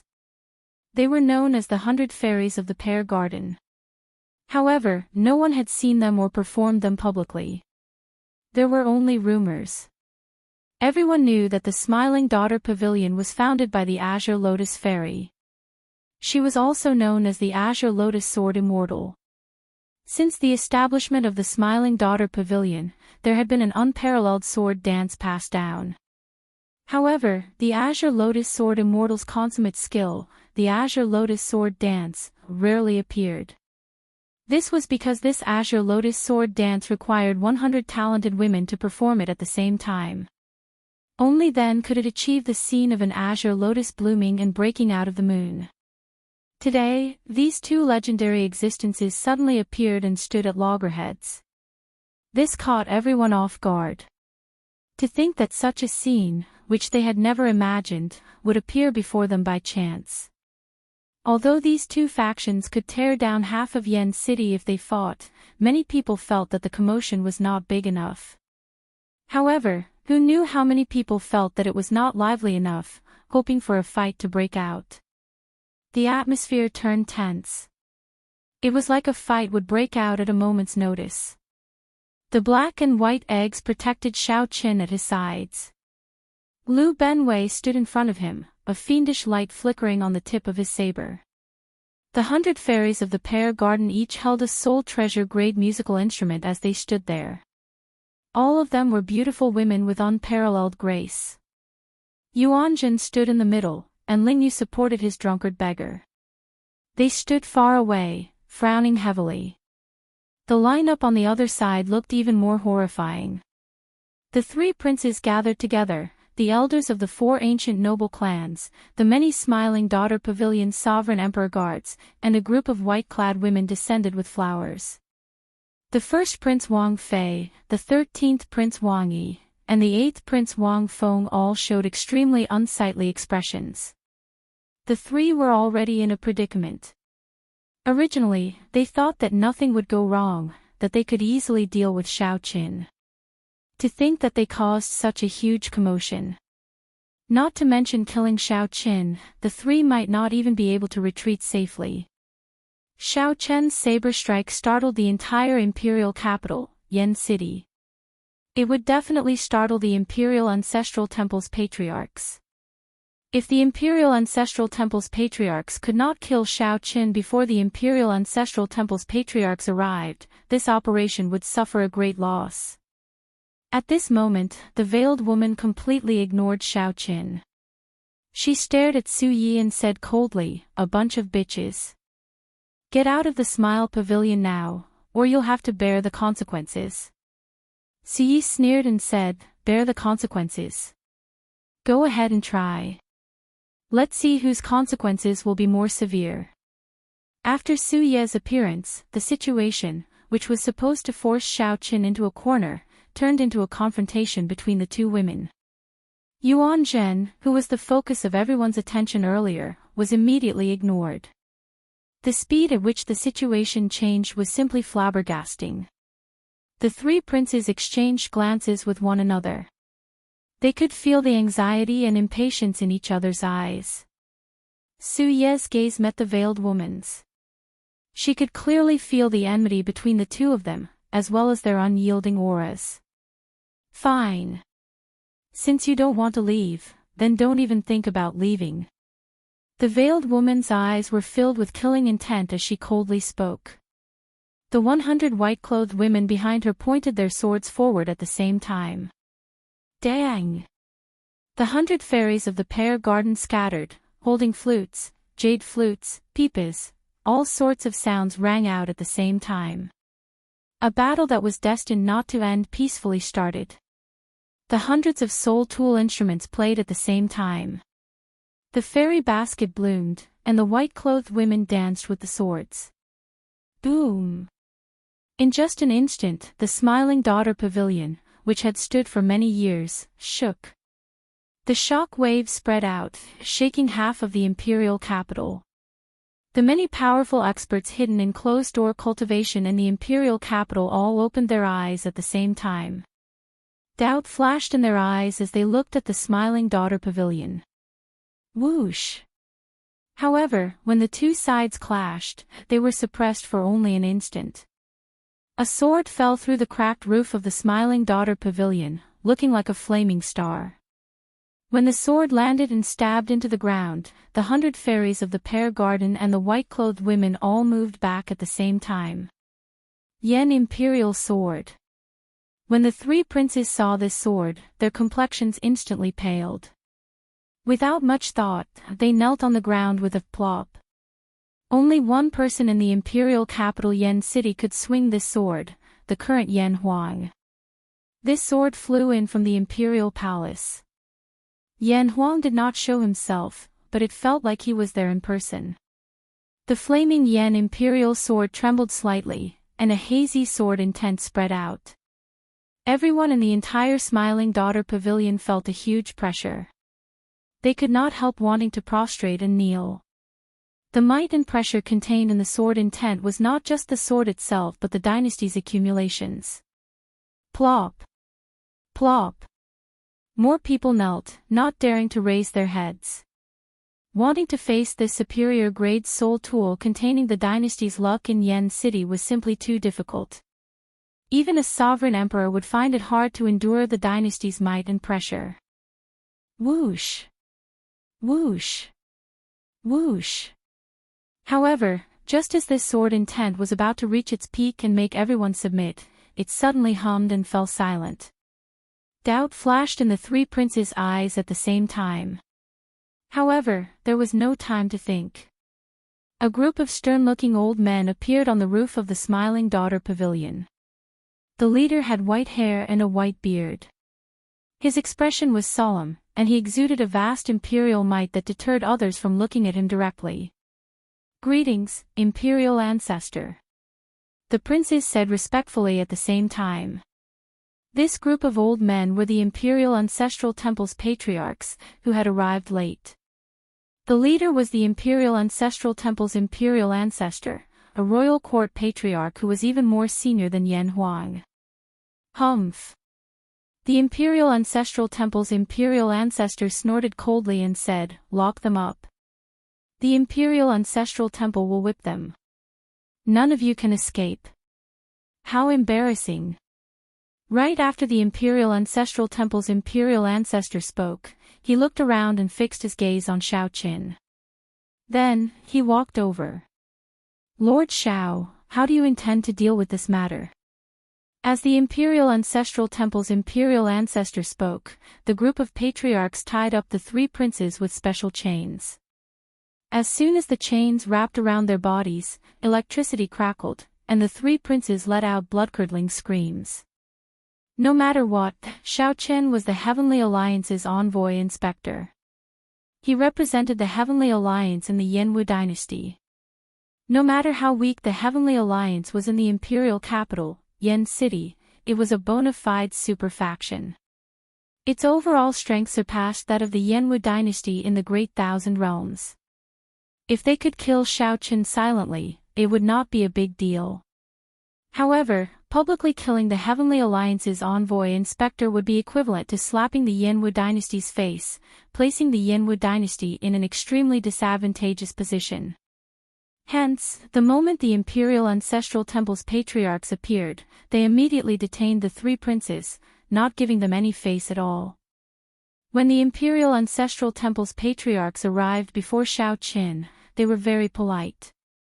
Although the Imperial Ancestral Temple's patriarchs were polite, they were very shrewd. The moment they spoke, they directly handed this matter to Xiao Qin to deal with. As long as Xiao Qin was willing to deal with it, this matter would not startle the Heavenly Alliance's headquarters, and it would not be a big deal. Xiao Qin's thoughts raced. He knew that the situation was now reversed. At the very least, that was how it looked on the surface. "It's fine. The three princes and I were just drinking and chatting. Our words were somewhat intense, that's all. However, this Smiling Daughter Pavilion slandered me, saying that I stole their imitation holy tool and tarnished my reputation. They even attacked me. This truly chills this Xiao." Xiao Qin knew very well that while this Imperial Ancestral Temple's patriarchs appeared strict and merciless to the three princes, in reality, it would not hurt them at all. In reality, it wouldn't hurt him at all. It was just for show. The one that could truly be suppressed was still the Smiling Daughter Pavilion. "All right, I understand. I'll help you make the decision." The Imperial Ancestral Temple's imperial ancestor turned his head and looked at the veiled woman. "Pavilion Master Yang, since you are responsible for this matter, you need to make up for it. If you feel dissatisfied, you can tell me now." The white-haired old man clearly wanted to keep the peace. Since Xiao Qin had already placed the blame on her, the Imperial Ancestral Temple's imperial ancestor turned his head back and looked at the veiled woman. Under such circumstances, there was no way for her to explain herself, no matter how unwilling she was. Could she really say that this was planned by the three princes? The Imperial Ancestral Temple's patriarchs appeared strict to the princes, but in reality, they were the most protective of their own. Even Xiao Qin said that the three princes were not wrong. Even if she did not want to take the blame, she had to. Under the veil, Pavilion Master Yang gritted her teeth. She was so angry that her face nearly turned black. After calming herself for a long time, she said, "This Pavilion Master is not dissatisfied. Lord Xiao is right. This little girl did slander Lord Xiao. I apologize to Lord Xiao here. As for the shock that Lord Xiao suffered today, I am willing to compensate Lord Xiao with 30% of the Smiling Daughter Pavilion's monthly income." Before Xiao Chen could say anything, Ziyi smiled softly and said, "In that case, I will reluctantly forgive you on behalf of Lord Xiao. Pavilion Master Yang, you have to pay attention to your mouth in the future." Ha ha ha ha. As Su Ye's bell-like laughter rang out, this storm finally came to an end. However, based on the veiled woman's gritted teeth, it was clear that this grudge would not end here. Chapter 2240. The blazing yen imperial sword shocked everyone present.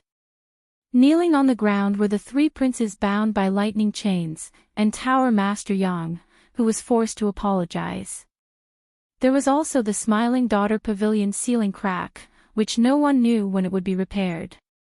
No one expected a mere one vain sovereign emperor to cause the three princes to suffer, forcing the Smiling Daughter Pavilion to apologize and make amends.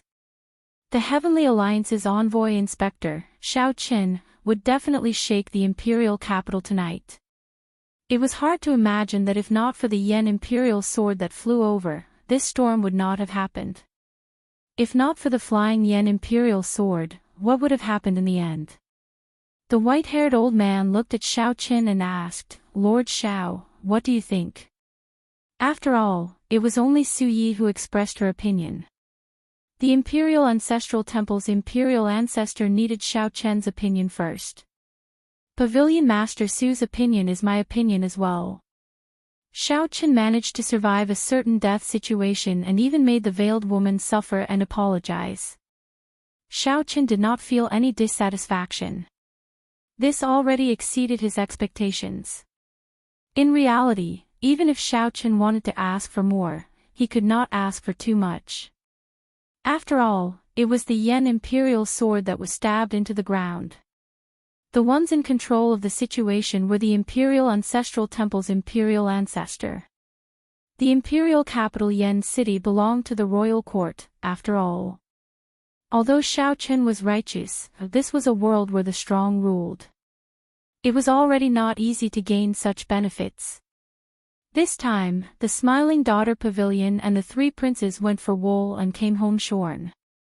They would definitely become a laughingstock and would not dare to make a move on him for the time being. The 7 merchant associations would also have to reconsider. However, Xiao Chen looked at the dejected Ling Yu. He had wronged his martial nephew. He could not interfere with headliner Ling Long's matters. If Xiao Chen used this opportunity to force the veiled woman to give up on the wedding, it would be too rude. Xiao Chen remained rather calm. The accumulations of the Pleasure Quarter Alliance were not as simple as he imagined. This time, the Smiling Daughter Pavilion's apology was to give the Imperial Ancestral Temple's imperial ancestor face, not Xiao Chen. If Xiao Chen pushed too hard, it might have the opposite effect. Even now, Xiao Chen did not know how many trump cards the Smiling Daughter Pavilion had revealed. Goodbye. Many thanks to Senior for upholding justice. This Xiao will remember this. Xiao Chen cupped his fists at the white-haired old man. The white-haired old man smiled faintly and said, "Take care. The Yanwu dynasty has always had a good relationship with the Heavenly Alliance.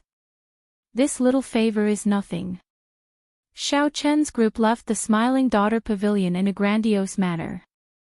Of course, they didn't go through the main entrance. Instead, they went through the hole that the 100 fairies of the Pear Garden created with their musical instruments.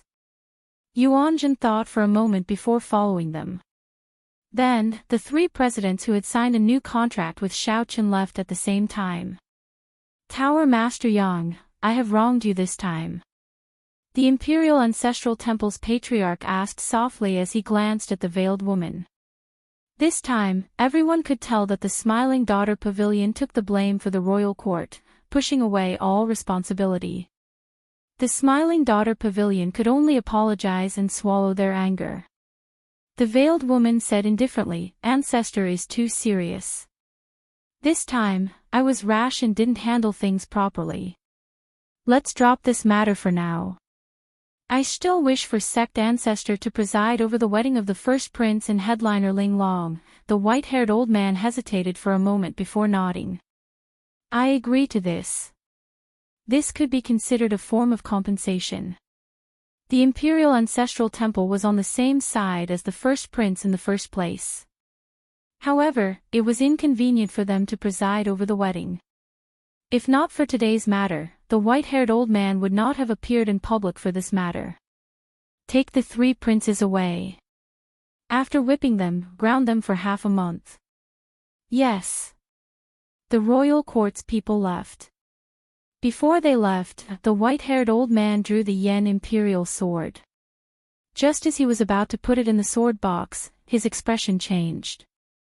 Unexpectedly, a tiny crack appeared on the Yen Imperial sword. The crack looked unremarkable, but it was clearly new. It was normal for a soul tool to crack. As long as one fought, it would be hard to avoid damage. Even the Yen Imperial sword was no exception. Historically, the Yen Imperial sword had even shattered. However, as long as the dynasty's luck did not decline, it could always be repaired. However, the problem was, when had anyone clashed with the Yen Imperial sword in this place? The veiled woman looked suspiciously at the white-haired old man. However, the other party hid his expression well and left in a rush, not saying a word. After the royal court's people left, the extraordinarily bustling Smiling Daughter Pavilion slowly quietened down. The veiled woman instructed. Then, she quickly headed for the depths of the Smiling Daughter Pavilion with a rushed expression. Unlike what many people imagined, the outside world was filled with lush mountains, clear waters, and drifting white clouds. The depths of the core seemed to be filled with a sinister aura that made one shudder. A moment later, at the core of the small world, the veiled woman saw 9 old men guarding the core of the formation. There was a total of 9 people. The leader was a peak sovereign emperor, and the other 8 were peak 6-vein sovereign emperors. With these 9 people guarding this place, as long as the core formation was not completely destroyed, the Smiling Daughter Pavilion would not fall. This was just the Smiling Daughter Pavilion's strength. The accumulations of the entire Pleasure Quarter Alliance were even more terrifying. The veiled woman looked at the black-clad old man leading the group and said, "Senior Feng, I already told you to kill him at all costs, even if he really has the Buddhist sect's golden letter. Why did you not do so?" When Yuanjun appeared earlier, although the veiled woman was startled for a moment, she still made up her mind to kill Shao Qin. She had already reached the point where she had to kill him.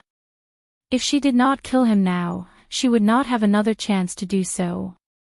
It was as the veiled woman expected. First, the fiendish saber disciple Liu Benwei appeared. Then, Xi led the 100 fairies of the Pear Garden to charge over. When the Imperial Ancestral Temple's Imperial Patriarch appeared, she lost her chance. If Senior Feng had listened to the veiled woman, there might not have been so much trouble. At that time, Shao Qin would have died, and everything would have been set in stone. Even if the Imperial Ancestral Temple's Imperial Patriarch arrived, no matter how angry he was, he could only bear the burden in the end. As for how much rage the Heavenly Alliance would feel for a one-vein sovereign emperor, it might not be as terrifying as one imagined. At most, the Heavenly Alliance would come to a compromise and give some benefits to the Heavenly Alliance in the Yanwu dynasty. Pu Ci. The black-clad old man, who was about to speak, vomited a mouthful of blood, instantly turning incredibly pale. The veiled woman immediately felt shocked. She quickly asked, "Senior Feng, when were you injured?" Senior Feng was a 7-vein sovereign emperor, a bona fide peak sovereign emperor. How could he have gotten so severely injured without anyone noticing? The veiled woman immediately felt somewhat afraid. Although she felt angry from the start to the end, she had never felt afraid. This was because she knew that the situation had been under her control all along. However, Xiao Chen's resistance was much more intense than she had imagined. However, no matter what, even if Xi led the 100 fairies of the pear garden over and fought, the veiled woman would not be able to defeat Xiao Qin. She was confident that she would be the winner. But now, Elder Feng had been severely injured without anyone noticing, which made her feel that it was too inconceivable. The black-clad old man shook his head and sighed. I was severely injured the moment Yuanjun appeared. I did not scatter my aura because Yuanjun appeared. My soul was injured, and I could barely protect myself. If I had not retreated, my divine seal would have been destroyed. Who attacked? I don't know. I really don't know. Shock flashed in the veiled woman's eyes. To think that a bona fide seven-veined sovereign emperor did not even know who injured him. Could it be that an expert stronger than a seven-veined sovereign emperor had been in the small world of mountains and rivers from the start to the end? I will report this matter to the saintess and let her handle it. Elder Feng, you should focus on recuperating. There is no need to think too much. For the first time, the veiled woman felt that things were out of her control. Tonight's events were more unusual than she had imagined. However, it did not matter. The wedding between Ling Long and the first prince had already been announced. All that was left was for the holy daughter to complete her task. Most importantly, the first prince's betrothal gift was in his hands. A key appeared in the veiled woman's hand. It was the key to the Immortal Palace. We can forget about today's matter. But no matter what, we cannot allow anything to happen to this wedding. Outside the Smiling Daughter Pavilion, Xiaoqin took out the ethereal Immortal Palace key and handed it to Yuanjun. He said softly, as you wish. I'll return this key to you. Yuanjun smiled faintly as he received it and carefully put it away. Benefactor Xiao is indeed straightforward. I did not accompany you to the Smiling Daughter Pavilion in vain. This little monk will take his leave first. After glancing at Xiaoqin, Yuanjun pressed his palms together and chanted a Buddhist name before turning to leave. This monk is a little odd. Xi commented softly as she watched Yuanjun leave from the side. Xiaoqin shook his head and said, he is indeed very strange. He is different from all the monks I have seen. Sometimes, he does not seem like a monk. Sometimes, he seems more like a monk than anyone else. I cannot understand him. However, I have to thank you this time. The 100 fairies of the pear garden really put in a lot of effort for me. Ha ha ha. If it were someone else trying to kill you, I might not have helped you so much. However, if it were that little bitch from the Smiling Daughter Pavilion, I would help you even at the cost of my life. Xiaoqin thought to himself, speaking of strange people, you are actually rather strange as well. Speaking of strange people, there is actually a very strange person beside me. Uncle, stop pretending to be drunk. Xiaoqin looked at the beggar that Ling Yu was supporting and shook him. In the end, the beggar fell to the ground like mud. Xiaoqin bent over and checked the other party's breathing. Then, he frowned slightly. You are really drunk. Chapter 22:41. He was indeed drunk. Xiaoqian's entire body reeked of alcohol. The after-effects of strong wine burn were already completely unleashed in his blood. He was indeed drunk. Xiaoqian's entire body reeked of alcohol. The after-effects of strong wine burn were already completely unleashed in his blood. After Xiaoqin checked and verified that he was fine, he felt it was somewhat unfortunate. Xiaoqin drank so much from heartburn without circulating his cultivation technique. It would be a waste. Big brother. Big brother. Ling Yu shook the beggar, who remained drunk. He could not help looking at Xiaoqin helplessly. Martial uncle, big brother is drunk again. That's normal. The number of people who can remain sober after drinking heartburn can be counted on one hand. Xiao Chen found this slightly strange. This beggar was truly strange. Even now, Xiao Chen felt curious about how the beggar tripped Yuan Zhen. Yuan Zhen was a vain sovereign emperor. Even Xiao Chen could not figure out the top true inheritor of the hidden spirit temple. If they really fought, although Xiao Chen was confident, it would be hard to say who would win. After all, Xiao Chen did not know Yuan Zhen's strength or how many trump cards he had. However, Yuan Zhen easily tripped such a top true inheritor. It would be too much of a coincidence to say it was accidental. Originally, Xiao Chen wanted to ask the other party about it after he came out. Unexpectedly, he ended up getting drunk. Something's wrong. Is someone paying attention to me? Xiao Chen frowned slightly. He felt a pair of eyes staring at him from behind. He activated his divine seal and infused his soul energy into his body. Many people came and went on the streets, watching him from behind. However, very few people could make Xiao Chen feel threatened and activate his divine seal to protect himself. Xiao Chen's expression did not change. He stood up and said, "Pavilion Master Su, please help me send Ling Yu and this uncle back to the Misty Rain Pavilion first. You helped me a lot this time. Thank you again." Su Yi did not deny it. She smiled softly and said, "You are too polite." Xiao Chen thought of something. Then, he bent over and whispered something into Su Ye's ear. Su Ye's gaze immediately fell on Ling Yu. Her eyes wandered as she revealed a shocked expression. "Don't worry. Leave this to me. Then I'll leave it to you." After watching the 100 fairies of the pear garden, Ling Yu, and the beggar leave, Xiao Chen sighed in his heart. He was not very good at persuading Ling Yu, so he could only ask Su Yi for help. Perhaps she would have some ideas. When the group of people completely disappeared from Xiao Chen's sight, Xiao Chen's expression changed, and he turned around to look. 100 meters, 1,000 meters, 10,000 meters, 100,000 meters, he saw the owner of that gaze. On top of a tall building, there was a man dressed like a scholar. He looked gentle and refined, and he was waving a folding fan in his hand. With a faint smile, his gaze passed through the crowd and landed on Xiao Chen in the distance. The Heavenly Book Scholar. I forgot that he is also in the Yanwu dynasty. What does this guy want from me? If he doesn't want to expose himself, there are many ways to do so. Since he had chosen to let him sense his gaze, it was clear that he wanted to see him. After the time it takes for half an incense stick to burn, Xiao Chen passed through several streets and arrived at a riverside inn. He went straight to the 7th floor. Whoosh! At the railing, the Heavenly Book Scholar closed his folding fan and turned to look at Xiao Chen.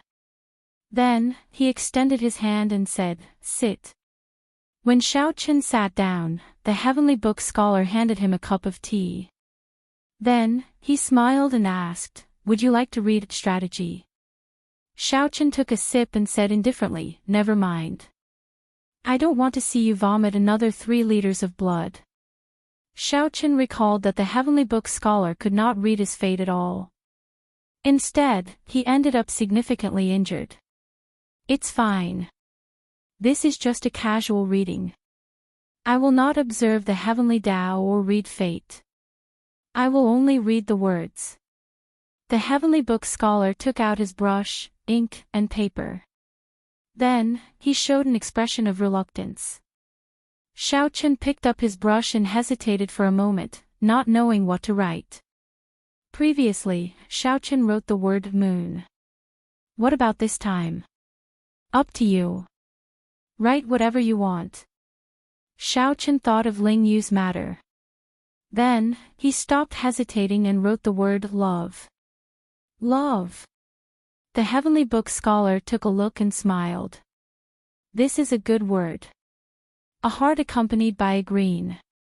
As the saying goes, if one's infatuation does not die, the sky will not grow old.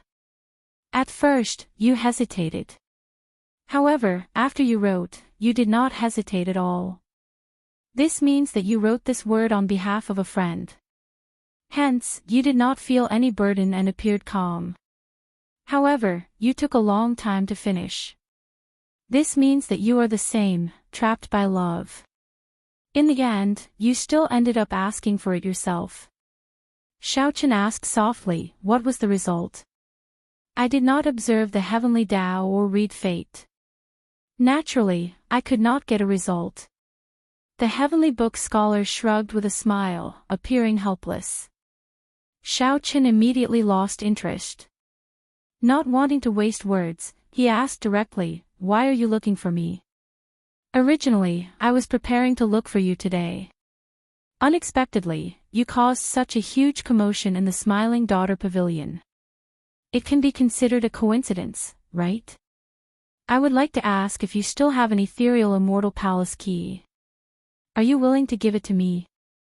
We can discuss any price. A bright light flashed in Xiaochen's eyes. Then, he said in understanding, you are a diviner. You should know where the ethereal Immortal Palace will appear, right? The heavenly book scholar smiled and said, the diviners of the various dynasties can predict that the ethereal Immortal Palace will appear in the Yinwu dynasty. Naturally, I am no exception. What is the exact location?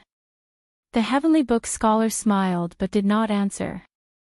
If you know, someone will take the initiative to tell you. If you cannot, no one will tell you. The heavenly book scholar spoke in riddles, similar to what Yuanjin said. Xiaochen thought to himself, to put it bluntly, I do not have the conditions. However, one of the conditions is definitely the ethereal Immortal Palace key. As for the other conditions, I do not know. The heavenly book scholar asked, how about it? Have you considered giving the key away? This ethereal Immortal Palace key is not that important to you. The blood-soaked dragon emperor had used the wings of time sealed in the ethereal Immortal Palace. How could it not be important? However, there were rumors of the ethereal Immortal Palace appearing from time to time. However, the prophecies had never been accurate. Indeed, Xiaochen did not value the ethereal Immortal Palace, so he tried to get some information out of the other party. That's right. This ethereal Immortal Palace key is not that valuable to me. However, it should not be that important to you. I can give it to you. However, you have to tell me who you are buying it for. The heavenly book scholar frowned slightly. After some thought, he said, I can't say that. Right after the heavenly book scholar spoke, he felt that something was wrong. Then, he realized that he had fallen for a trap. Right after the heavenly book scholar spoke, he felt that something was wrong. Then, he realized that he had fallen for a trap. Now that the heavenly book scholar said that, this was equivalent to telling the other party that he, the heavenly book scholar, was buying the ethereal Immortal Palace key for someone else. Xiaochen smiled and said, in that case, let me guess. Who instructed you to do this? It looks like there is no need for further discussion. Brother Xiao has no intention of giving it to me. Consider it as my intrusion. Please go back. I will visit another day. The heavenly book scholar interrupted Xiaochen. Then, he smiled faintly and stood up to send off the guest. You are too polite. The Misty Rain Pavilion welcomes you at any time. Xiaochen revealed a smile and turned to leave, heading downstairs. When Xiaochen reached the blind spot, his expression suddenly changed. The instant he put on the death god mask, he executed the life bestowal spell. Immediately, the dust in the air formed a figure as Xiaochen's hand seals changed. This figure looked exactly like Xiaochen, a fake. Up in the pavilion, the heavenly book scholar watched as Xiaochen left. He frowned heavily in disappointment. Unexpectedly, Xiaochen showed no intention of selling it, not even stating a price. Dong! Dong! Dong! Footsteps rang out, and a person in battle armor walked over from behind. This person looked valiant and had a resolute face. This person exuded an intense killing chi. This strong killing chi even suppressed the heavenly book scholar's sovereign might. Can this person be trusted? The person asked as he stood beside the heavenly book scholar, looking at Xiao Chen's back as well. His voice was hoarse and grave. The heavenly book scholar turned to the side and fanned himself with his folding fan. Fortunately, I met him once 10 years ago. He is a person of character. However, he has a cautious nature and hides his pride. He has a pure heart. I expected him to reach where he is now. However, I sense the aura of a demonic Tao cultivator from him, the person said, enunciating every word. The heavenly book scholar felt slightly startled. Ninth Prince, why do you say that? The person who arrived was the Ninth Prince, who often led troops to guard the borders. No wonder his killing chi was so intense. The heavenly book scholar felt slightly startled. Ninth Prince, why do you say that? I frequently fight with the people of the abyssal underworld and the Shuowu dynasty's demonic Tao experts. Sometimes, I do not need much evidence, just my intuition, the Ninth Prince explained. Is that so? In that case, it looks like it is correct. However, there are many righteous Tao cultivators who cultivate demonic Tao techniques. He is still a choice, the heavenly book scholar said slowly as he tapped his left palm with the folding fan in his hand. Big brother, for the sake of obtaining the Pleasure Quarter Alliance's support, he actually used the ethereal Immortal Palace keys as a betrothal gift. This is simply unexpected. This is like inviting a wolf into the house, the Ninth Prince sighed, worry flashing in his eyes. The heavenly book scholar nodded and said, hence, I feel that time is tight. The 7 ethereal Immortal Palace keys already have owners. In the end, Xiao Qin is still a choice. The Ninth Prince frowned and said, in the end, I still do not trust people who cultivate demonic Tao techniques. Unless absolutely necessary, I will not choose him. I will have to trouble you to continue searching for me. The heavenly book scholar sighed softly, I will do my best. As the two spoke, they were extremely careful, using their soul energy to check the surroundings. However, the two had not expected Xiao Qin, who had not left, to hear all this. Chapter 2242. In the shadows of the pavilion, Xiao Qin, who had heard the conversation between the heavenly book scholar and the Ninth Prince, did not linger, leaving quietly. Now that it was daytime, the death god mask's effect was much weaker. However, Xiao Qin used a trick to make the Ninth Prince and the heavenly book scholar think that he had already left. That was why he hadn't been discovered. If he continued to stay here, it would be hard to guarantee that something unexpected would happen. To think that the Ninth Prince is behind the heavenly book scholar. However, I know nothing about the Ninth Prince. On the way back to the Misty Rain Pavilion, Xiao Qin thought to himself, feeling that he had grasped some clues. The Crown Prince's betrothal gift was a key to the ethereal Immortal Palace, and now the Ninth Prince was also searching for a key to the ethereal Immortal Palace. Could it be that the ethereal Immortal Palace was under the control of the ethereal Immortal Palace? It was very likely that there were two conditions. One was to possess the key to the ethereal Immortal Palace, and the other was to obtain the help of a prince. Only by fulfilling these two conditions could one know where the Immortal Palace would appear and obtain the opportunity to enter. If that was the case, he would have no choice but to be involved in the battle for the position of Crown Prince. In this era of great competition, we have to fight even if we don't want to. Xiao Qin thought to himself, thinking that it was time to make a choice. The Ninth Prince did not think highly of him. However, the Ninth Prince was not the only one in the imperial capital, Yen City. There were many people that he could work with. He returned to the Misty Rain Tower. When Xiao Qin saw Su Yi, she was trying to console Ling Yu. However, based on Ling Yu's expression, the effect was not good. The beggar was sleeping on the bed. Mo Chen, Bao and the others were at the side. Big brother Xiao, you're finally back. Mo Chen stood up to welcome Xiao Qin. Clearly, they already knew what happened in the Smiling Daughter Pavilion. I met an old friend and was delayed for some time. However, I unexpectedly learned some things. Ling Yu, do you want to hear them? Xiao Qin said softly as he looked at Ling Yu. Martial uncle, does it have anything to do with me? Xiao Qin nodded. It does have something to do with you. I just learned that the Smiling Daughter Pavilion married headliner Ling Long to the first Prince Wang Fei because of an ethereal Immortal Palace key. Immortal Palace key. A bright light flashed in Su Ye's eyes. She said in realization, no wonder, no wonder. Although the first prince had a close relationship with the Pleasure Quarter Alliance, the Pleasure Quarter Alliance was far from fully supporting him in the fight for the position of Crown Prince. His relationship with the other princes was also not bad. It looks like this wedding has to go through. Headliner Ling Long will have to marry the first prince even if she doesn't want to. She is a chess piece representing the Smiling Daughter Pavilion. Ling Yu smiled bitterly, remaining silent. This news was undoubtedly adding hail to snow. However, Mo Chen's eyes lit up.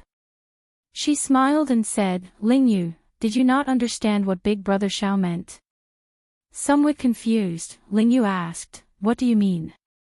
Mo Chen smiled softly and said, that is to say, headliner Ling Long did not covet the first prince's position and authority. She was forced to do so because of the Smiling Daughter Pavilion's agreement with the first prince. Since the first prince handed over the ethereal Immortal Palace's key, he definitely wants the Smiling Daughter Pavilion to make a statement, to let everyone know that the Pleasure Quarter Alliance is on the first prince's side. Hence, the Smiling Daughter Pavilion withdrew headliner Ling Long. This wedding is a ceremony for both sides to form an alliance. Hearing that, Ling Yu revealed a look of joy on his face. However, it quickly dimmed. Even so, what can I do? Let's not talk about this for now. Let me ask you something. What is your relationship with headliner Ling Long? Xiao Qin asked the question that everyone was curious about. Many gazes immediately landed on Ling Yu. This was especially so for Su Yi. She seemed to be very interested in this matter. She propped up her chin with both hands as she watched without blinking. Back then, Martial Uncle brought me to the Soaring Dragon Great Realm. When I saw headliner Ling Long, I had a good impression of her. Later, I stayed there and learned the pipa from elder sister Ling Long for 3 months. It was just 3 short months, but it felt like 3 lifetimes. I was very happy during that period. However, I still had to return to the sect. The night before I left, she entrusted her life to me. I agreed to come to the imperial capital Yen City to look for her 5 years later. At this point, Ling Yu blushed slightly, appearing somewhat embarrassed. However, his face showed joy from the memories. Thinking about it, that period of time was indeed a beautiful time for him, one that was hard to forget. What happened after that? What happened after that? Xi asked in anticipation, her eyes bright like pearls as she smiled. 5 years later, I became the youngest star venerate in the Grave Sea cluster. Martial Uncle's sect master tried to get me to stay. As long as I stayed, the Purple Flame sect would make me the sect master. However, I fell in love with elder sister Ling Long, so I rejected Martial Uncle. At that time, I was very spirited and very cocky. Many of the older generation experts in the Grave Sea cluster could not last 10 moves against me. I wanted to give her a surprise, so I did not tell her and came to the imperial capital Yen City alone. At this point, the smile on Ling Yu's face slowly disappeared. His grave expression contained a trace of regret and intense bitterness. Xiao Chen and the others exchanged glances. They more or less understood some things. In hindsight, Ling Yu was indeed a once-in-a-thousand-year genius in the Grave Sea cluster. Ling Yu also had a rather thin Great Desolate Aeon bloodline. At such a young age, he already advanced to star venerate. At that time, he would have been brimming with confidence. He wanted to come to the imperial capital Yen City and show off his abilities, making a name for himself and obtaining beauties at the same time. However, it would not be an exaggeration to say that the imperial capital Yen City was the most bustling city of the Tian Yuan Empire. With Ling Yu's talent and strength in the Grave Sea cluster, he instantly paled in comparison when he came to the imperial capital Yen City. Even sovereign personages did not dare to speak loudly in the imperial capital Yen City, what more an insignificant star venerate. One could easily imagine how disappointed Ling Yu was. I sneaked into the Smiling Daughter Pavilion and saw Ling Long. She stood in the clouds. After she finished her song, the applause rang out endlessly. Countless primeval heavenly pills flew over like ribbons. There was no lack of nobles, holy venerates, sovereign personages, and even sovereign emperors. At that time, I felt somewhat timid. I could only afford a seat in the corner, where I could only look up at her in the clouds. I left her a letter and left. I wanted to come back and look for her 5 years later. I felt that a mere star venerate was not good enough for her. Ling Yu's voice sounded somewhat choked. At that time, he must have been incredibly depressed. Back in the soaring dragon great realm, he had not sensed the position of the Smiling Daughter Pavilion's manager. Only after coming to the imperial capital Yen City did he realize what kind of height Ling Long, whom he had an appointment with, stood. However, I did not expect elder sister Ling Long to find me outside the city. I was so stupid. Back then, I was really stupid. She said that she was willing to leave with me, but I felt that I was not good enough for her, so I made her wait for 5 years. However, when I returned 5 years later, she was not even willing to meet me. At this point, Ling Yu's face filled with pain. His eyes had long since turned moist. You are really stupid. Ha! I don't even know what to say about you. You deserve to regret it now. After Suyi heard that, she frowned and cursed Ling Yu. Xiao Qin remained silent. However, he could understand Ling Yu. When he came to the imperial capital Yen City from the Grave Sea cluster, he felt like a country bumpkin entering a city. It was like a country bumpkin entering the city. Suyi, who had never experienced it, found it hard to understand the huge impact and incomparable disappointment. The pain was indescribable. Chen said calmly, in my opinion, headliner Ling Long should still be concerned about Ling Yu. Otherwise, he would have been beaten to death in the Smiling Daughter Pavilion already. Suyi nodded softly and said, that's right. You repeatedly went to the Smiling Daughter Pavilion and caused so much trouble. If it were an ordinary person, they would have died several times already. Headliner Ling Long must have instructed them not to harm you. Brat, you are really fortunate. Headliner Ling Long disregarded everything and was willing to leave with you. How much courage does this require? To think that you did not agree. Now that she is not seeing you, she must still be angry. Ling Yu said sullenly, no, I have to meet her. I will only give up if she tells me personally. Ling Yu's sudden outburst startled Suyi, Chen, and the others. If you want to meet her, tonight is the best time. Right now, the Smiling Daughter Pavilion is in chaos. Everyone is very busy. It is best to sneak in, Suyi analyzed calmly. Xiao Chen stood up and said, I'll bring you there. Martial uncle. Ling Yu immediately felt so touched that he wanted to cry, not knowing what to say. Xiao Chen said softly, since you address me as martial uncle, I will definitely be the matchmaker. Back then, I prepared to give you a pipa as a token of love. I still hope that you can personally give it to her. I want to go as well. Suyi rolled her eyes. No one knew what she was thinking. Visiting a brothel. I want to go as well. Ha ha ha. You people are all very bad. While this uncle is drunk, you want to visit a brothel again. Hee hee. This uncle is awake. Ha ha ha. The beggar, who was sleeping like a dead pig on the bed, suddenly said as he stood up. Xiaochen did not find this strange, so he looked at Imo-chin. Imo-chin said softly, "Bauer and I will not be going. Elder sister Suyi already handed most of the matters of the merchant association to me. Later, I still have to discuss it with the association chiefs of the Nine Cauldron Pavilion and Linlang Pavilion." Xiaochen looked at Suyi with some surprise. Unexpectedly, Suyi relinquished her authority so early. "Don't look at me. Why would I be unhappy if I can be more free?" Suyi smiled faintly, confusing everyone, not knowing what she was thinking. Let's go, then. Chapter 2243. The imperial capital, Yen City, Smiling Daughter Pavilion. In the past, the lights would never go out, and the traffic would always be heavy. But tonight, the bustling scene no longer existed. Xiaochen broke the roof of the pavilion with one saber strike, opening a crack in it.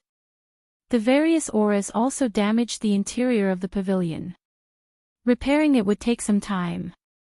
Now that the place was empty, the place was very busy. Everyone cleaned up the rubble and tidied up the debris. As for the roof, it would take at least 3 days to repair. Such a chaotic situation had not happened in many years. Now that they were cleaning up the mess, several guards even joined in. Xiaochen, Suyi, the beggar, and Lingyu arrived outside the Smiling Daughter Pavilion again. There was a large hole at the side of the pavilion. This was the hole that Suyi led the 100 fairies of the pear garden to break open. When looking at it from the inside, it did not seem like much. However, from the outside, it looked very exaggerated. Suyi looked at her masterpiece, feeling very satisfied. This hole will take at least 10 days to repair. The Misty Rain Pavilion's business should be several times better in the next few days. I have to consider increasing the price. Xiaochen soared into the air and quickly circled the Smiling Daughter Pavilion in the dark night. He came and went like the wind. By the time he landed, he had already found a breach. Come with me. Whoosh! The figures of the group flashed as they followed closely behind Xiaochen, dodging the waves of guards and restrictions. Normally, the Smiling Daughter Pavilion was heavily guarded. It would be impossible to enter so easily. Yet, the group managed to break in so easily. Which floor is headliner Ling Long on? Xiaochen asked. The east side of the top floor. I know which room it is. The beggar smiled and said, Brat, you are quite thoughtful. You did not get beaten up for nothing. You finally figured out the room. This time, you can go in boldly. If anyone dares to beat you up, Big Brother will help you chase them away. Ling Yu smiled bitterly and said, Big Brother, it is better for you to stay here. I fear that something might happen to you. The beggar smiled happily and said, Don't worry. Just do what you need to do. Big Brother will not peek. I still have that much character. Let's go. Seizing the gap between the two waves of guards, Xiaochen's figure flashed, and he passed through. The few of them hurried to catch up with him. Following Xiaochen's footsteps, they ascended to the top floor. It could be seen that even though it was a mess at the moment, it was extremely chaotic. However, the Smiling Daughter Pavilion's guards did not relax much against these headliners. When he was about to reach the top floor, Xiaochen frowned slightly. There was an array formation. If he didn't have any identification, then he would have to pay a visit. As long as one stepped onto the top floor, they would immediately be discovered. This was a type of formation used for scouting, so it was difficult to evade. Xiaochen had the Death God mask, so he could go up. However, Ling Yu and the other two would have a hard time. Hee, this is enough. The beggar uncle took out a few tokens, and upon closer inspection, he realized that they were the waste tokens that the guards carried with them. It was unknown when he had stolen them. Xiao Chen was slightly startled. When did he make a move? Even he did not sense it. That's amazing. What happened? Su Ye's eyes lit up. Without saying anything, she directly took out a token. It's just a suso. It's just some small stuff, unorthodox. You won't be interested in it. The beggar uncle smiled happily as he shoved the other 2 tokens to Xiao Qin and Ling Yu. With the tokens, the group safely made their way to the top floor, not startling anyone. After making many turns in the complicated corridors, they arrived at a room with Ling Long's room token. This is it. Now that they reached this step, Ling Yu felt somewhat hesitant. He could vaguely see a delicate figure through the door and window. Let's go in. The beggar uncle pushed hard, and Ling Yu barged in. Who is it? Just as he closed the door and turned around, a long sword was pressed against his neck. The owner of the sword wore a long white dress. Her pretty face appeared pale and haggard. Headliner Ling Long's complexion was much worse than when she performed in the clouds during the day. With one glance, one would feel heartache. Upon seeing Ling Yu's face, Ling Long was clearly stunned for a moment. Then, she startled awake and said, "Why are you here?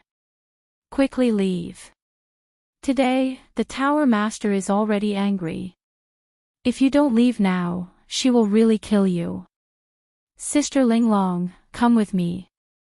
I was wrong, I was really wrong."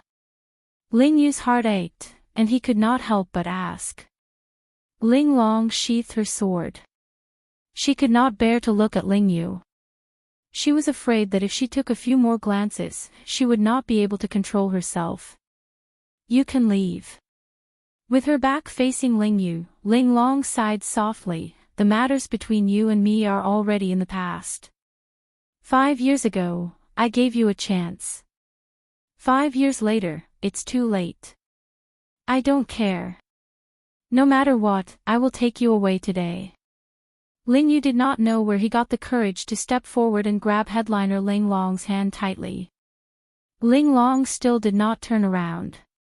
She said softly, "You should leave quickly. The pavilion master will be here soon.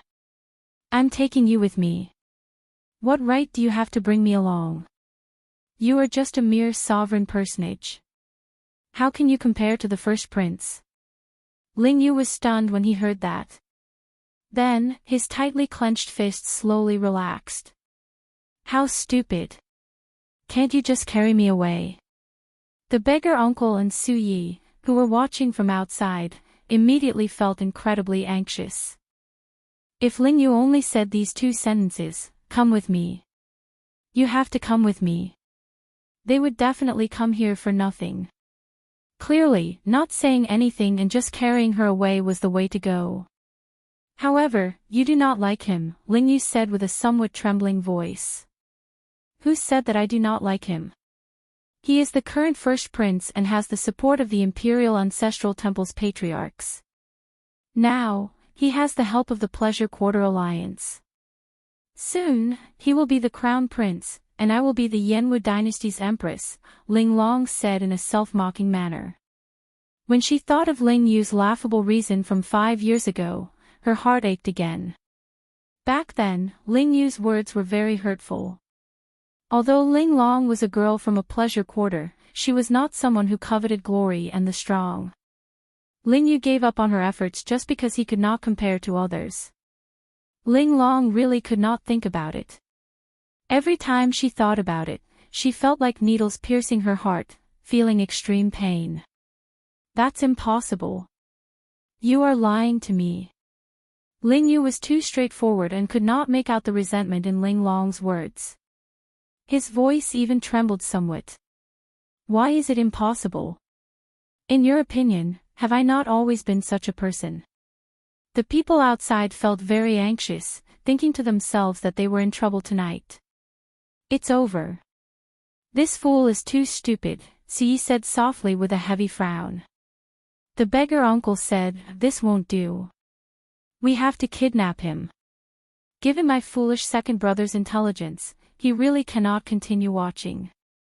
Just as the three were considering whether to charge in and kidnap Ling Long, soft footsteps rang out from below. The three's expressions changed slightly, and their figures immediately flashed, vanishing quickly. A person came up from the top floor. It was the veiled pavilion master Yang. Her expression did not change, like she was not overly angry over tonight's storm. Soon, the veiled woman arrived at headliner Ling Long's door. Just as she was about to knock, she frowned slightly.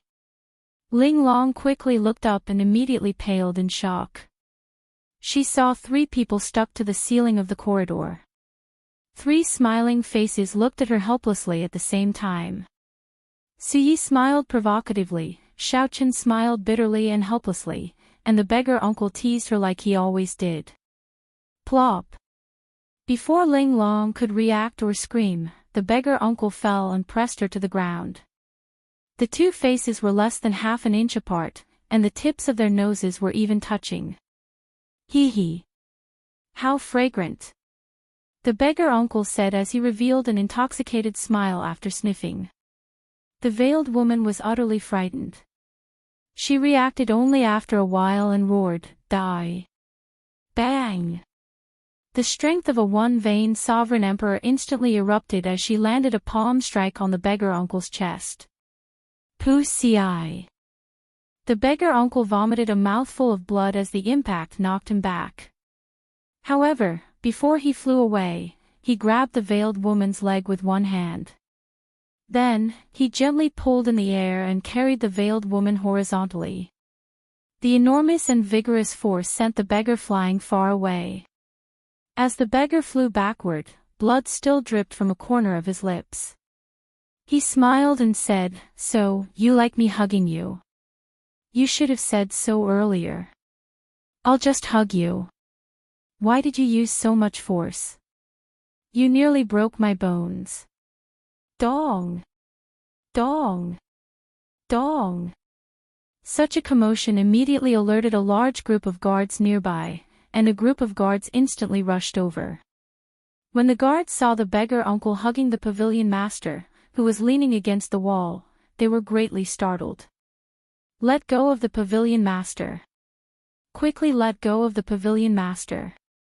The guards showed nervous expressions as if they were facing a great enemy. However, they did not dare to act rashly. The veiled woman and the beggar uncle's embrace felt indescribably strange.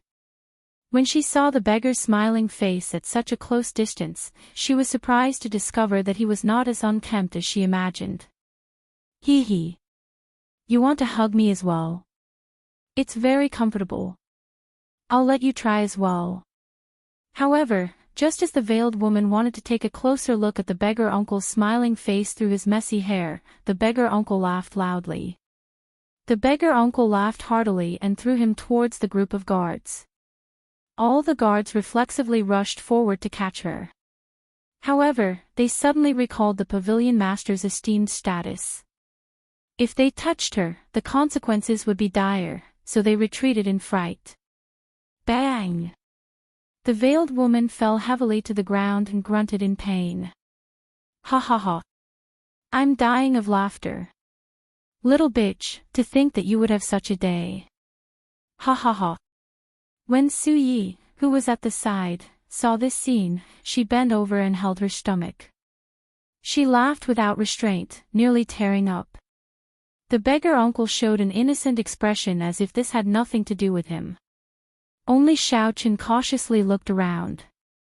The surrounding guards were already rushing over. Chapter 2244. The top floor of the Smiling Daughter Pavilion was heavily guarded. The strange commotion immediately attracted the experts of various places. Soon, they surrounded the entire Smiling Daughter Pavilion. Even with a veil covering her face, Pavilion Master Yang's complexion still showed how dark it was. Normally, she was aloof and aloof. To think that a beggar toyed with her like this. She was as embarrassed as she could be. "Capture them. Don't leave a single one alive." The veiled woman did not have any patience at all. After falling to the ground and getting up, her first words were filled with rage. At the same time, she activated all sorts of formations and placed heavy restrictions on her body. Xiao Chen immediately felt heavy pressure on his shoulders. A ferocious beast image appeared in the air. The ferocious beast gave off an ancient and great desolate Aeon aura.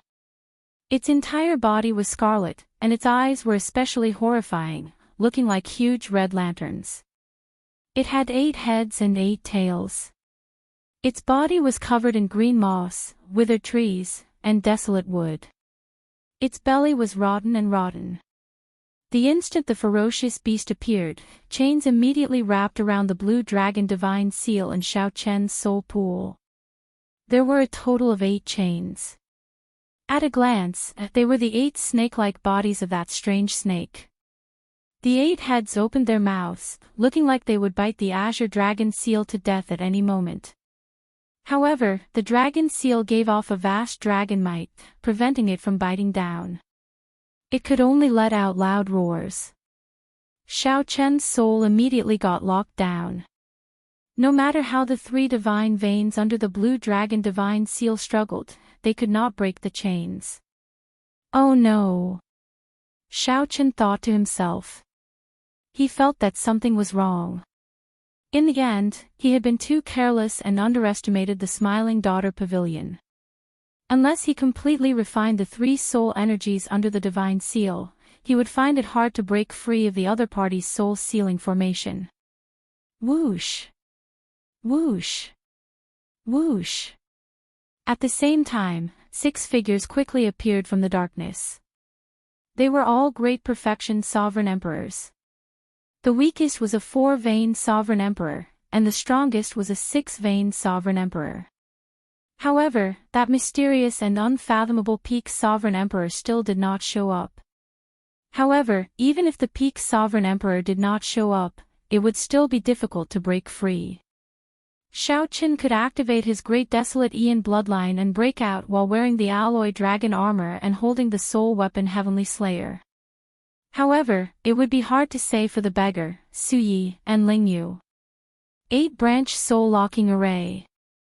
Su Ye's expression was unsightly as she looked at the veiled woman. A trace of astonishment flashed in her eyes. The veiled woman said faintly, "That's right, it's the 8-branched soul-locking array. I've perfected the soul-locking array that your cheap mother failed to set up. Even a peak sovereign emperor would have to kneel properly after entering this primal desolate soul-locking formation. You bitch. Don't mention my mother." Su Ye's eyes immediately turned bloodshot. Her pretty face appeared somewhat crazed. He wanted to charge forward, but after taking just 2 steps, he found himself unable to move an inch forward.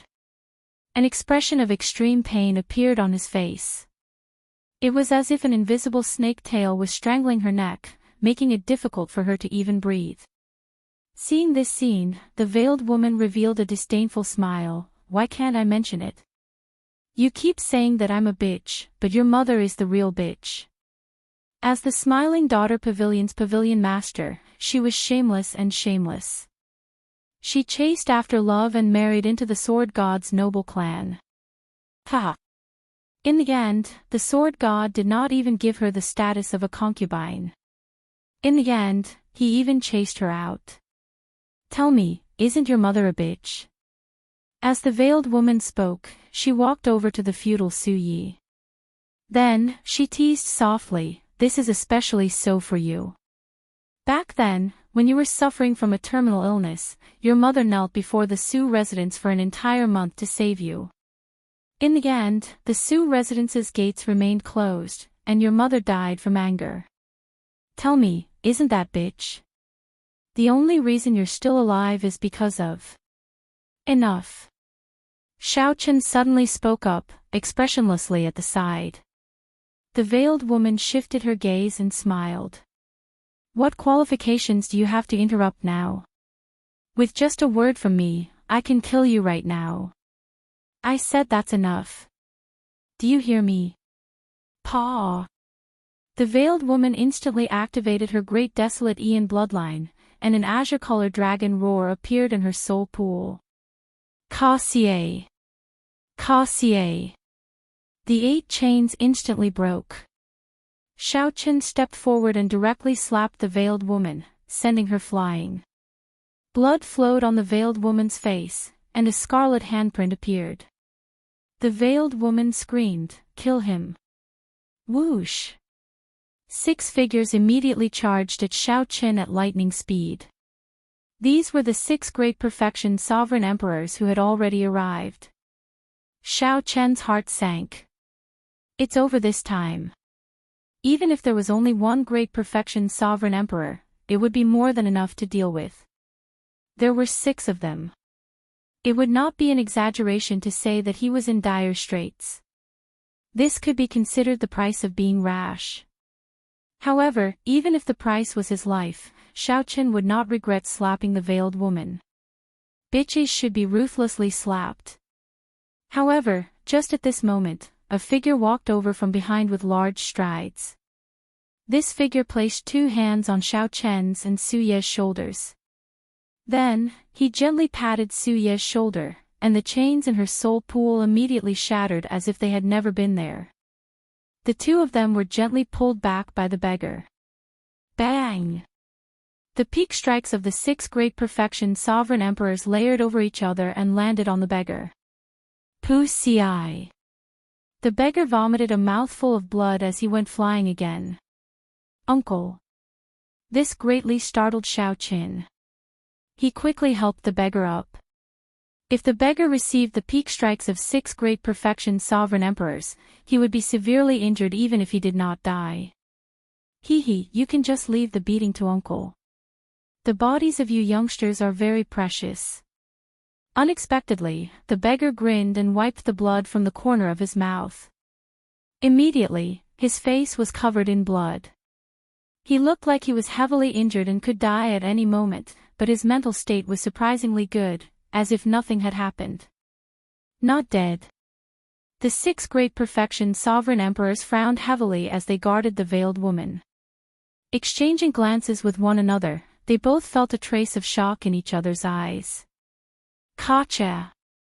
Headliner Ling Long opened the door and took a look. She asked softly, "Pavilion Master Yang, can you let them go?" When the veiled woman heard that, she turned around and looked. Then, her gaze landed on Ling Yu, who was beside Ling Long. "My wedding will be on the 15th of next month. I don't want to cause any more trouble. I hope Tower Lord Yang can respect Ling Long's wishes." Ling Long bowed and said softly. The veiled woman understood Ling Long's meaning. After a moment of silence, she said, "Since Ling Long said so, I will not pursue this matter. Big brother, are you all right?" On the other side, Ling Yu was startled to see the beggar's dying appearance. Then, she quickly walked over. The beggar smiled and said, "Ha ha ha. I won't die yet." Whoosh! The veiled woman tossed a jade bottle to Xiao Qin. Xiao Qin stretched out his hand and caught it, finding it somewhat heavy. "This is the compensation that the Imperial Ancestral Temple's Imperial Ancestor promised you. There is a total of 50 tons of origin liquid. Young Master Xiao, I hope that you will take care of yourself," the veiled woman said through clenched teeth. The scarlet handprint on her face had yet to fade, yet she still wanted to give the origin liquid to Xiao Qin. Needless to say, it was quite humiliating. However, she had to endure it now. Everything focused on the first prince's wedding. This wedding was very important and involved too many things. She absolutely could not allow anything to go wrong. No matter how much humiliation and dissatisfaction she felt, she had to endure it for now. Xiao Qin looked at Su Ye's condition. Then, he looked at the beggar, whose fate was unknown. There was no longer any need for him to remain in this smiling daughter pavilion. He had already met Ling Long. Now that he achieved his purpose, there was no reason for him to remain. He no longer lingered, turned around, and led the group away. The veiled woman turned around and said with a smile, "Ling Long, go in first." There is no need for you to worry about the wedding. I guarantee that you will have a grand wedding. At that time, all the Azure Lotus Sword Immortals will dance for you. Your wedding will not only shake Yen City but also make the entire world envious. Ling Long did not show any joy on her face. She forced a smile and returned to the room. After Ling Long left, the veiled woman's expression changed drastically. She turned around and cursed, "Bunch of bastards. What are you all doing? You sneaked into the top floor without anyone noticing. Do you think that you have not embarrassed yourselves enough? What is the point of me raising you? This subordinate knows his mistake. Pavilion Master, please punish me. Useless things." The veiled woman was so angry that she remained silent. She looked at the 6 great perfection sovereign emperors and said, "I will leave the remaining 1.5 months to you. Please stay here and guard the door. I do not want any more accidents to happen. Pavilion Master, rest assured.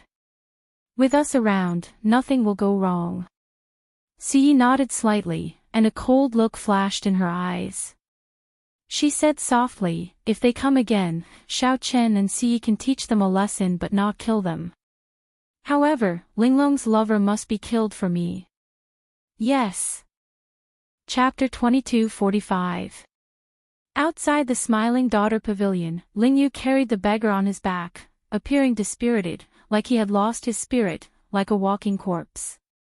The beggar fell asleep again, snoring away on Lingyu's back, sounding startlingly loud. As Xiaochen walked together with Su Yi, he glanced at her expression. It was not much better than Lingyu's. Her expression was complicated, and her eyes were still bloodshot, inspiring pity. "Thank you for earlier," Siyi said softly. Siyi asked in a low voice. She was referring to Xiaochen helping her slap the veiled woman. Xiaochen replied calmly, "It's nothing. It's just a small matter." Siyi smiled bitterly and said, "Just a small matter. In my opinion, it is not a small matter. I have long wanted to slap this bitch but could not do it. Sometimes, I really envy you. You dared to challenge the entire 10 merchant associations for Wu Meng.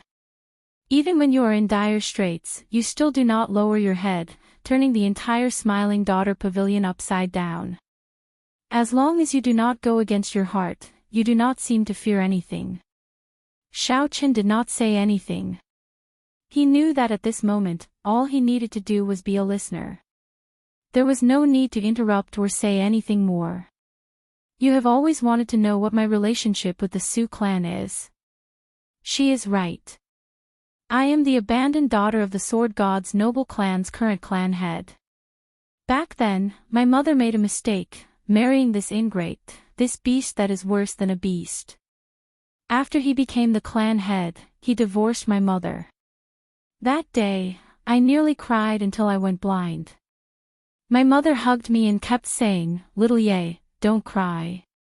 Mother will bring you home.' However, when I arrived at the Smiling Daughter Pavilion, this little bitch, the adopted daughter my mother adopted back then, not only did she not accept my mother, but she even humiliated her. I really saw how sinister the human heart was. Back then, my mother treated her so well, even leaving the Smiling Daughter Pavilion to her management. However, she repaid kindness with enmity, working with that beast of the Su clan to bully my mother. I really can't accept this. I really, really miss my mother. I still remember that when I was young, she often brought me to the Smiling Daughter Pavilion to watch fireworks and watch performances. Whenever I had any requests, she would excessively fulfill them. However, I did not know that she had already suffered a lot in the Su clan's residence. She would fulfill all my requests. However, I did not know that she had already suffered a lot in the Su clan's residence. He even said that when I grew up, he would teach me how to play the zither and how to practice the sword. Su Ye's voice gradually became choked with sobs. Her eyes were red from crying, but no tears fell. Her tears kept swirling in her eyes and never flowed down her cheeks. Ling Yu, who was in front, turned around. When he saw this scene, he did not know what to do.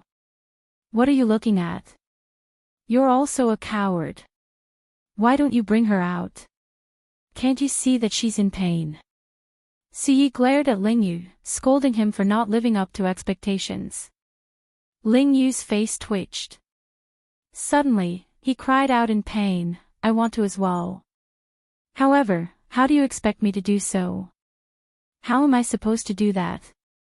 I do not have a high cultivation like Martial Uncle. I do not have a great faction like you. I am just a minor character. Without Martial Uncle's care, I would not even be able to enter the Smiling Daughter Pavilion. How could I not understand what you are saying? However, what can I do? I am in more pain than she is, but I am just a nobody. What can I use to fight with the Smiling Daughter Pavilion? What can I use to fight with the first prince? After saying that, Ling Yu broke down and started crying bitterly.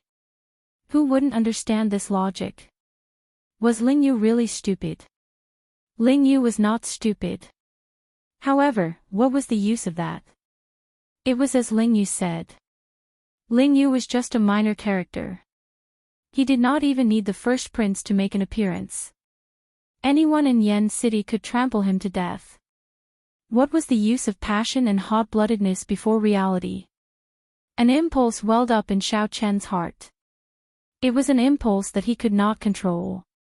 After this thought appeared, it became like a great fire, unextinguishable with the wind. Ling Yu, Martial Uncle wants to ask you something. Do you want to marry her? I only want an answer. You don't need to say anything. Just look at me. Not much of an expression could be seen on Xiao Chen's calm face. Only his eyes revealed his expression. Only his eyes, reflecting the cold moonlight, were as hot as fire as he stared at Ling Yu. The instant Ling Yu raised his head, he met this gaze, which stunned him. Ling Yu wanted to say many things. His martial uncle already treated him very well and helped him a lot. He really did not want to make things difficult for his martial uncle. However, before Ling Yu could say anything, Xiao Chen said, All right, I know your answer. Don't say anything else. Go back and rest well tonight. Don't run around during this period. Just stay in the Misty Rain Pavilion and help Pavilion Master Su. Before Xiao Chen could retort, Xiao Chen took the lead and left. After exploring the Smiling Daughter Pavilion that night, the group felt somewhat dispirited. After a night of silence, Xiao Chen split half of the 50 tons of origin liquid with Wu Meng and the others, keeping 25 tons for himself. After 3 days of closed-door cultivation, he used the demonic cloud heaven swallowing art and the 10,000 dragons art to absorb 25 tons of origin liquid. If it were anyone else, trying to absorb and refine 25 tons of origin liquid in 3 days would be impossible. One would not even dare to think about it. This number was too vast. However, for Xiao Chen, who dual cultivated righteous and demonic, as well as 2 inherited cultivation techniques, this was not difficult. Be it the demonic cloud heaven swallowing art or the 10,000 dragons art, they both required a large amount of origin liquid. After the demonic cloud heaven swallowing art's transformation, Xiao Chen's body was different from that of ordinary people. The amount of origin liquid he needed was several times, even dozens of times that of others. After absorbing 25 tons of origin liquid, Xiao Chen's cultivation did not improve much. His divine energy cultivation remained at 1 divine vein. However, Xiao Chen was not in a rush. He continued to focus on refining the 3-vein Sovereign Emperor's soul energy. As long as he refined the true God's soul energy left behind by the ancient demonic sovereign, his divine energy cultivation would increase naturally. With the increase of divine essence cultivation, everything would follow naturally. The more he accumulated now, the more terrifying the eruption would be when the time came. However, Xiao Chen's cultivation of the 10,000 dragons art reached a bottleneck. Now, with a casual strike, he could materialize the 10,000 dragons picture with the blue dragon as the leader. The blue dragon in the middle was even more eye-catching. If one looked carefully, one would discover that the blue dragon image had become much more realistic, like it could walk out of the picture. The blue dragon image also changed slightly from the initial blue dragon. The most obvious change was that it went from 3 claws to 4. Xiaochen could clearly feel that as he cultivated the 10,000 dragons art, the potential of his bloodline was continuously dug out. As for the bottleneck, Xiaochen knew that it was due to the lack of a follow-up cultivation technique. Xiaochen needed to make time to return to the Blue Dragon Ancient Palace and barge into the Inheritance Hall to obtain the follow-up cultivation technique for the 10,000 dragons art. The 10,000 dragons art would continuously advance, eventually turning into the unprecedented Ancestor Dragon art. However, according to the dragon spirit, no one had truly cultivated the Ancestor Dragon art in the martial epic. Xiaochen did not know how strong he was now. Since coming to Yen City, Xiaochen had not truly fought all out with others. He had not been able to fight to his heart's content. Xiaochen estimated that if he brought out all his trump cards, an ordinary 4-vein sovereign emperor would not be a match for him. However, it would be somewhat difficult for Xiaochen to kill a 4-vein sovereign emperor. One would need to be at least a 5-vein sovereign emperor to suppress Xiaochen. Furthermore, one had to be a sovereign emperor who cultivated a divine vein cultivation technique and possessed a medial-grade soul tool. Otherwise, Xiaochen could easily leave at any time. As for a 6-vein sovereign emperor, Xiaochen did not dare to be careless. His chances of victory were slim. A 6-vein sovereign emperor was the highest cultivation of a great perfection sovereign emperor. One more step, and he would be a peak sovereign emperor. Before condensing a 3-vein sovereign emperor's soul energy, it was best not to fight with a 6-vein sovereign emperor. Otherwise, an uncontrollable accident might happen. As for a peak sovereign emperor, Xiaochen did not dare to think about it. Right now, he was not a match for any peak sovereign emperor. If he ran into one, he would definitely die. His chances of victory were 0.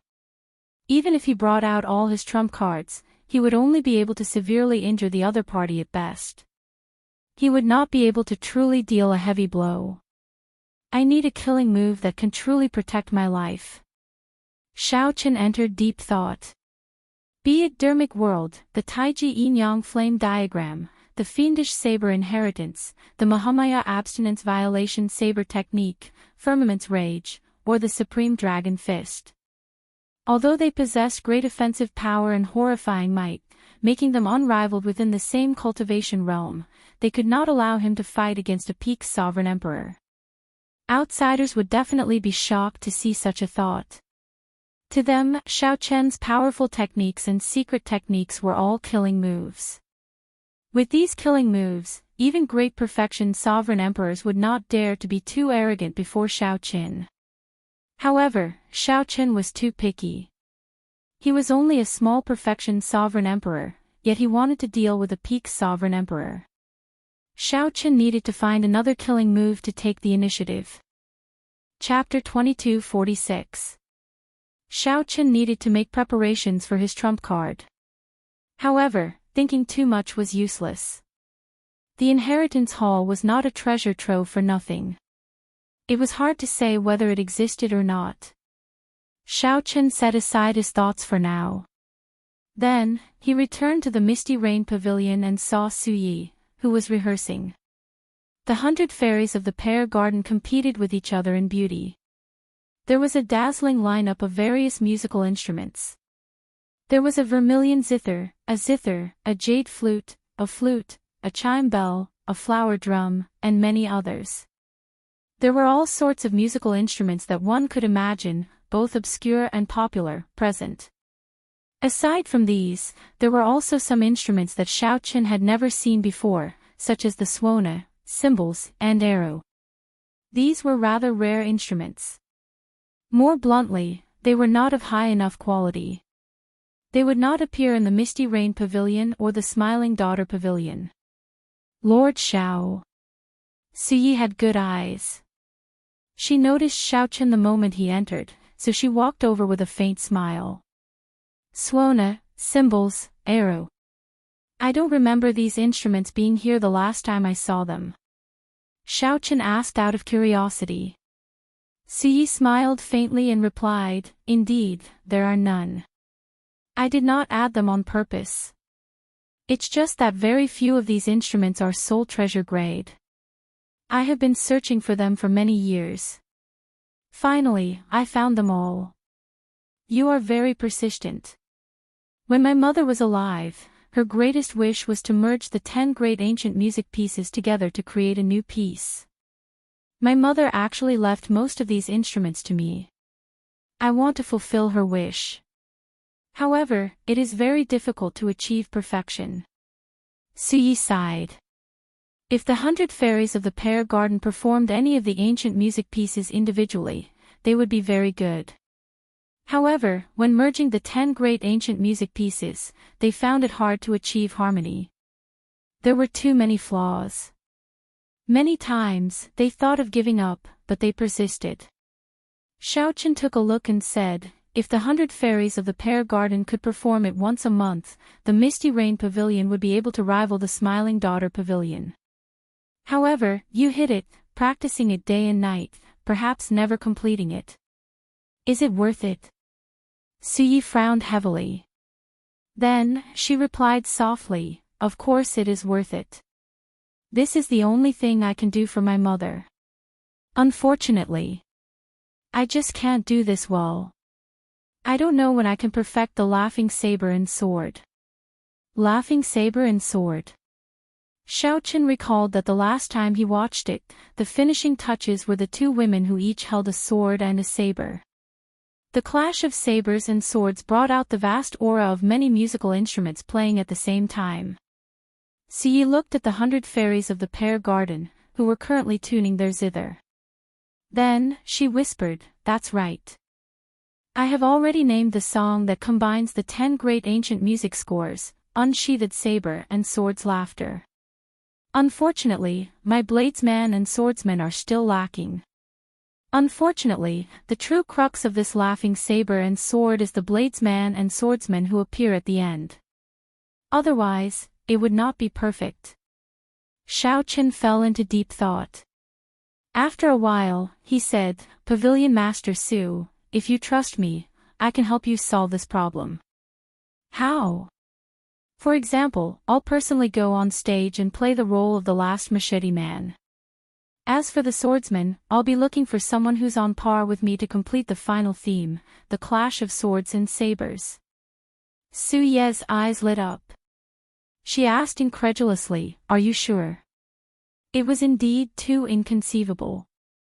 In the end, the path of music was not mainstream in the eyes of cultivators. Those nobles and sovereign emperor experts might like to listen to music, but it was just like how they liked beautiful pets. But this was just like how they liked beautiful pets.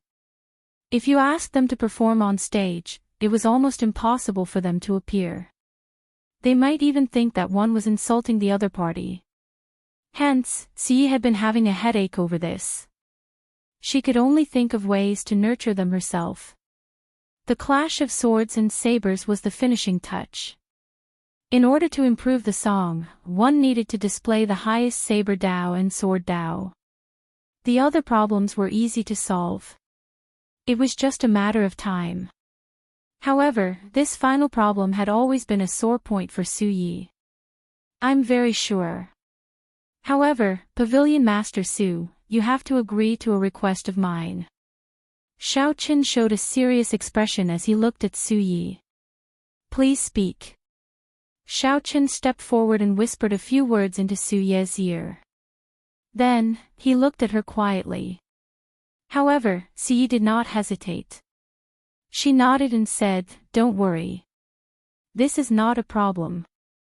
Even if you do not help me, you just need to say the word, and the 100 fairies of the pear garden will listen to you at any time. Alright, it's a deal, then. Now that the agreement was made, Xiaochen would help Suyi complete the laughing saber and sword, and she would help Xiaochen with something else. Take a look first. This time, with the suona, cymbals, and arrow, it is closer to the laughing saber and sword that I have in mind. Suyi smiled mysteriously. Then, she returned to the 100 fairies of the pear garden and sat down with her zither. Just as Xiaochen felt puzzled, the row of women standing behind him started to play their suona. A majestic tone that Xiaochen had never experienced before appeared suddenly. There was no prelude. That intoxicating rhythm that filled one with anticipation arrived, catching them off guard. Dang! Dang! Dang! When the suona reached a low and deep tone, the sound of cymbals rang out. Lofty aspirations and hot-bloodedness instantly ignited. Soon after, pipa music rang out. The fingers of the 8 beautiful women moved rapidly. The pipa music surged endlessly like a surging river, one wave louder than the one before, faster than the one before. The lofty aspirations and hot-bloodedness ignited by the suona and cymbals were pushed to a new peak. The tempo of the entire piece reached its peak at the very beginning. Mountains howled and seas roared. Huge waves surged, soaring to the clouds, and hot-bloodedness blazed endlessly. The sound of the arrow rang out at an appropriate time, turning this hot-bloodedness solemn and stirring. However, it did not appear desolate. This was because the zither music, the flute, and the jade flute followed closely behind. As an outsider, Xiaochen was pressured by this majestic music until he could not catch his breath. He felt his blood vessels swell, and his heart pounded endlessly like it would leap out of his chest at any moment.